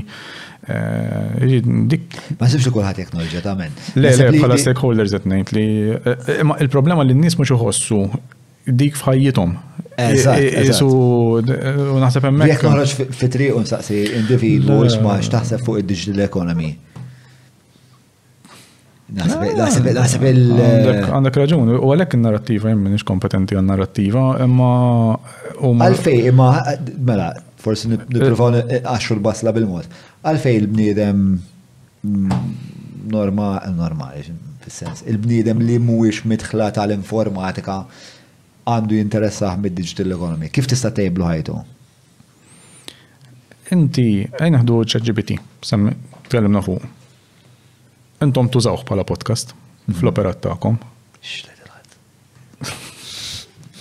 Taħħad il-biċċa kif nissuġġerixxi l-istudenti tiegħi jużawh huma kull min nitkellem jien stess, eċċetera. Inti fil-moment li tuża sistema bħal dik b'mod vera bażiku, f'daqqa waħda su għandek assistent tiegħek. F'dak il-moment li qed tibbawnsja SWOT analysis miegħu biex tiċċekkja xi ħaġa tagħmel sens jew le, tipprepara pitch, tipprepara ma nafx li trid. Imma da xaħat laħħa jkun f'karozza biex jiġi ħdejk allura joħloq traffic li għandu bżonn x'imkien fejjeġ biex. Mela inti bħala individwu trid iktar produttiv mingħajr ma ħallejt footprint ikbar fuq impatt ta' ambjent, traffiku, eċċetera. Fl-istess ħin, jekk negozju sar iktar produttiv, bħal ma kellek idea brillanti bil-toilet paper u forsi tgħidlu ma jinkelli di l-idea u ħadmet u forsi jissuġġerilek oħra. U inti mingħajr laqqas biss għamil xejn hawnhekk daħlu l-flus hawnhekk. Ħallas it-taxxa hawnhekk. U il-pajjiż mhux ħabes minna dik pereżempju. U ħafna minn dawn l-opportunitajiet li mhux se jsiru overnight u mhux ħataqbad issir. Imma li nibdew nifhmu li pajjiż żgħir bil-limitazzjonijiet tiegħu bħala spazju, bħala kemm għandek nies. Inti f'daqqa waħda tista' tikkompeti għax qed tuża dat tip ta' insights li ġejjin minn das-sistemi biex inti f'daqqa waħda twassal u tagħmel ħafna iktar. Inti jara kemm tista' tipproduċi ħafna iktar. Hemm xi ħaġa dwar Malta li tagħmilna iktar kompetittivi f'dan il-qasam minn ħadd ieħor. Ma nafx ngħidlek le. Malta naħseb l-istorja dejjem għalmitna li meta l-Maltin iddeċidew li jridu jagħmlu xi ħaġa għamluha b'modi differenti. Ma naħseb hija challenge u l-impetus biex jiddeċidu li jagħmlu xi ħaġa dwar. Ġri huwa fid-deċiżjoni nfisha li tik il-vantaġġ. Naħseb hija li tiddeċidix tuħu l-passi. Il-kuraġġ li tagħmilha pereżempju, ngħidu pajjiżi li mhumiex bħal Malta, Saudi Arabia jew l-Emirates. Daw qed jinvestu bil-kbir fuq AI, bil-kbir. Għandhom iż-żejt. Però huma jafu li żejt ħajspiċċa. Allora din jgħidu ġej wara ż-żejt, jgħinu żaw il-flus taż-żejt ħalli nibnu whatever it is. Issa inti fil-verità tkun qed taħraq ammont ta' flus sakemm iġġib ir-risposta tajba da mhux xi ħaġa. Hemm strateġiji differenti f'livelli differenti ta' kif tista' tagħmilha u toħloq valur minna l-ħaġa. Issa li qed ngħid jien huwa li jekk argument bħal da japplika l-pajjiżi li diġà huma sinjuruni u kbar. M'għandux japplika lina wkoll li riżorsi m'għandniex. U b'mod tanġibli x'inhu huma l-passi li għandna nieħdu? Jien naħseb iktar awareness u edukazzjoni fuq da kollu li qegħdin ngħidu. Il-policies tal-gvern jibqgħu hemmhekk għax tajjeb li saru, però il-gvern ukoll m'għandux jaqta' qalbu għax avvolja tidher it-triq twila trid tibqa' taħdem fuqhom dal-policies tir-reviżjon kif qed isir ġifieri u tuħsib li jaslu. U mbagħad l-iktar biċċa importanti hija awareness. Li inti b'xi mod nikkomunikaw. L-importanza ta' dan li nispjegaw x'inhu. Li mhux dal-monstru tal-biża li qed nimmaġinaw li huwa xrajnih ġo film. Naħsbu li dak huwa l-AI mhuwiex dak l-AI. U laqas li huwa l-panacea. Le, se jsolvi kollox, le. Imma għodda li jista' jgħinek tkun iktar produttiv. Li fejn qabel l-għodda kienet tfisser irrid biċ-ċart biex xi ħadd jiġibni factory hawnhekk. U dik il-kumpanija ġiet Malta fetħet factory biex jinstajt immur nitgħallem nuża dik il-magna allura jinsert iktar produttiv. Illum l-OpenAI nidħol fil-website tagħhom u nuża l-prodott tagħhom mingħajr ma ħaduli ċentimetru tard ta' Malta. Fimċet najt li inti l-vantaġġ ta' l-aspett digitali huwa dak kollu. Tista' tiġġenera l-valur mingħajr ma tkun ta' stress fuq l-infrastruttura u r-riżorsi tal-pajjiż. Tista' tbieħ it-toilet paper minn tarf tad-dinja sal-ieħor. Għax inla beħ kont nbieħu. Mhux għalhekk. Mingħajr ma fetwajt xejn hawnhekk. Ħlief ħallejt flusa. Issa, l-aspett ieħor huwa l-edukazzjoni. U meta edukazzjoni hija l-kelma diffiċli ħafna biex fis-sens edukazzjoni ta' awareness, edukazzjoni tal-poplu li jista' jifhem fuq xi qegħdin nitkellmu, ġifieri x'huma l-vantaġġi u l-iżvantaġġi tiegħu, kif qed ngħidu li mhux ħajkisser id-dinja ma mhux ħajsolvi kollox laqqas, illi nkunu aktar realistiċi fuq xi qegħdin nitkellmu. U ma għandek ukoll l-edukazzjoni ta' in-nies biex jibdew jużawh. Issa semmejt l-dażżaża li għandna li qed jistudjaw l-AI. Bda l-generative AI kollu li għedin naraw u ChatGPT nifsu, tista' tgħidlu jiktiblek programmu. Jiġifieri inti tista' jekk m'għandikx idea ta' programming u l-programming languages li semmejna qabel. U inti tgħidlu iktibli programm li jissortja daw in-numri. Ħajtijulek dak il-programm ħajġeneraħulek tista' taqtu tħadmu u dawk in-numri jissortjahomlek. Issa, l-edukazzjoni hemmhekk tidħol li inti jekk għandek issa degree f'computer science jew f'computing li tifhem issa l-algoritm li tak, ir-riċetta li tak, jekk hix effiċjenti jew le kemm se ddumu hekk. Imma jekk John rid jissortja biss ftit numri, seta' jekteb programm biex jissortjahom mingħajr ma kellu bżonn jagħmel degree sħiħ biex jagħmel qed nissimplifika ħafna l-affarijiet. Imma b'dak il-mod tfisser ukoll li il-gap biex inti tibda tibniha t-teknoloġija qed jiċkien il-ħin kollu. Il-ħin kollu minn Diċembru l għadda s'issa. U baqalna. Jiġifieri dik li għandha teċitana li ngħidu isma' f'daqqa waħda jekk jiena programming languages qatt ma tajt każhom. Issa tista' taqbad titfa' sheet ġo fih, table bl-Excel, u tgħidlu analizza li da, sib li leverage, plot jaħili fuq chart, jista' jgħidlek show work ta' fasa biex ma jbeżżakx jaħbijilek ta' fasa, u tara dik xaġa li tista' tagħmel bil-reklam li tagħmel jekk tħallas is-subscription tagħha iħallik tagħmelha di. La. M'għandix commission sew. Sales document tal-quarter for kif ħajoħroġ. Le, Bentley. Issa, ħaġa oħra l-importanti nitkellem dwarha bħala awareness-i. X'in inti tissubmitja, għax importanti ħafna John, x'in nissubmitjaw taqbad file u tapplodja hemmhekk. Dak ma tax fejn mar. Sewa. Jiġifieri inti titoqgħod ħafna attent. Issa il-ChatGPT bl-updates tista' tella l-ritratti, dokumenti u toqgħod tkellmu dwarhom. Warning importanti underline u kollox li rridu nagħmlu huwa li inti x'qed taqbad dokument tiegħek u uploadjajtu hemmhekk biex issa toqgħod tistaqsi l-ChatGPT toqgħod tgħidlu wara x'kuntratt għandi x'taħseb dwaru. Dak il-kuntratt tiegħek bid-dettalji kollha tiegħu qiegħed f'xi database alla jaffejn tal-OpenAI. So, u x'inhu ma' drittijiet? Dak il-każ hemm ngħidu r-riski iktar milli dritt copyright l-inqas problema naħseb Is-sens mhux copyright, is-sens li jiena la darba għaddejtulek dan it-test. Issa, sakemm ma tgħidilhom xi neħħuh, da jista' jintuża biex jiġi trenjat GPT ieħor il-qudiem iktar avvanzat u juża tiegħek bħala training set. Iktar perikoluża minn hekk jekk titella affarijiet dettaljati u sensittivi, jekk daw affarijiet li jiġru ikollhom lik. U d-dokumenti tagħhom f'daqqa waħda jispiċċaw fuq l-internet kollu, l-kuntratt tiegħek spiċċa mal-internet kollu. Il-business information tiegħek spiċċat mal-internet kollu. Jiġifieri inti fil-mument li qed tuża daw it-tip ta' għodda importanti nifhmu wkoll li kull ma tapplodja fuq l-internet, saqsilek innifsek din uploadja fuq Facebook. U ibda żina. Kif tagħmel l-assunzjoni li di tista' tiġi ssir pubblika.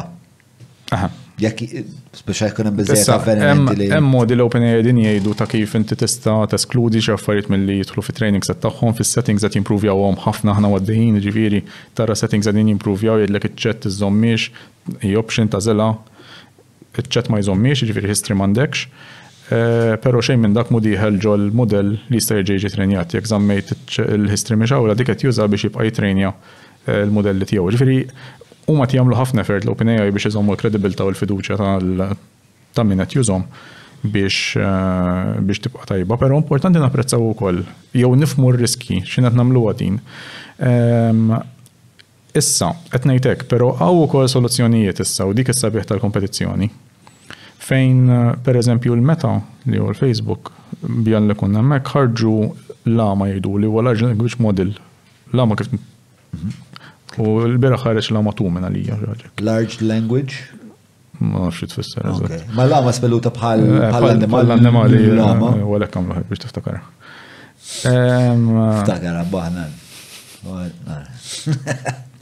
Il-vantaġġ tiegħu dan huwa li inti tista' tniżżel verżjoni tiegħu dan fuq computer tiegħek.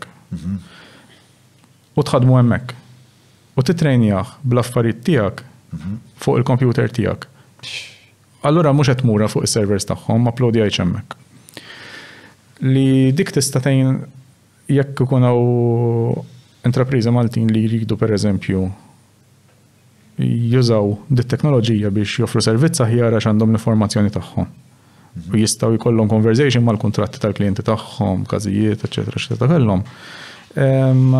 Jistgħu jagħmlu hekk mingħajr ma din jirriskjaw li dak telefon l-internet. Kienet sarraħ rasek aqlalu il-network cable u dak. Ġifieri dik il-mod qed nisimplifika ħafna sewwa proċessi warahom dan. Imma issa qed nitkellmu li ChatGPT ħareġ laqqas senilu, sew inqas minn senilu u diġà qed naraw daw. Jiġifieri l-affarijiet li ġejjin. U għal dal-boħra dak li kien verament evidenti għalija waqt li kont qed nagħmel ftit riċerka għal dal-podcast huwa kif it-teknoloġija speċa kibret b'mod esponenzjali tul iż-żminijiet tibda tara li tibda tirranka hekk biżmien u mbagħad isut 80 sena ilu u tirranka ħafna iktar mbagħad daqqa waħda issa għaddejjed. Issa aspett ieħor li l-soċjetà Maltija għandha tagħmel biex toqrob iktar lejn dan hija l-numru ta' skills li għandek bżonn biex inti tuża da kollu. Dik tinsaqsik jekk inti bħalissa inti student li qiegħed għaddej mill-tiswir akademiku tiegħek. Taħseb li huwa vitali li jkollok xi xorta ta' sfond fl-informatika f'dan il-punt? Inċent x'tagħmel. Trid tagħmelha. Irid ikollok sfond tal-informatika. Ma tantx għandek toroq oħrajn ta' inċent. Dalodu kelli laqa ma' tabib u żewġ medical physicists. Jaħdmu fuq AI. Kapaċi programmaw, kapaċi jagħmlu. M'hemmx disciplina. Fuq livell irid ikollok issa, imma mhux qed nitkellmu għalhekk tarif tal-informatika, speċi flim saft tidħol fih. Mela, il-tellieqa li nies bħali batu fiha għaliex qegħdin niġru wara dawn l-affarijiet, il-vantaġġ tagħha kollha hu li aħna rajt qed nagħmlu dak il-ġiri kollu. Imma fil-verità l-prodott li qed joħroġ biex issa jkun għand kulħadd huma prodotti bħal ChatGPT, eċetera. Li l-paradoss tagħha li fil-waqt fid-dinja tar-riċerka kollox għaddej sparat. U hekk il-benefiċċju hija li s-soċjetà tieħu ħafna minn dawn l-oddar finuti ħafna. Għax inxin għandek l-inġiniera u x-xjentisti għaddejjin f'dak l-ispid kollu jista' jgawdi biss il-konsumatur għax qed jiġu prodotti għandek ħafna prodotti ta' kwalità għax hemm dik il-competition biex tagħmel ix-xogħol aħjar. Issa, imma fl-istess ħin hemm ammont ta' mhux għarfien imma ta' skills nifisom li trid inti tibni biex inti tuża aħjar di. Waħda minnhom il-pedamenta kollox li semmini kollu hija l-matematika. Sewwa. Ħaġa li tinkwita kan Malta hija li pereżempju low levels tissa ta' 2023 issa ssib forsi l-istatistika għadel. Għaddew nofs in-nies li jagħmluh.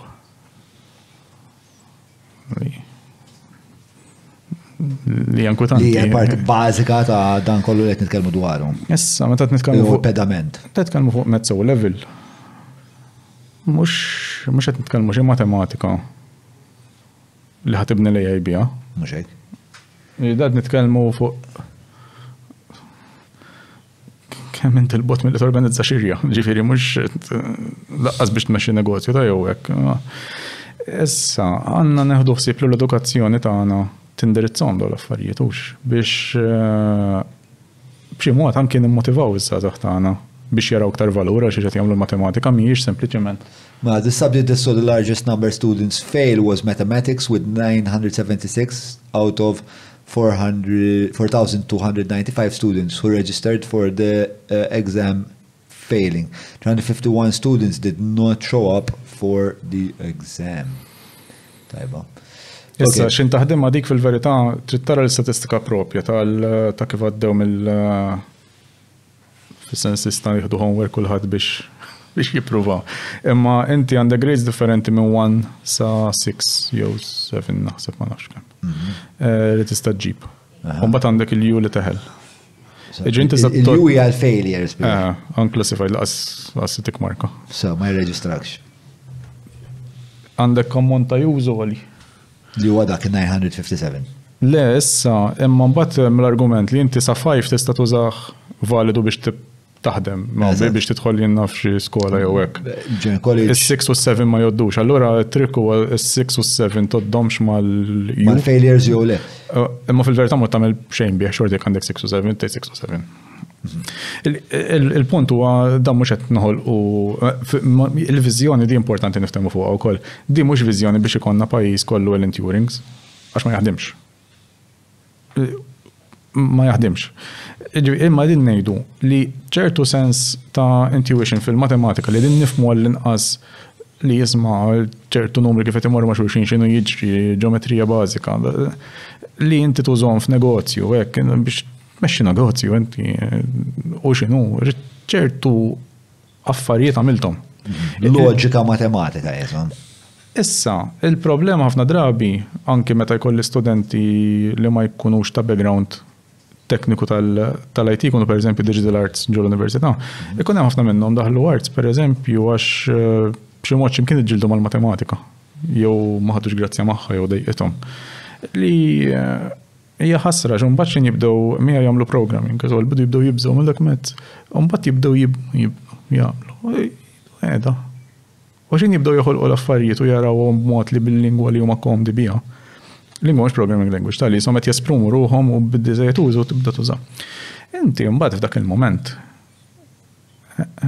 il-bniedem ma rax saħħa tajtu li seta' jirraġuna ħafna iktar. U dik it-tip ta' skill seta' jagħmilha biex jagħmel business u jbieħ l-arti tiegħu wara. Jew ma beżax minn jekk ras somma jew numru wara li kien kont jew xi ħaġa li seta' kien iktar effiċjenti wkoll dak li qed jagħmel. Ġifieri il-valur issa huma żewġ toroq huma kollha toroq in parallel data, ġifieri l-pajjiż qed jagħmel ħafna ma joqosna pereżempju naħseb fl-edukazzjoni għandna nifhmu ngħidu aħna Malta kif irridu għax x'tib ta' skills għandu jkollu l-ħaddim Malti biex anke jattira, eċetera, investiment barrani hawnhekk. Sepp huwa dak, jew anke biex joħloq in-negozju jew dawn l-idejat. Mhux hekk. Għamel masterclass inti bħal ta' toilet paper għax brillanti. Dat tip ta' kif jekk kulħadd jagħmel hekk, taf x'qed tgħid. L-ammont ta' ġid li jinħoloq u l-istress fuq l-infrastruttura jonqos. Minix il-persona dejali biex niddeskrivi mill-lat ekonomiku u anke l-viżjoni nifisha. Anke imprenditur ukoll, ġifieri tifhem impriża kif taħdem, tifhem il-narrattiva mbagħad fiha li ġifieri mhux opportunity cost x'inhu. Ma mhux ħanejt jien nafis ma di l-viżjoni li għandu jkollu l-pajjiż pereżempju.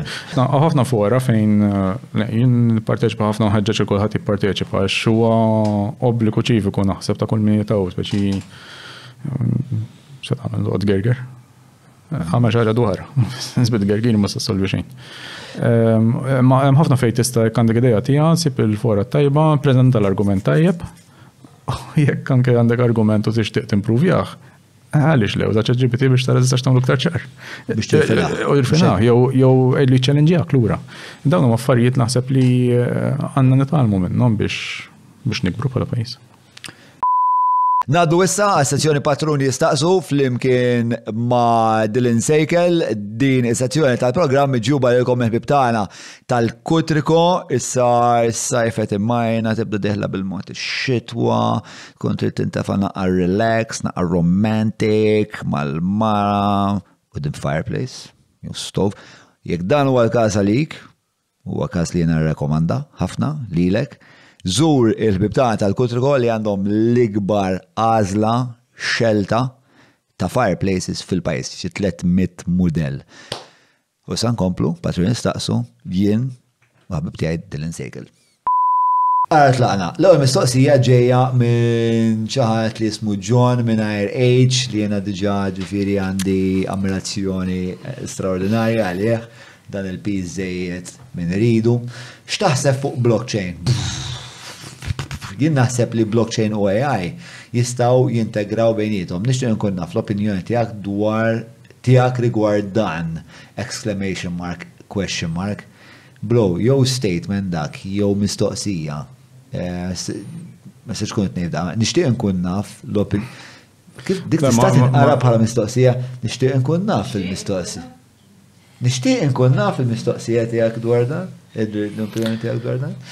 Qed jikkontempla jekk jixtieq x'ikun jaf jew le. Ma nafx, John, bro, nice to meet you. Imma minn il-question mark kellha tkun dik. Nixtieq nkun naf l-opinjoni tiegħek dwar dan, thanks. Għalek thanks diġà. You're welcome, Leslie. Le,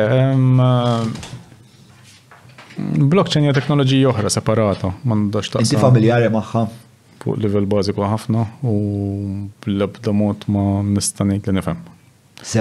Naf kif taħdem, però ovvjament li l-idea tagħha hi li inti tagħmel decentralization li għandek isu informazzjoni tkun postijiet differenti u s-sistema fija nnifisha l-prinċipju li jekk inti għandek database u xi ħadd miss xi ħaġa minnha jitqaf taħdem kollha, ġifieri ma tistax tbabas xejn mill-kontenut tagħha. Allura minn dik il-perspettiva ma l-AI tagħmel ħafna sens. Għadin kmieni għalija naħseb. Imma fej pereżempju f'dinja fejn għandek dubju rajtx ritratt huwiex vera ta' Donald Trump jew le. Tista' tintuża xi ħaġa fil-filosofija tal-blockchain li inti taf dak ir-ritratt ġiex verament mill-BBC jew le. Allura tgħid jekk jiena l-BBC nafdhom it can be verified li verament ġej minn hemm, hemmhekk nista' nibda ngħid l-materjal li qed nikkonsma. Ġifieri di f'dinja fejn qegħdin noħolqu kollox issa ħafna affarijiet li huma fejk u hekk. Naħseb il-bżonn ta' dit-tip ta' teknoloġija jew it-tip ta' konfigurazzjoni u hekk għadin nara kmieni forsi. Jien naħseb ħadd nħoloq industrija sħiħa bħalma għandna u Malta issa qisu bdiet tiffjorixxi naħseb mal-Ewropa mad-dinja, ma Malta partikolarment qed nara prolifika. Għandek dil-industrija tal-AML, tal-anti-money laundering. Naħseb f'sitwazzjoni fejn ħajkollok din il-propagazzjoni enormi ta' immaġni, testi, kontenut. Jista' jkun vera, jista' jkun le. Naħseb tinħoloq industrija sħiħa biex tagħmel dik it-tisfija. Bħalma tinħoloq industrija sħiħa biex jinħoloq. Ma jfissirx li ħajinħoloq b'mod ħażin, sewwa ġifieri hemm ħafna kontenut li jinħoloq b'mod tajjeb. Imma iva diki, u għalhekk meta nitkellmu fuq għax jittieħdu x-xogħlijiet u kollox huma l-istess argumenti li semmejna fil-1950s. Fil-verità l-bank ma kienx inqaf fis-sens inbidel. Imma ħaddem iktar nies milli kien ħaddem dak iż-żmien, il-banek kibru u kollox. Jiġifieri natura tax-xogħol tinbidel. U ngħidu x-xogħol jinbidel di mhux ħadd tqum għadha ma taħdimx hekk. Hija fuq ammont ta' snin, issa l-għażla jekk neġgħu lura x'il-pajjiż jista' jaġġel jew lejja kemm se jarafha qabel biex jipprepara qabel ħalli jkun minn tal-ewwel qed jagħmilha dik il-bidla. Qabel tiġi sfurzata fuqu. Imma naħseb dik. Wieġbet il-mistoqsija ta' il-blockchain tista' speċi tajtna naqra idea ta' kif taħseb li l-AI jista' jibbenefika mill-lajnuna mis-support mill-appoġġ tal-blockchain. Il-fiduċja tista'. Jekk inti fuq il-kontenut u hekk. Fil-kuntest iktar mill-AI mhux l-AI nifsu storja oħra. Imma li aħna bħala soċjetà nistgħu nużaw il-blockchain biex nivverifikaw xi ħaġa x'awtentika jew le. Ma Matthew Sherry jistaqsi. Le ma jistaqsix, jiftaħ bi-statement, bubum. Looking forward għallek. Nieħu gost nara li nies bħal din jingħataw pjattaforma għax edukazzjoni fuq AI. Speċjalment għal pubbliku in ġenerali għadha batuta. You're welcome. Riċentament waqt konferenza dilin IM punt, segwik da u għandek fen. IM punt. Kollega Matthew. Bniedem koltu u jifhem ħafna fil-blockchain, dak persuna ideali li titkellem jew fuq blockchain. Sewa tajjeb tina kuntat u noqogħdu nparlaw naqra miegħu. Mela. U patrun ukoll sewa ġifieri tista'. Le, huwa bil-fors patrun, ma jistax projbit aħna diskriminatorji ħafna fuq min jistaqsi. Blockchain tal-patruni ta' John. Mela, le, Matthew Sherry, inti mhux Sherry kun jomok, le. Le, mhux huwa. Matthew fakkarni kun jomu. Sakko. Le. Taza, għalti dak li jena fuq il-questionnaires. Le. Mela, riċentament waqt konferenza missak xifna l-sakko li jena fuq il-questionnaires. Ma nafx kux problema kellimna wara l-podcast nibbipjaw kollox u nuru ħafna aubergines u hekk fuq ħalli waqt li qed nitkellem. Riċentament waqt konferenza din inqajjem punt dwar in-nuqqasijiet fl-edukazzjoni fejn jitlu dawn it-teknoloġiji fuq livell primarju u sekondarju. Naħseb punt li jimmerta li jiġi diskuss waqt il-poddata. Punt ieħor nixtieq m'għadek isna tkellimna dwaru. Naħseb punt ieħor li nixtieq jiġi diskuss hija r-riċerka fil-livell terzjarju fejn pajjiżi normalment ikollhom fondi sostanzjali lokali li jiġu top minn fondi tal-juf, Malta isna naħsbu bil-kontra, partikolarment meta niġu għal tiksib sabiħa l-kelma 10 points ta' fondi għal riċerka bażika. X'hemm bżonn biex isir biex nibdew niċċalqu naqa. Għalkemm inti taħseb li bdejna niċċalqu. Li jisu l-bombvent beda. Iva, però l-Metju li qed jgħid ukoll naħseb huwa li hemm bżonn iktar flus biex daw jikbru fi skala li tista' tagħmel impatt anke fuq l-ekonomija. Issa jien affarijiet li ifixkluni fis-sens għax fihom il-pożittiv tagħhom. Pereżempju ħarġet skema issa ma nafx mill-ewwel nisir naħseb tal-edukazzjoni għal postdocs, ġifieri jekk tagħmel PhD. Wara l-tless il-PhD tista' iħallas lek il-gvern skema tik budget ta' madwar 200,000 fuq 3 snin biex inti kollok paga minnu tużaħ riċerka l-space landek u tista' però parti minnu hija. U postdoc esklusivament fl-informatika ġifieri qed ngħidu. Merjas li jagħtihom iktar importanza waħda minnhom hija STEM, Science Technology. Okay. U din hija xi ħaġa li toħroġ mill-università jew naħseb mill-gvern mhux l-università. Għax inti tista' wkoll xi ħadd japplika biex da jmur barra. Sewwa. U jagħmel postdoc barra. Sewwa. U dik tinkwitani ħafna. Ir-raġuni li fil-waqt li 200,000 forsi jidru ħafna fuq 3 snin. Da jekk xi ħadd mar sab postdoc barra fejn hawn kumpanniji li lesti jtuk 900,000 fis-sena bħala paga. Xiex? Ija. Nippakjaw guys, laqna. Tina naqra masterclass nagħmlu ġimgħa? Mhux hawn sewwa. Le? Però maġna ekonomija kapaċi tiġġenera dawk it-tip ta' paga. Ovvjament fi implikazzjoni. Taxxi xi 900,000 mill-għodu sa kurjuż. Għalabad najjel. Ejja, engineers u għek li t-tibni da l-affarijiet. Għalek kolla jitbismu da għara. Kollek għandhom stipendju dawk ta' Le, ma li jtnejtu għadan, mela inti jek le biex nifukaw fuq għal xie jtnejtek. Jek inti mela mort barra u waqt li jttamel dal-postdoc barra raw dat-talent, il-kondizjoni li ma tistax titlaq minn Malta 5 snin wara li spiċċa dak. Inkella titħallasom. Pero inti daw kumpaniji li jekk jaffordjaw tuppaga bħal dik, kan jaffordjaw ukoll iħallsu dak il-200,000 fil-kem mejja hawnhekk ġbina xina. Jien qed inkwitani dwar diki qed nużaw it-taxxi tagħna biex noħolqu l-brain drain tagħna stess. U mhix intenzjonata ħażina. Sewa ġifieri bl-ebda mod mitnej tisma' di min qed jagħmel ma jafx x'inhu jagħmel, far from it. Imma pereżempju anke jekk inti ma nafx prinċipji jistgħu jiġu dibattuti f'dettall. Imma jekk inti pereżempju għandek parti minnu tal-budget xi 10,000 tista' tużah fuq lodging jew accommodation waqt li qed barra minn Malta. Però Malta ma tistax tużah. Iġed nassumu ħatoqgħod mal-ġenituri tiegħek int waqt li qed tagħmel postdoc. Għax dik l-istamxin jisa. Li xi ħadd għandu jtik b'xejn. Mhux xorta l-Maltin għandhom il-kera xi ħallsu, mhux xorta għandhom loan xi ħallsu. Allora xiex inti għattet jabbis il-memoir barra. Oħloq l-istess inċentiv biex ħatilek ħanu għatawa xorta jaqbil li jen. Tifem ġatnejt li su l-inkwit taħħa minn daw it-tip ta' skemi ħasra intenzjonati tajbina, vera għanna bżon, vera bżon mux dik bissem ħafna iktar, anki biex inkabru anki numru ta' PhDs li jibdew. Imma rridu naħsbu wkoll x'effett għandhom fuq dil-viżjoni ħafna ikbar għalhekk semmejt l-importanti li jkun hemm narrattiva kbira kif semmejt inti li tgħid isma' l-hemmhekk ħammorru, ma kif se nagħmlu biex issa nżommu aktar nies hawnhekk, noħolqu aktar PhDs biex postdocs nżommu għamaw ġibna kumpaniji barra biex isiru dat-tip ta' inizjattivi. Naħseb di tal-grand narrative hija xi ħaġa li l-pajis għandu bżonn jaħseb dwarha b'mod ġenerali, naħseb li nħossu wara l-Unjoni Ewropea jisu l-pajis sparpalja fid-direzzjoni li kienet jimmira. U jisu l-affarijiet li qed tiddeskrivi inti għalkemm f'moħħem mhumiex jiġifieri definiti u artikolati b'xi mod limpidu li vera ċara lija. Le, mhumiex. Imma naħseb huma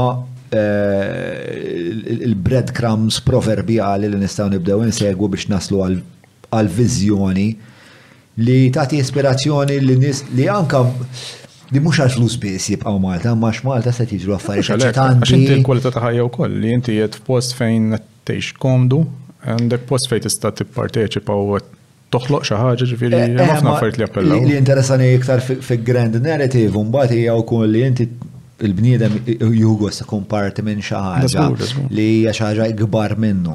Jiena waqt li qed inkellmek, waqt li kont qed naqra l-affarijiet li kont qed naqra, bejt nħoss sens ta' urġenza wkoll għax isu l-affarijiet issa tiġru. Ilhom jiġru, imma tibda ta' Imma issa isu in terms of acceleration biex jekk kien hemm żmien fejn kienet qed taqbad il-ferrovija sa l-ferrovija telqet. Għax hemm sens ta' scale ukoll issa li li huwa tista' jirnexxieli. Imma fl-istess ħin dak l-ispid kollu jfisser li dawn l-iżviluppi isiru qed jagħmlu eħfef biex inti tidħol. Ġifieri mhux każ li għaddejjin sparat. Waqt li għaddejjin sparati tisiru eħfef biex inti taqbad magħhom, ġifieri dirari naraw naħseb. L-analoġija li għandi f'moħħi mhijiex eżattament korretta jew. Fi opportunità kbira, ġifieri anzi kważi ġi qed jiġru l-affarijiet u qed issir iktar sempliċi li inti anke tkun parti minn dak kollu, illum hija eħfef li tkun parti minn dak kollu. Dik l-opportunità rridu naraw naħseb. All right, man. Mela għandna mistoqsija oħra di darba mant Bex faqset dik x'għamlet.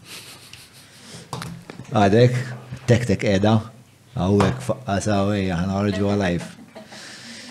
Mela, li ma huma l-akbar żewġ problemi etiċi li tara fl-għaj, għalfej tnej.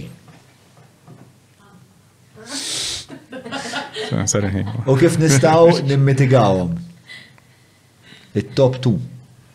Fil-verta merba, erba kategoriji. Floor is yours, issa, di l-aħħar mistoqsija ġifieri. Le, ma mhux ħam.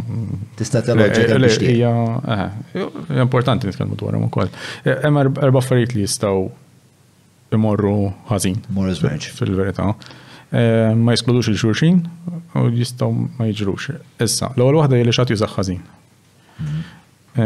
Fuq di l-inqas ħana labra fuq biex ma tgħix idejat. Sewa. Għaxin tofi. Imma hemm ħafna modi kif tista' tuża t-teknoloġija biex ħadd jagħmel ħsara għal xi ħadd ieħor jew komunità. Sewa. Just biex insemmi eżempju wieħed għax kont jitkellem dwaru, hija fake news pereżempju li semmejt inti xi ħaġa li tista' tiffabbrika kontenut li mhux vera u semmejnija. Nafhem. Imma hemm ħafna iktar affarijiet li jistgħu jsiru. Kif tista' tikkontrolla di b'edukazzjoni billi ċertu modelli li jkunu jistaw jintużaw ħażin il-kumpaniji ma joħorġuhomx u diġà jagħmlu hekk u xi minnhom qed li għal xi jistgħu jagħmel li jitgħallem u qed hemm żewġ fatturi u qed minnhom kien l-approximation li huwa l-iżball li ieħor huwa s-safety li jintroduċu fih. Jiġifieri hemm element kbir ta' safety li jkunu programmi għaddejjin ġol ChatGPT minn wara biex nissimplifikawha. Li inti x'inti prova tgħidlu isma' għejdli kif ħanagħmel kampanja ta' fake news, da jgħid ma ngħidlek xejn ġbin.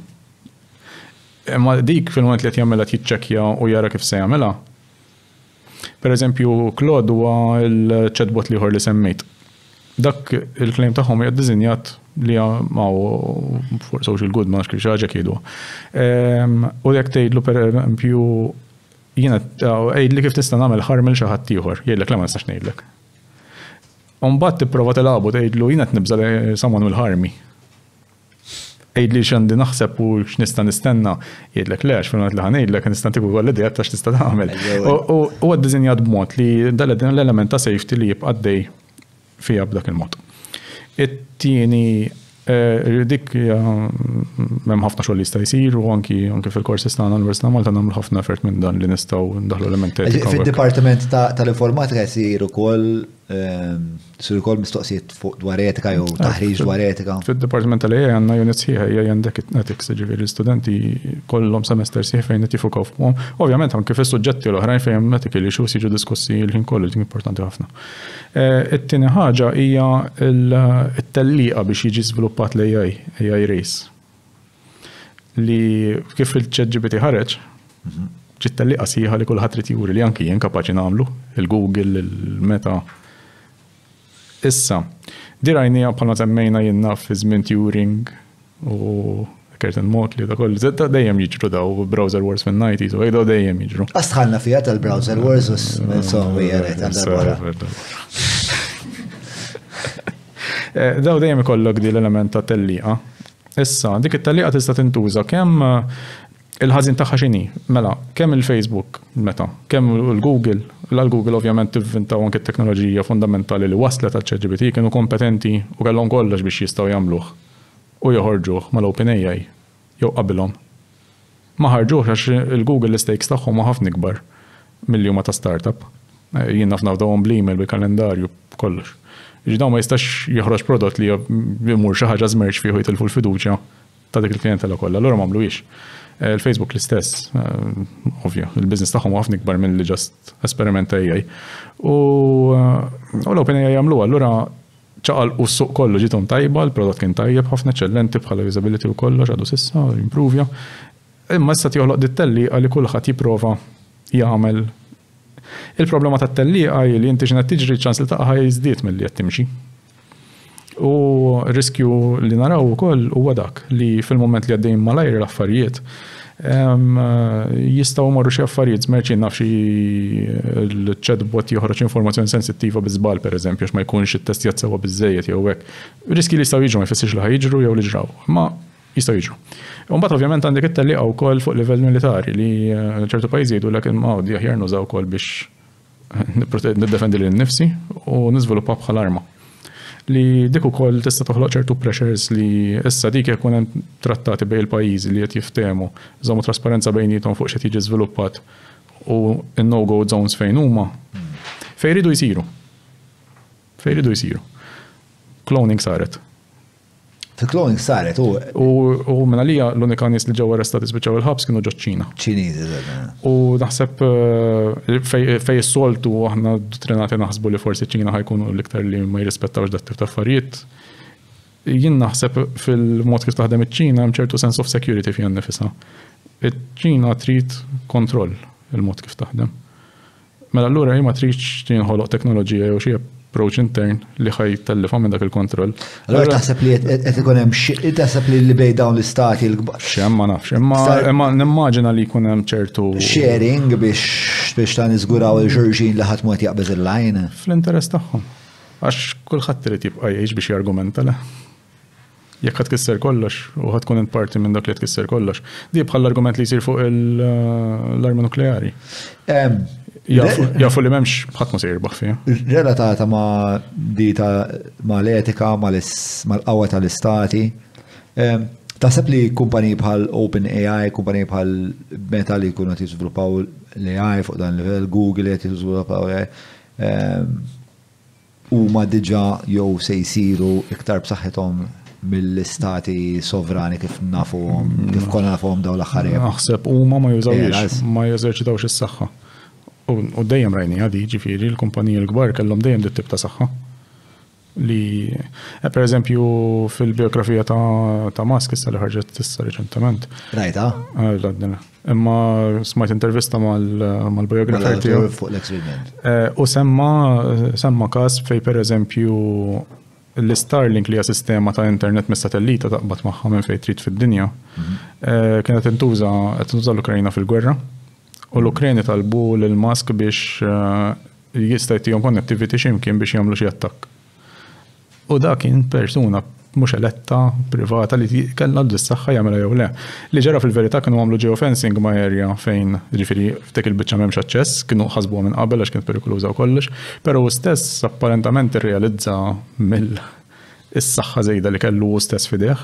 U Starlink skont dan ġifieri ma verifikajt jiena, saret Starlink u Starshield, u Starshield huwa set minn da satelliti li jintużaw għal skopijiet militari. U l-Starshield tal-Gvern Amerikan biex jgħallhom intom l-esperti fuq geopolitics, gwerra, eccetera, pala militar. Amministraw intom, dik hija too much fidejja. Da kemm varja programm mill-mobile tiegħu prattikament u jħallihom jattakaw fejn jridu f'dak il-post. Jiġifieri saħħa kbira għandhom daw konxi minna u ġeneralment ikun hemm bil kbir bejniethom dal-kumpani fuq l-affarijiet li huma no-go zones li jgħidu sma' ma nexux nejhom. Żewġ riski oħrajn kemm nagħlqu bihom. L-oħra hija organizational risks li xi ħadd jista' bħalma semmejni qabel li diġà ikun hemm leak ta' data li inti mudell fejn qed tapplodja pereżempju PDFs, eċetera, u da b'xi mod jew xi ħadd mod apposta joħroġ il-files li nisat jabtejt jew, eċetera. Jew b'xi mod jiġu ħekjati dat tip ta' affarijiet. Affarijiet hekk jiġru. Chernobyl hija eżempju ta' organizational accident, per eżempju, oħrajn. Mbagħad l-aħħar wieħed u li nies jitkellmu fuq, però l-inqas probabbli huwa li lejja jieħu deċiżjonijiet u jitlaq x'imkien u jagħmel deċiżjonijiet ta' kif ikisser id-dinja. Dik ma tistax teskludija fit-teorija li tiġri, fil-prattika ma nimmaġinajx mhux nara ssir. Għalfejn tik daqshekk konvint? ċert minix, imma Le ma tix ċert, imma inti konvint li hija jew għedna lura wisq biex forsi naraw tiġri. xi ħaġa remota taħseb inti.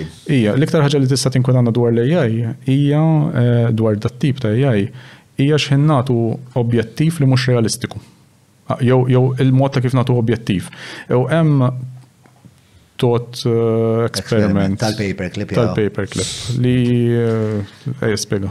Biex bro x'aħna nsejn kemm Madonna no. Naqdu boyband bro. Jien nkun hekk the daddy figure hekk l-anzjan li fajdet li kollhom daddy issues u hekk jibdu jirrelataw miegħi. Spjeganti tal-paperclip għax. Le din ovvjament disclaimer kbir hija tot experiment, so ġifieri mhix xi ħaġa li ġrat jew li xi ħadd jaħseb li tista' ssir illum li għandna eċetera. Però l-idea hi immaġina hemm kumpanija jew f'kuntest fejn jeżisti lejja li tista' tqabdu jagħmel li trid u jista' jieħu forma ta' robot u jagħmel kollox da. Immaġina kumpanija tgħid isma' jien nixtieq nibda nipproduċi iktar paperclips. Tagħmel paperclips diġà. U rrid noħloq iktar. Da l-AI tgħidlu tagħmillu speċi ta' prompt u tgħidlu oħloq iktar paperclips. Jew fil-fatt jidhom paperclip maximizer. Il-problema. Tini kemm tista' paperclips. Inti bħala bniedem qed tifhem. Dan jekk inti tajtu dak l-objective waqaf hemm xogħol hu jagħmel x'jagħmel to maximize paperclips. Allura l-istorja jibħal speċi li dan ħajmur u ħajjoħloq ħafna paperclips u ħajjimla l-warehouse u ħajibqa' jieħu r-resorsi sakemm mela l-warehouse u mbagħad ma fadalx wisa u mbagħad minn dak jitaqda x'inhu jagħmel u jiġbidlu l-plakka u jitfih, però jkun ġa ħaseb li ġat ħajtfilu l-plakka ma l-objektiv tiegħu li jimmaximize l-paperclips, allura biex jibqa' jimmaximize ħoloq replika tiegħu allura baqa' għaddejja mela spiċċalu l-wisa l-paperclips beda jwaqqa' djar biex jerfa' aktar paperclips u mbagħad ħella r-riżorsi tad-dinja mar fl-ispazju kisser kollox għax baqa' jżid il-paperclips. Dik issa Apocalypse serju dik. Ejja, meta nitkellem fuq da safety work li qegħdin nagħmlu diffiċli timmaġina dal-affarijiet li. Kun klip tajba dik. Di per eżempju dal-għoddu l-istudenti tiegħi semmejtilhom da mod ieħor li per eżempju immaġina ġaħat tgħidlu mur fil-kamra l-oħra u ġib li siġġu. U inti tmur tara kulħadd bil-qiegħda fuq siġġu hemmhekk. U tiġi lura. Jekk tiġi lura bis-siġġu aktar xew tajda ta' panel xi ħadd biex ħadd l-siġġu ġejt lura. Però inti fil-verità tagħmel ħafna kuntest l-assumptions qed tagħmel kemm hu bżonn dak is-siġġu jew le issues morali tad-deċiżjoni kif qed tagħmilha. Il-kuntest huwa ħafna ikbar li problema tal-Partit Nazzjonalista dik. Mela, fuq dak iċ-ċajt bla sens ta' Ġwan Mallija, dissa smajna wis minnu. Ħana l-podcast, però qabel nara l-podcast biex inkun naf jekk għandek xi stqarrija tal-aħħar. M'għandix taħseb edna biżejjed. Għadna ġaġa da bro, għamil tal-ordniju. Qed ħares lejja b'diżappunt kbir fajnejja d-diżappunt. Inti sempliċement nafdaw bil-paperclips mal-ladel mhux. Għax eżatt, she won't do the goal, even if it means. Mela, qabel ma nara, grazzi lilek. Grazzi lilkom. Bro, daw meta jkunu daqshekk hekk tangential mill-affarijiet li noqgħod naħseb dwarhom jiena. One vera nħoss li għalija tkun vera esperjenza li tkompli twessa li spiex ta' tisfurzani nħares fil-kejjen li mhux is-soltu nħares lejhom u tagħmel id-dinja aktar ferm iktar kolorita u interessanti. Ta' dik grazzi. Grazzi lilkom. Nibda ninduna wkoll kemm hemm overlap, ġifieri meta bdejt speċa is-sottolinjajt li hemm nies bħal Bertrand Russell li huma filosofi u mathematicians, bħal Hinton li huwa psychologist huwa ukoll speċ ta' wieħed mill-iktar nies iċċelebrati fl-AI. Waqt li qed naqra ċertu affarijiet, nibda nara li jkun hemm overlap ta' mhux ħsieb, imma ta' loġika bejn il-fields li jiena nkun rajt ħafna dwarhom u daw il-fields ukoll. Jisu jkun hemm din il-convergence of concepts. Masters fl-AI jibda l-ġimgħa d-dieħla ta' ġifieri tista' għadek fil-ħin. Tajt. Mux, ħanajdek, jena tip li jena vera fucking estremist. Ġiviri, taħseb li ma kienx hemm punt fejn għaddit li minn moħħi tajt ngħid il-tilin. Mhux qed niċċajta ta' mażom. Nilta' kemm idum? Tista' tażel sta din it-wieħed? Le ma jħed tagħmel. Le ma tista' tieħu. Bro, jien ibda biex, żomm sekonda. Jiena l-aħħar ċertifikat li għandi mezzek għandi naħseb 6 levels jew. Ma nafx għalaqton 23. Xi ħaġa ma il-ħaq iċċekkja mbagħad tiċċekkjax. Meta viċin lem fejn tista' tidħol mature student. Ġifieri apart innik. Mela, u forsi mhux għalija din is-sena, imma min qed jisma'na kif jista' jidħol fil-qasam, partikolarment għal nies li bħali forsi qatt ma kienu daqshekk akademikament intrigati. Le, l-aħjar li tintaqgħu ma' xi ħadd akademiku hemmhekk fejn tista' titkellem dwar x'taħseb inti x'opportunitajiet jista' jkun hemm u kollox. Għax hemm courses differenti fejn aħna l-iskop tagħna li nsibu xi ħaġa l dak li jkun li tagħmel sens għalih, ġifieri jekk tiġi biex tara kors u naraw li mhux fit tajba li jkun mhux ħadkun tajjeb fih jew ħadbati. L-ewwel pass x'inhu kif naħseb li titkellmu ma' akademiċi jekk titlu l-websites tal-università ġifieri tistgħu. Tista' tina l-URL um.edu.mt sewa ICT/AI u sib id-Dipartiment tal-AI.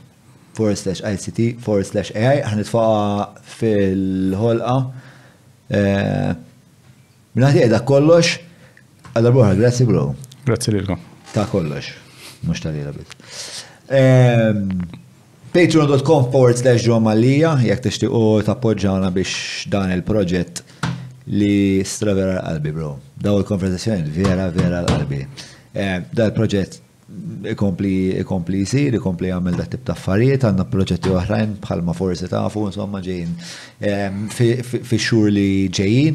Nixtieq ukoll ovvjament nirringrazzja lill-kumpaniji li jemnu f'dan il-proġett, tant jemnu li tuna appoġġ finanzjarju u għal daqstant nirrakkomandaw li jekk tixuq tagħtu appoġġ il-podcast tagħmlu użu mis-servizzi u l-prodotti ta' nies bħal Hungry Hippie, il-Vinja Kapriċi ta' Abram, nirringrazzja il-Browns, il-Maple li fornuna wkoll bil-sourdough, dal-waqt jkollna wkoll il-fundatur tal-Maple bħala wieħed mill-mistiedna tal-podcast il-nienu. Grazzi li Apex Media li jgħinuna bl-SEO u minn dak iż-żmien għamilna avvanzi sostanzjali, drammatiċi.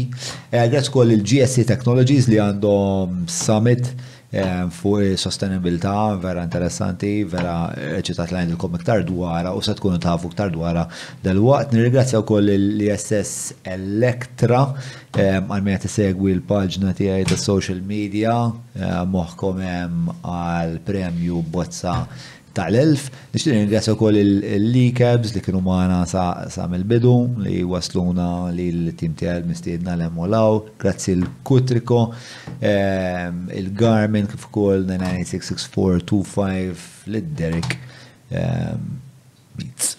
Ħabib birti. Mela, isma', grazzi. Morru, studjaw, aqraw, forsi sena diħla narakom masters. Patreon.com/ġomalija għal darbohra. Grazie Dylan. Thank you. Grazie John. Deli tajb.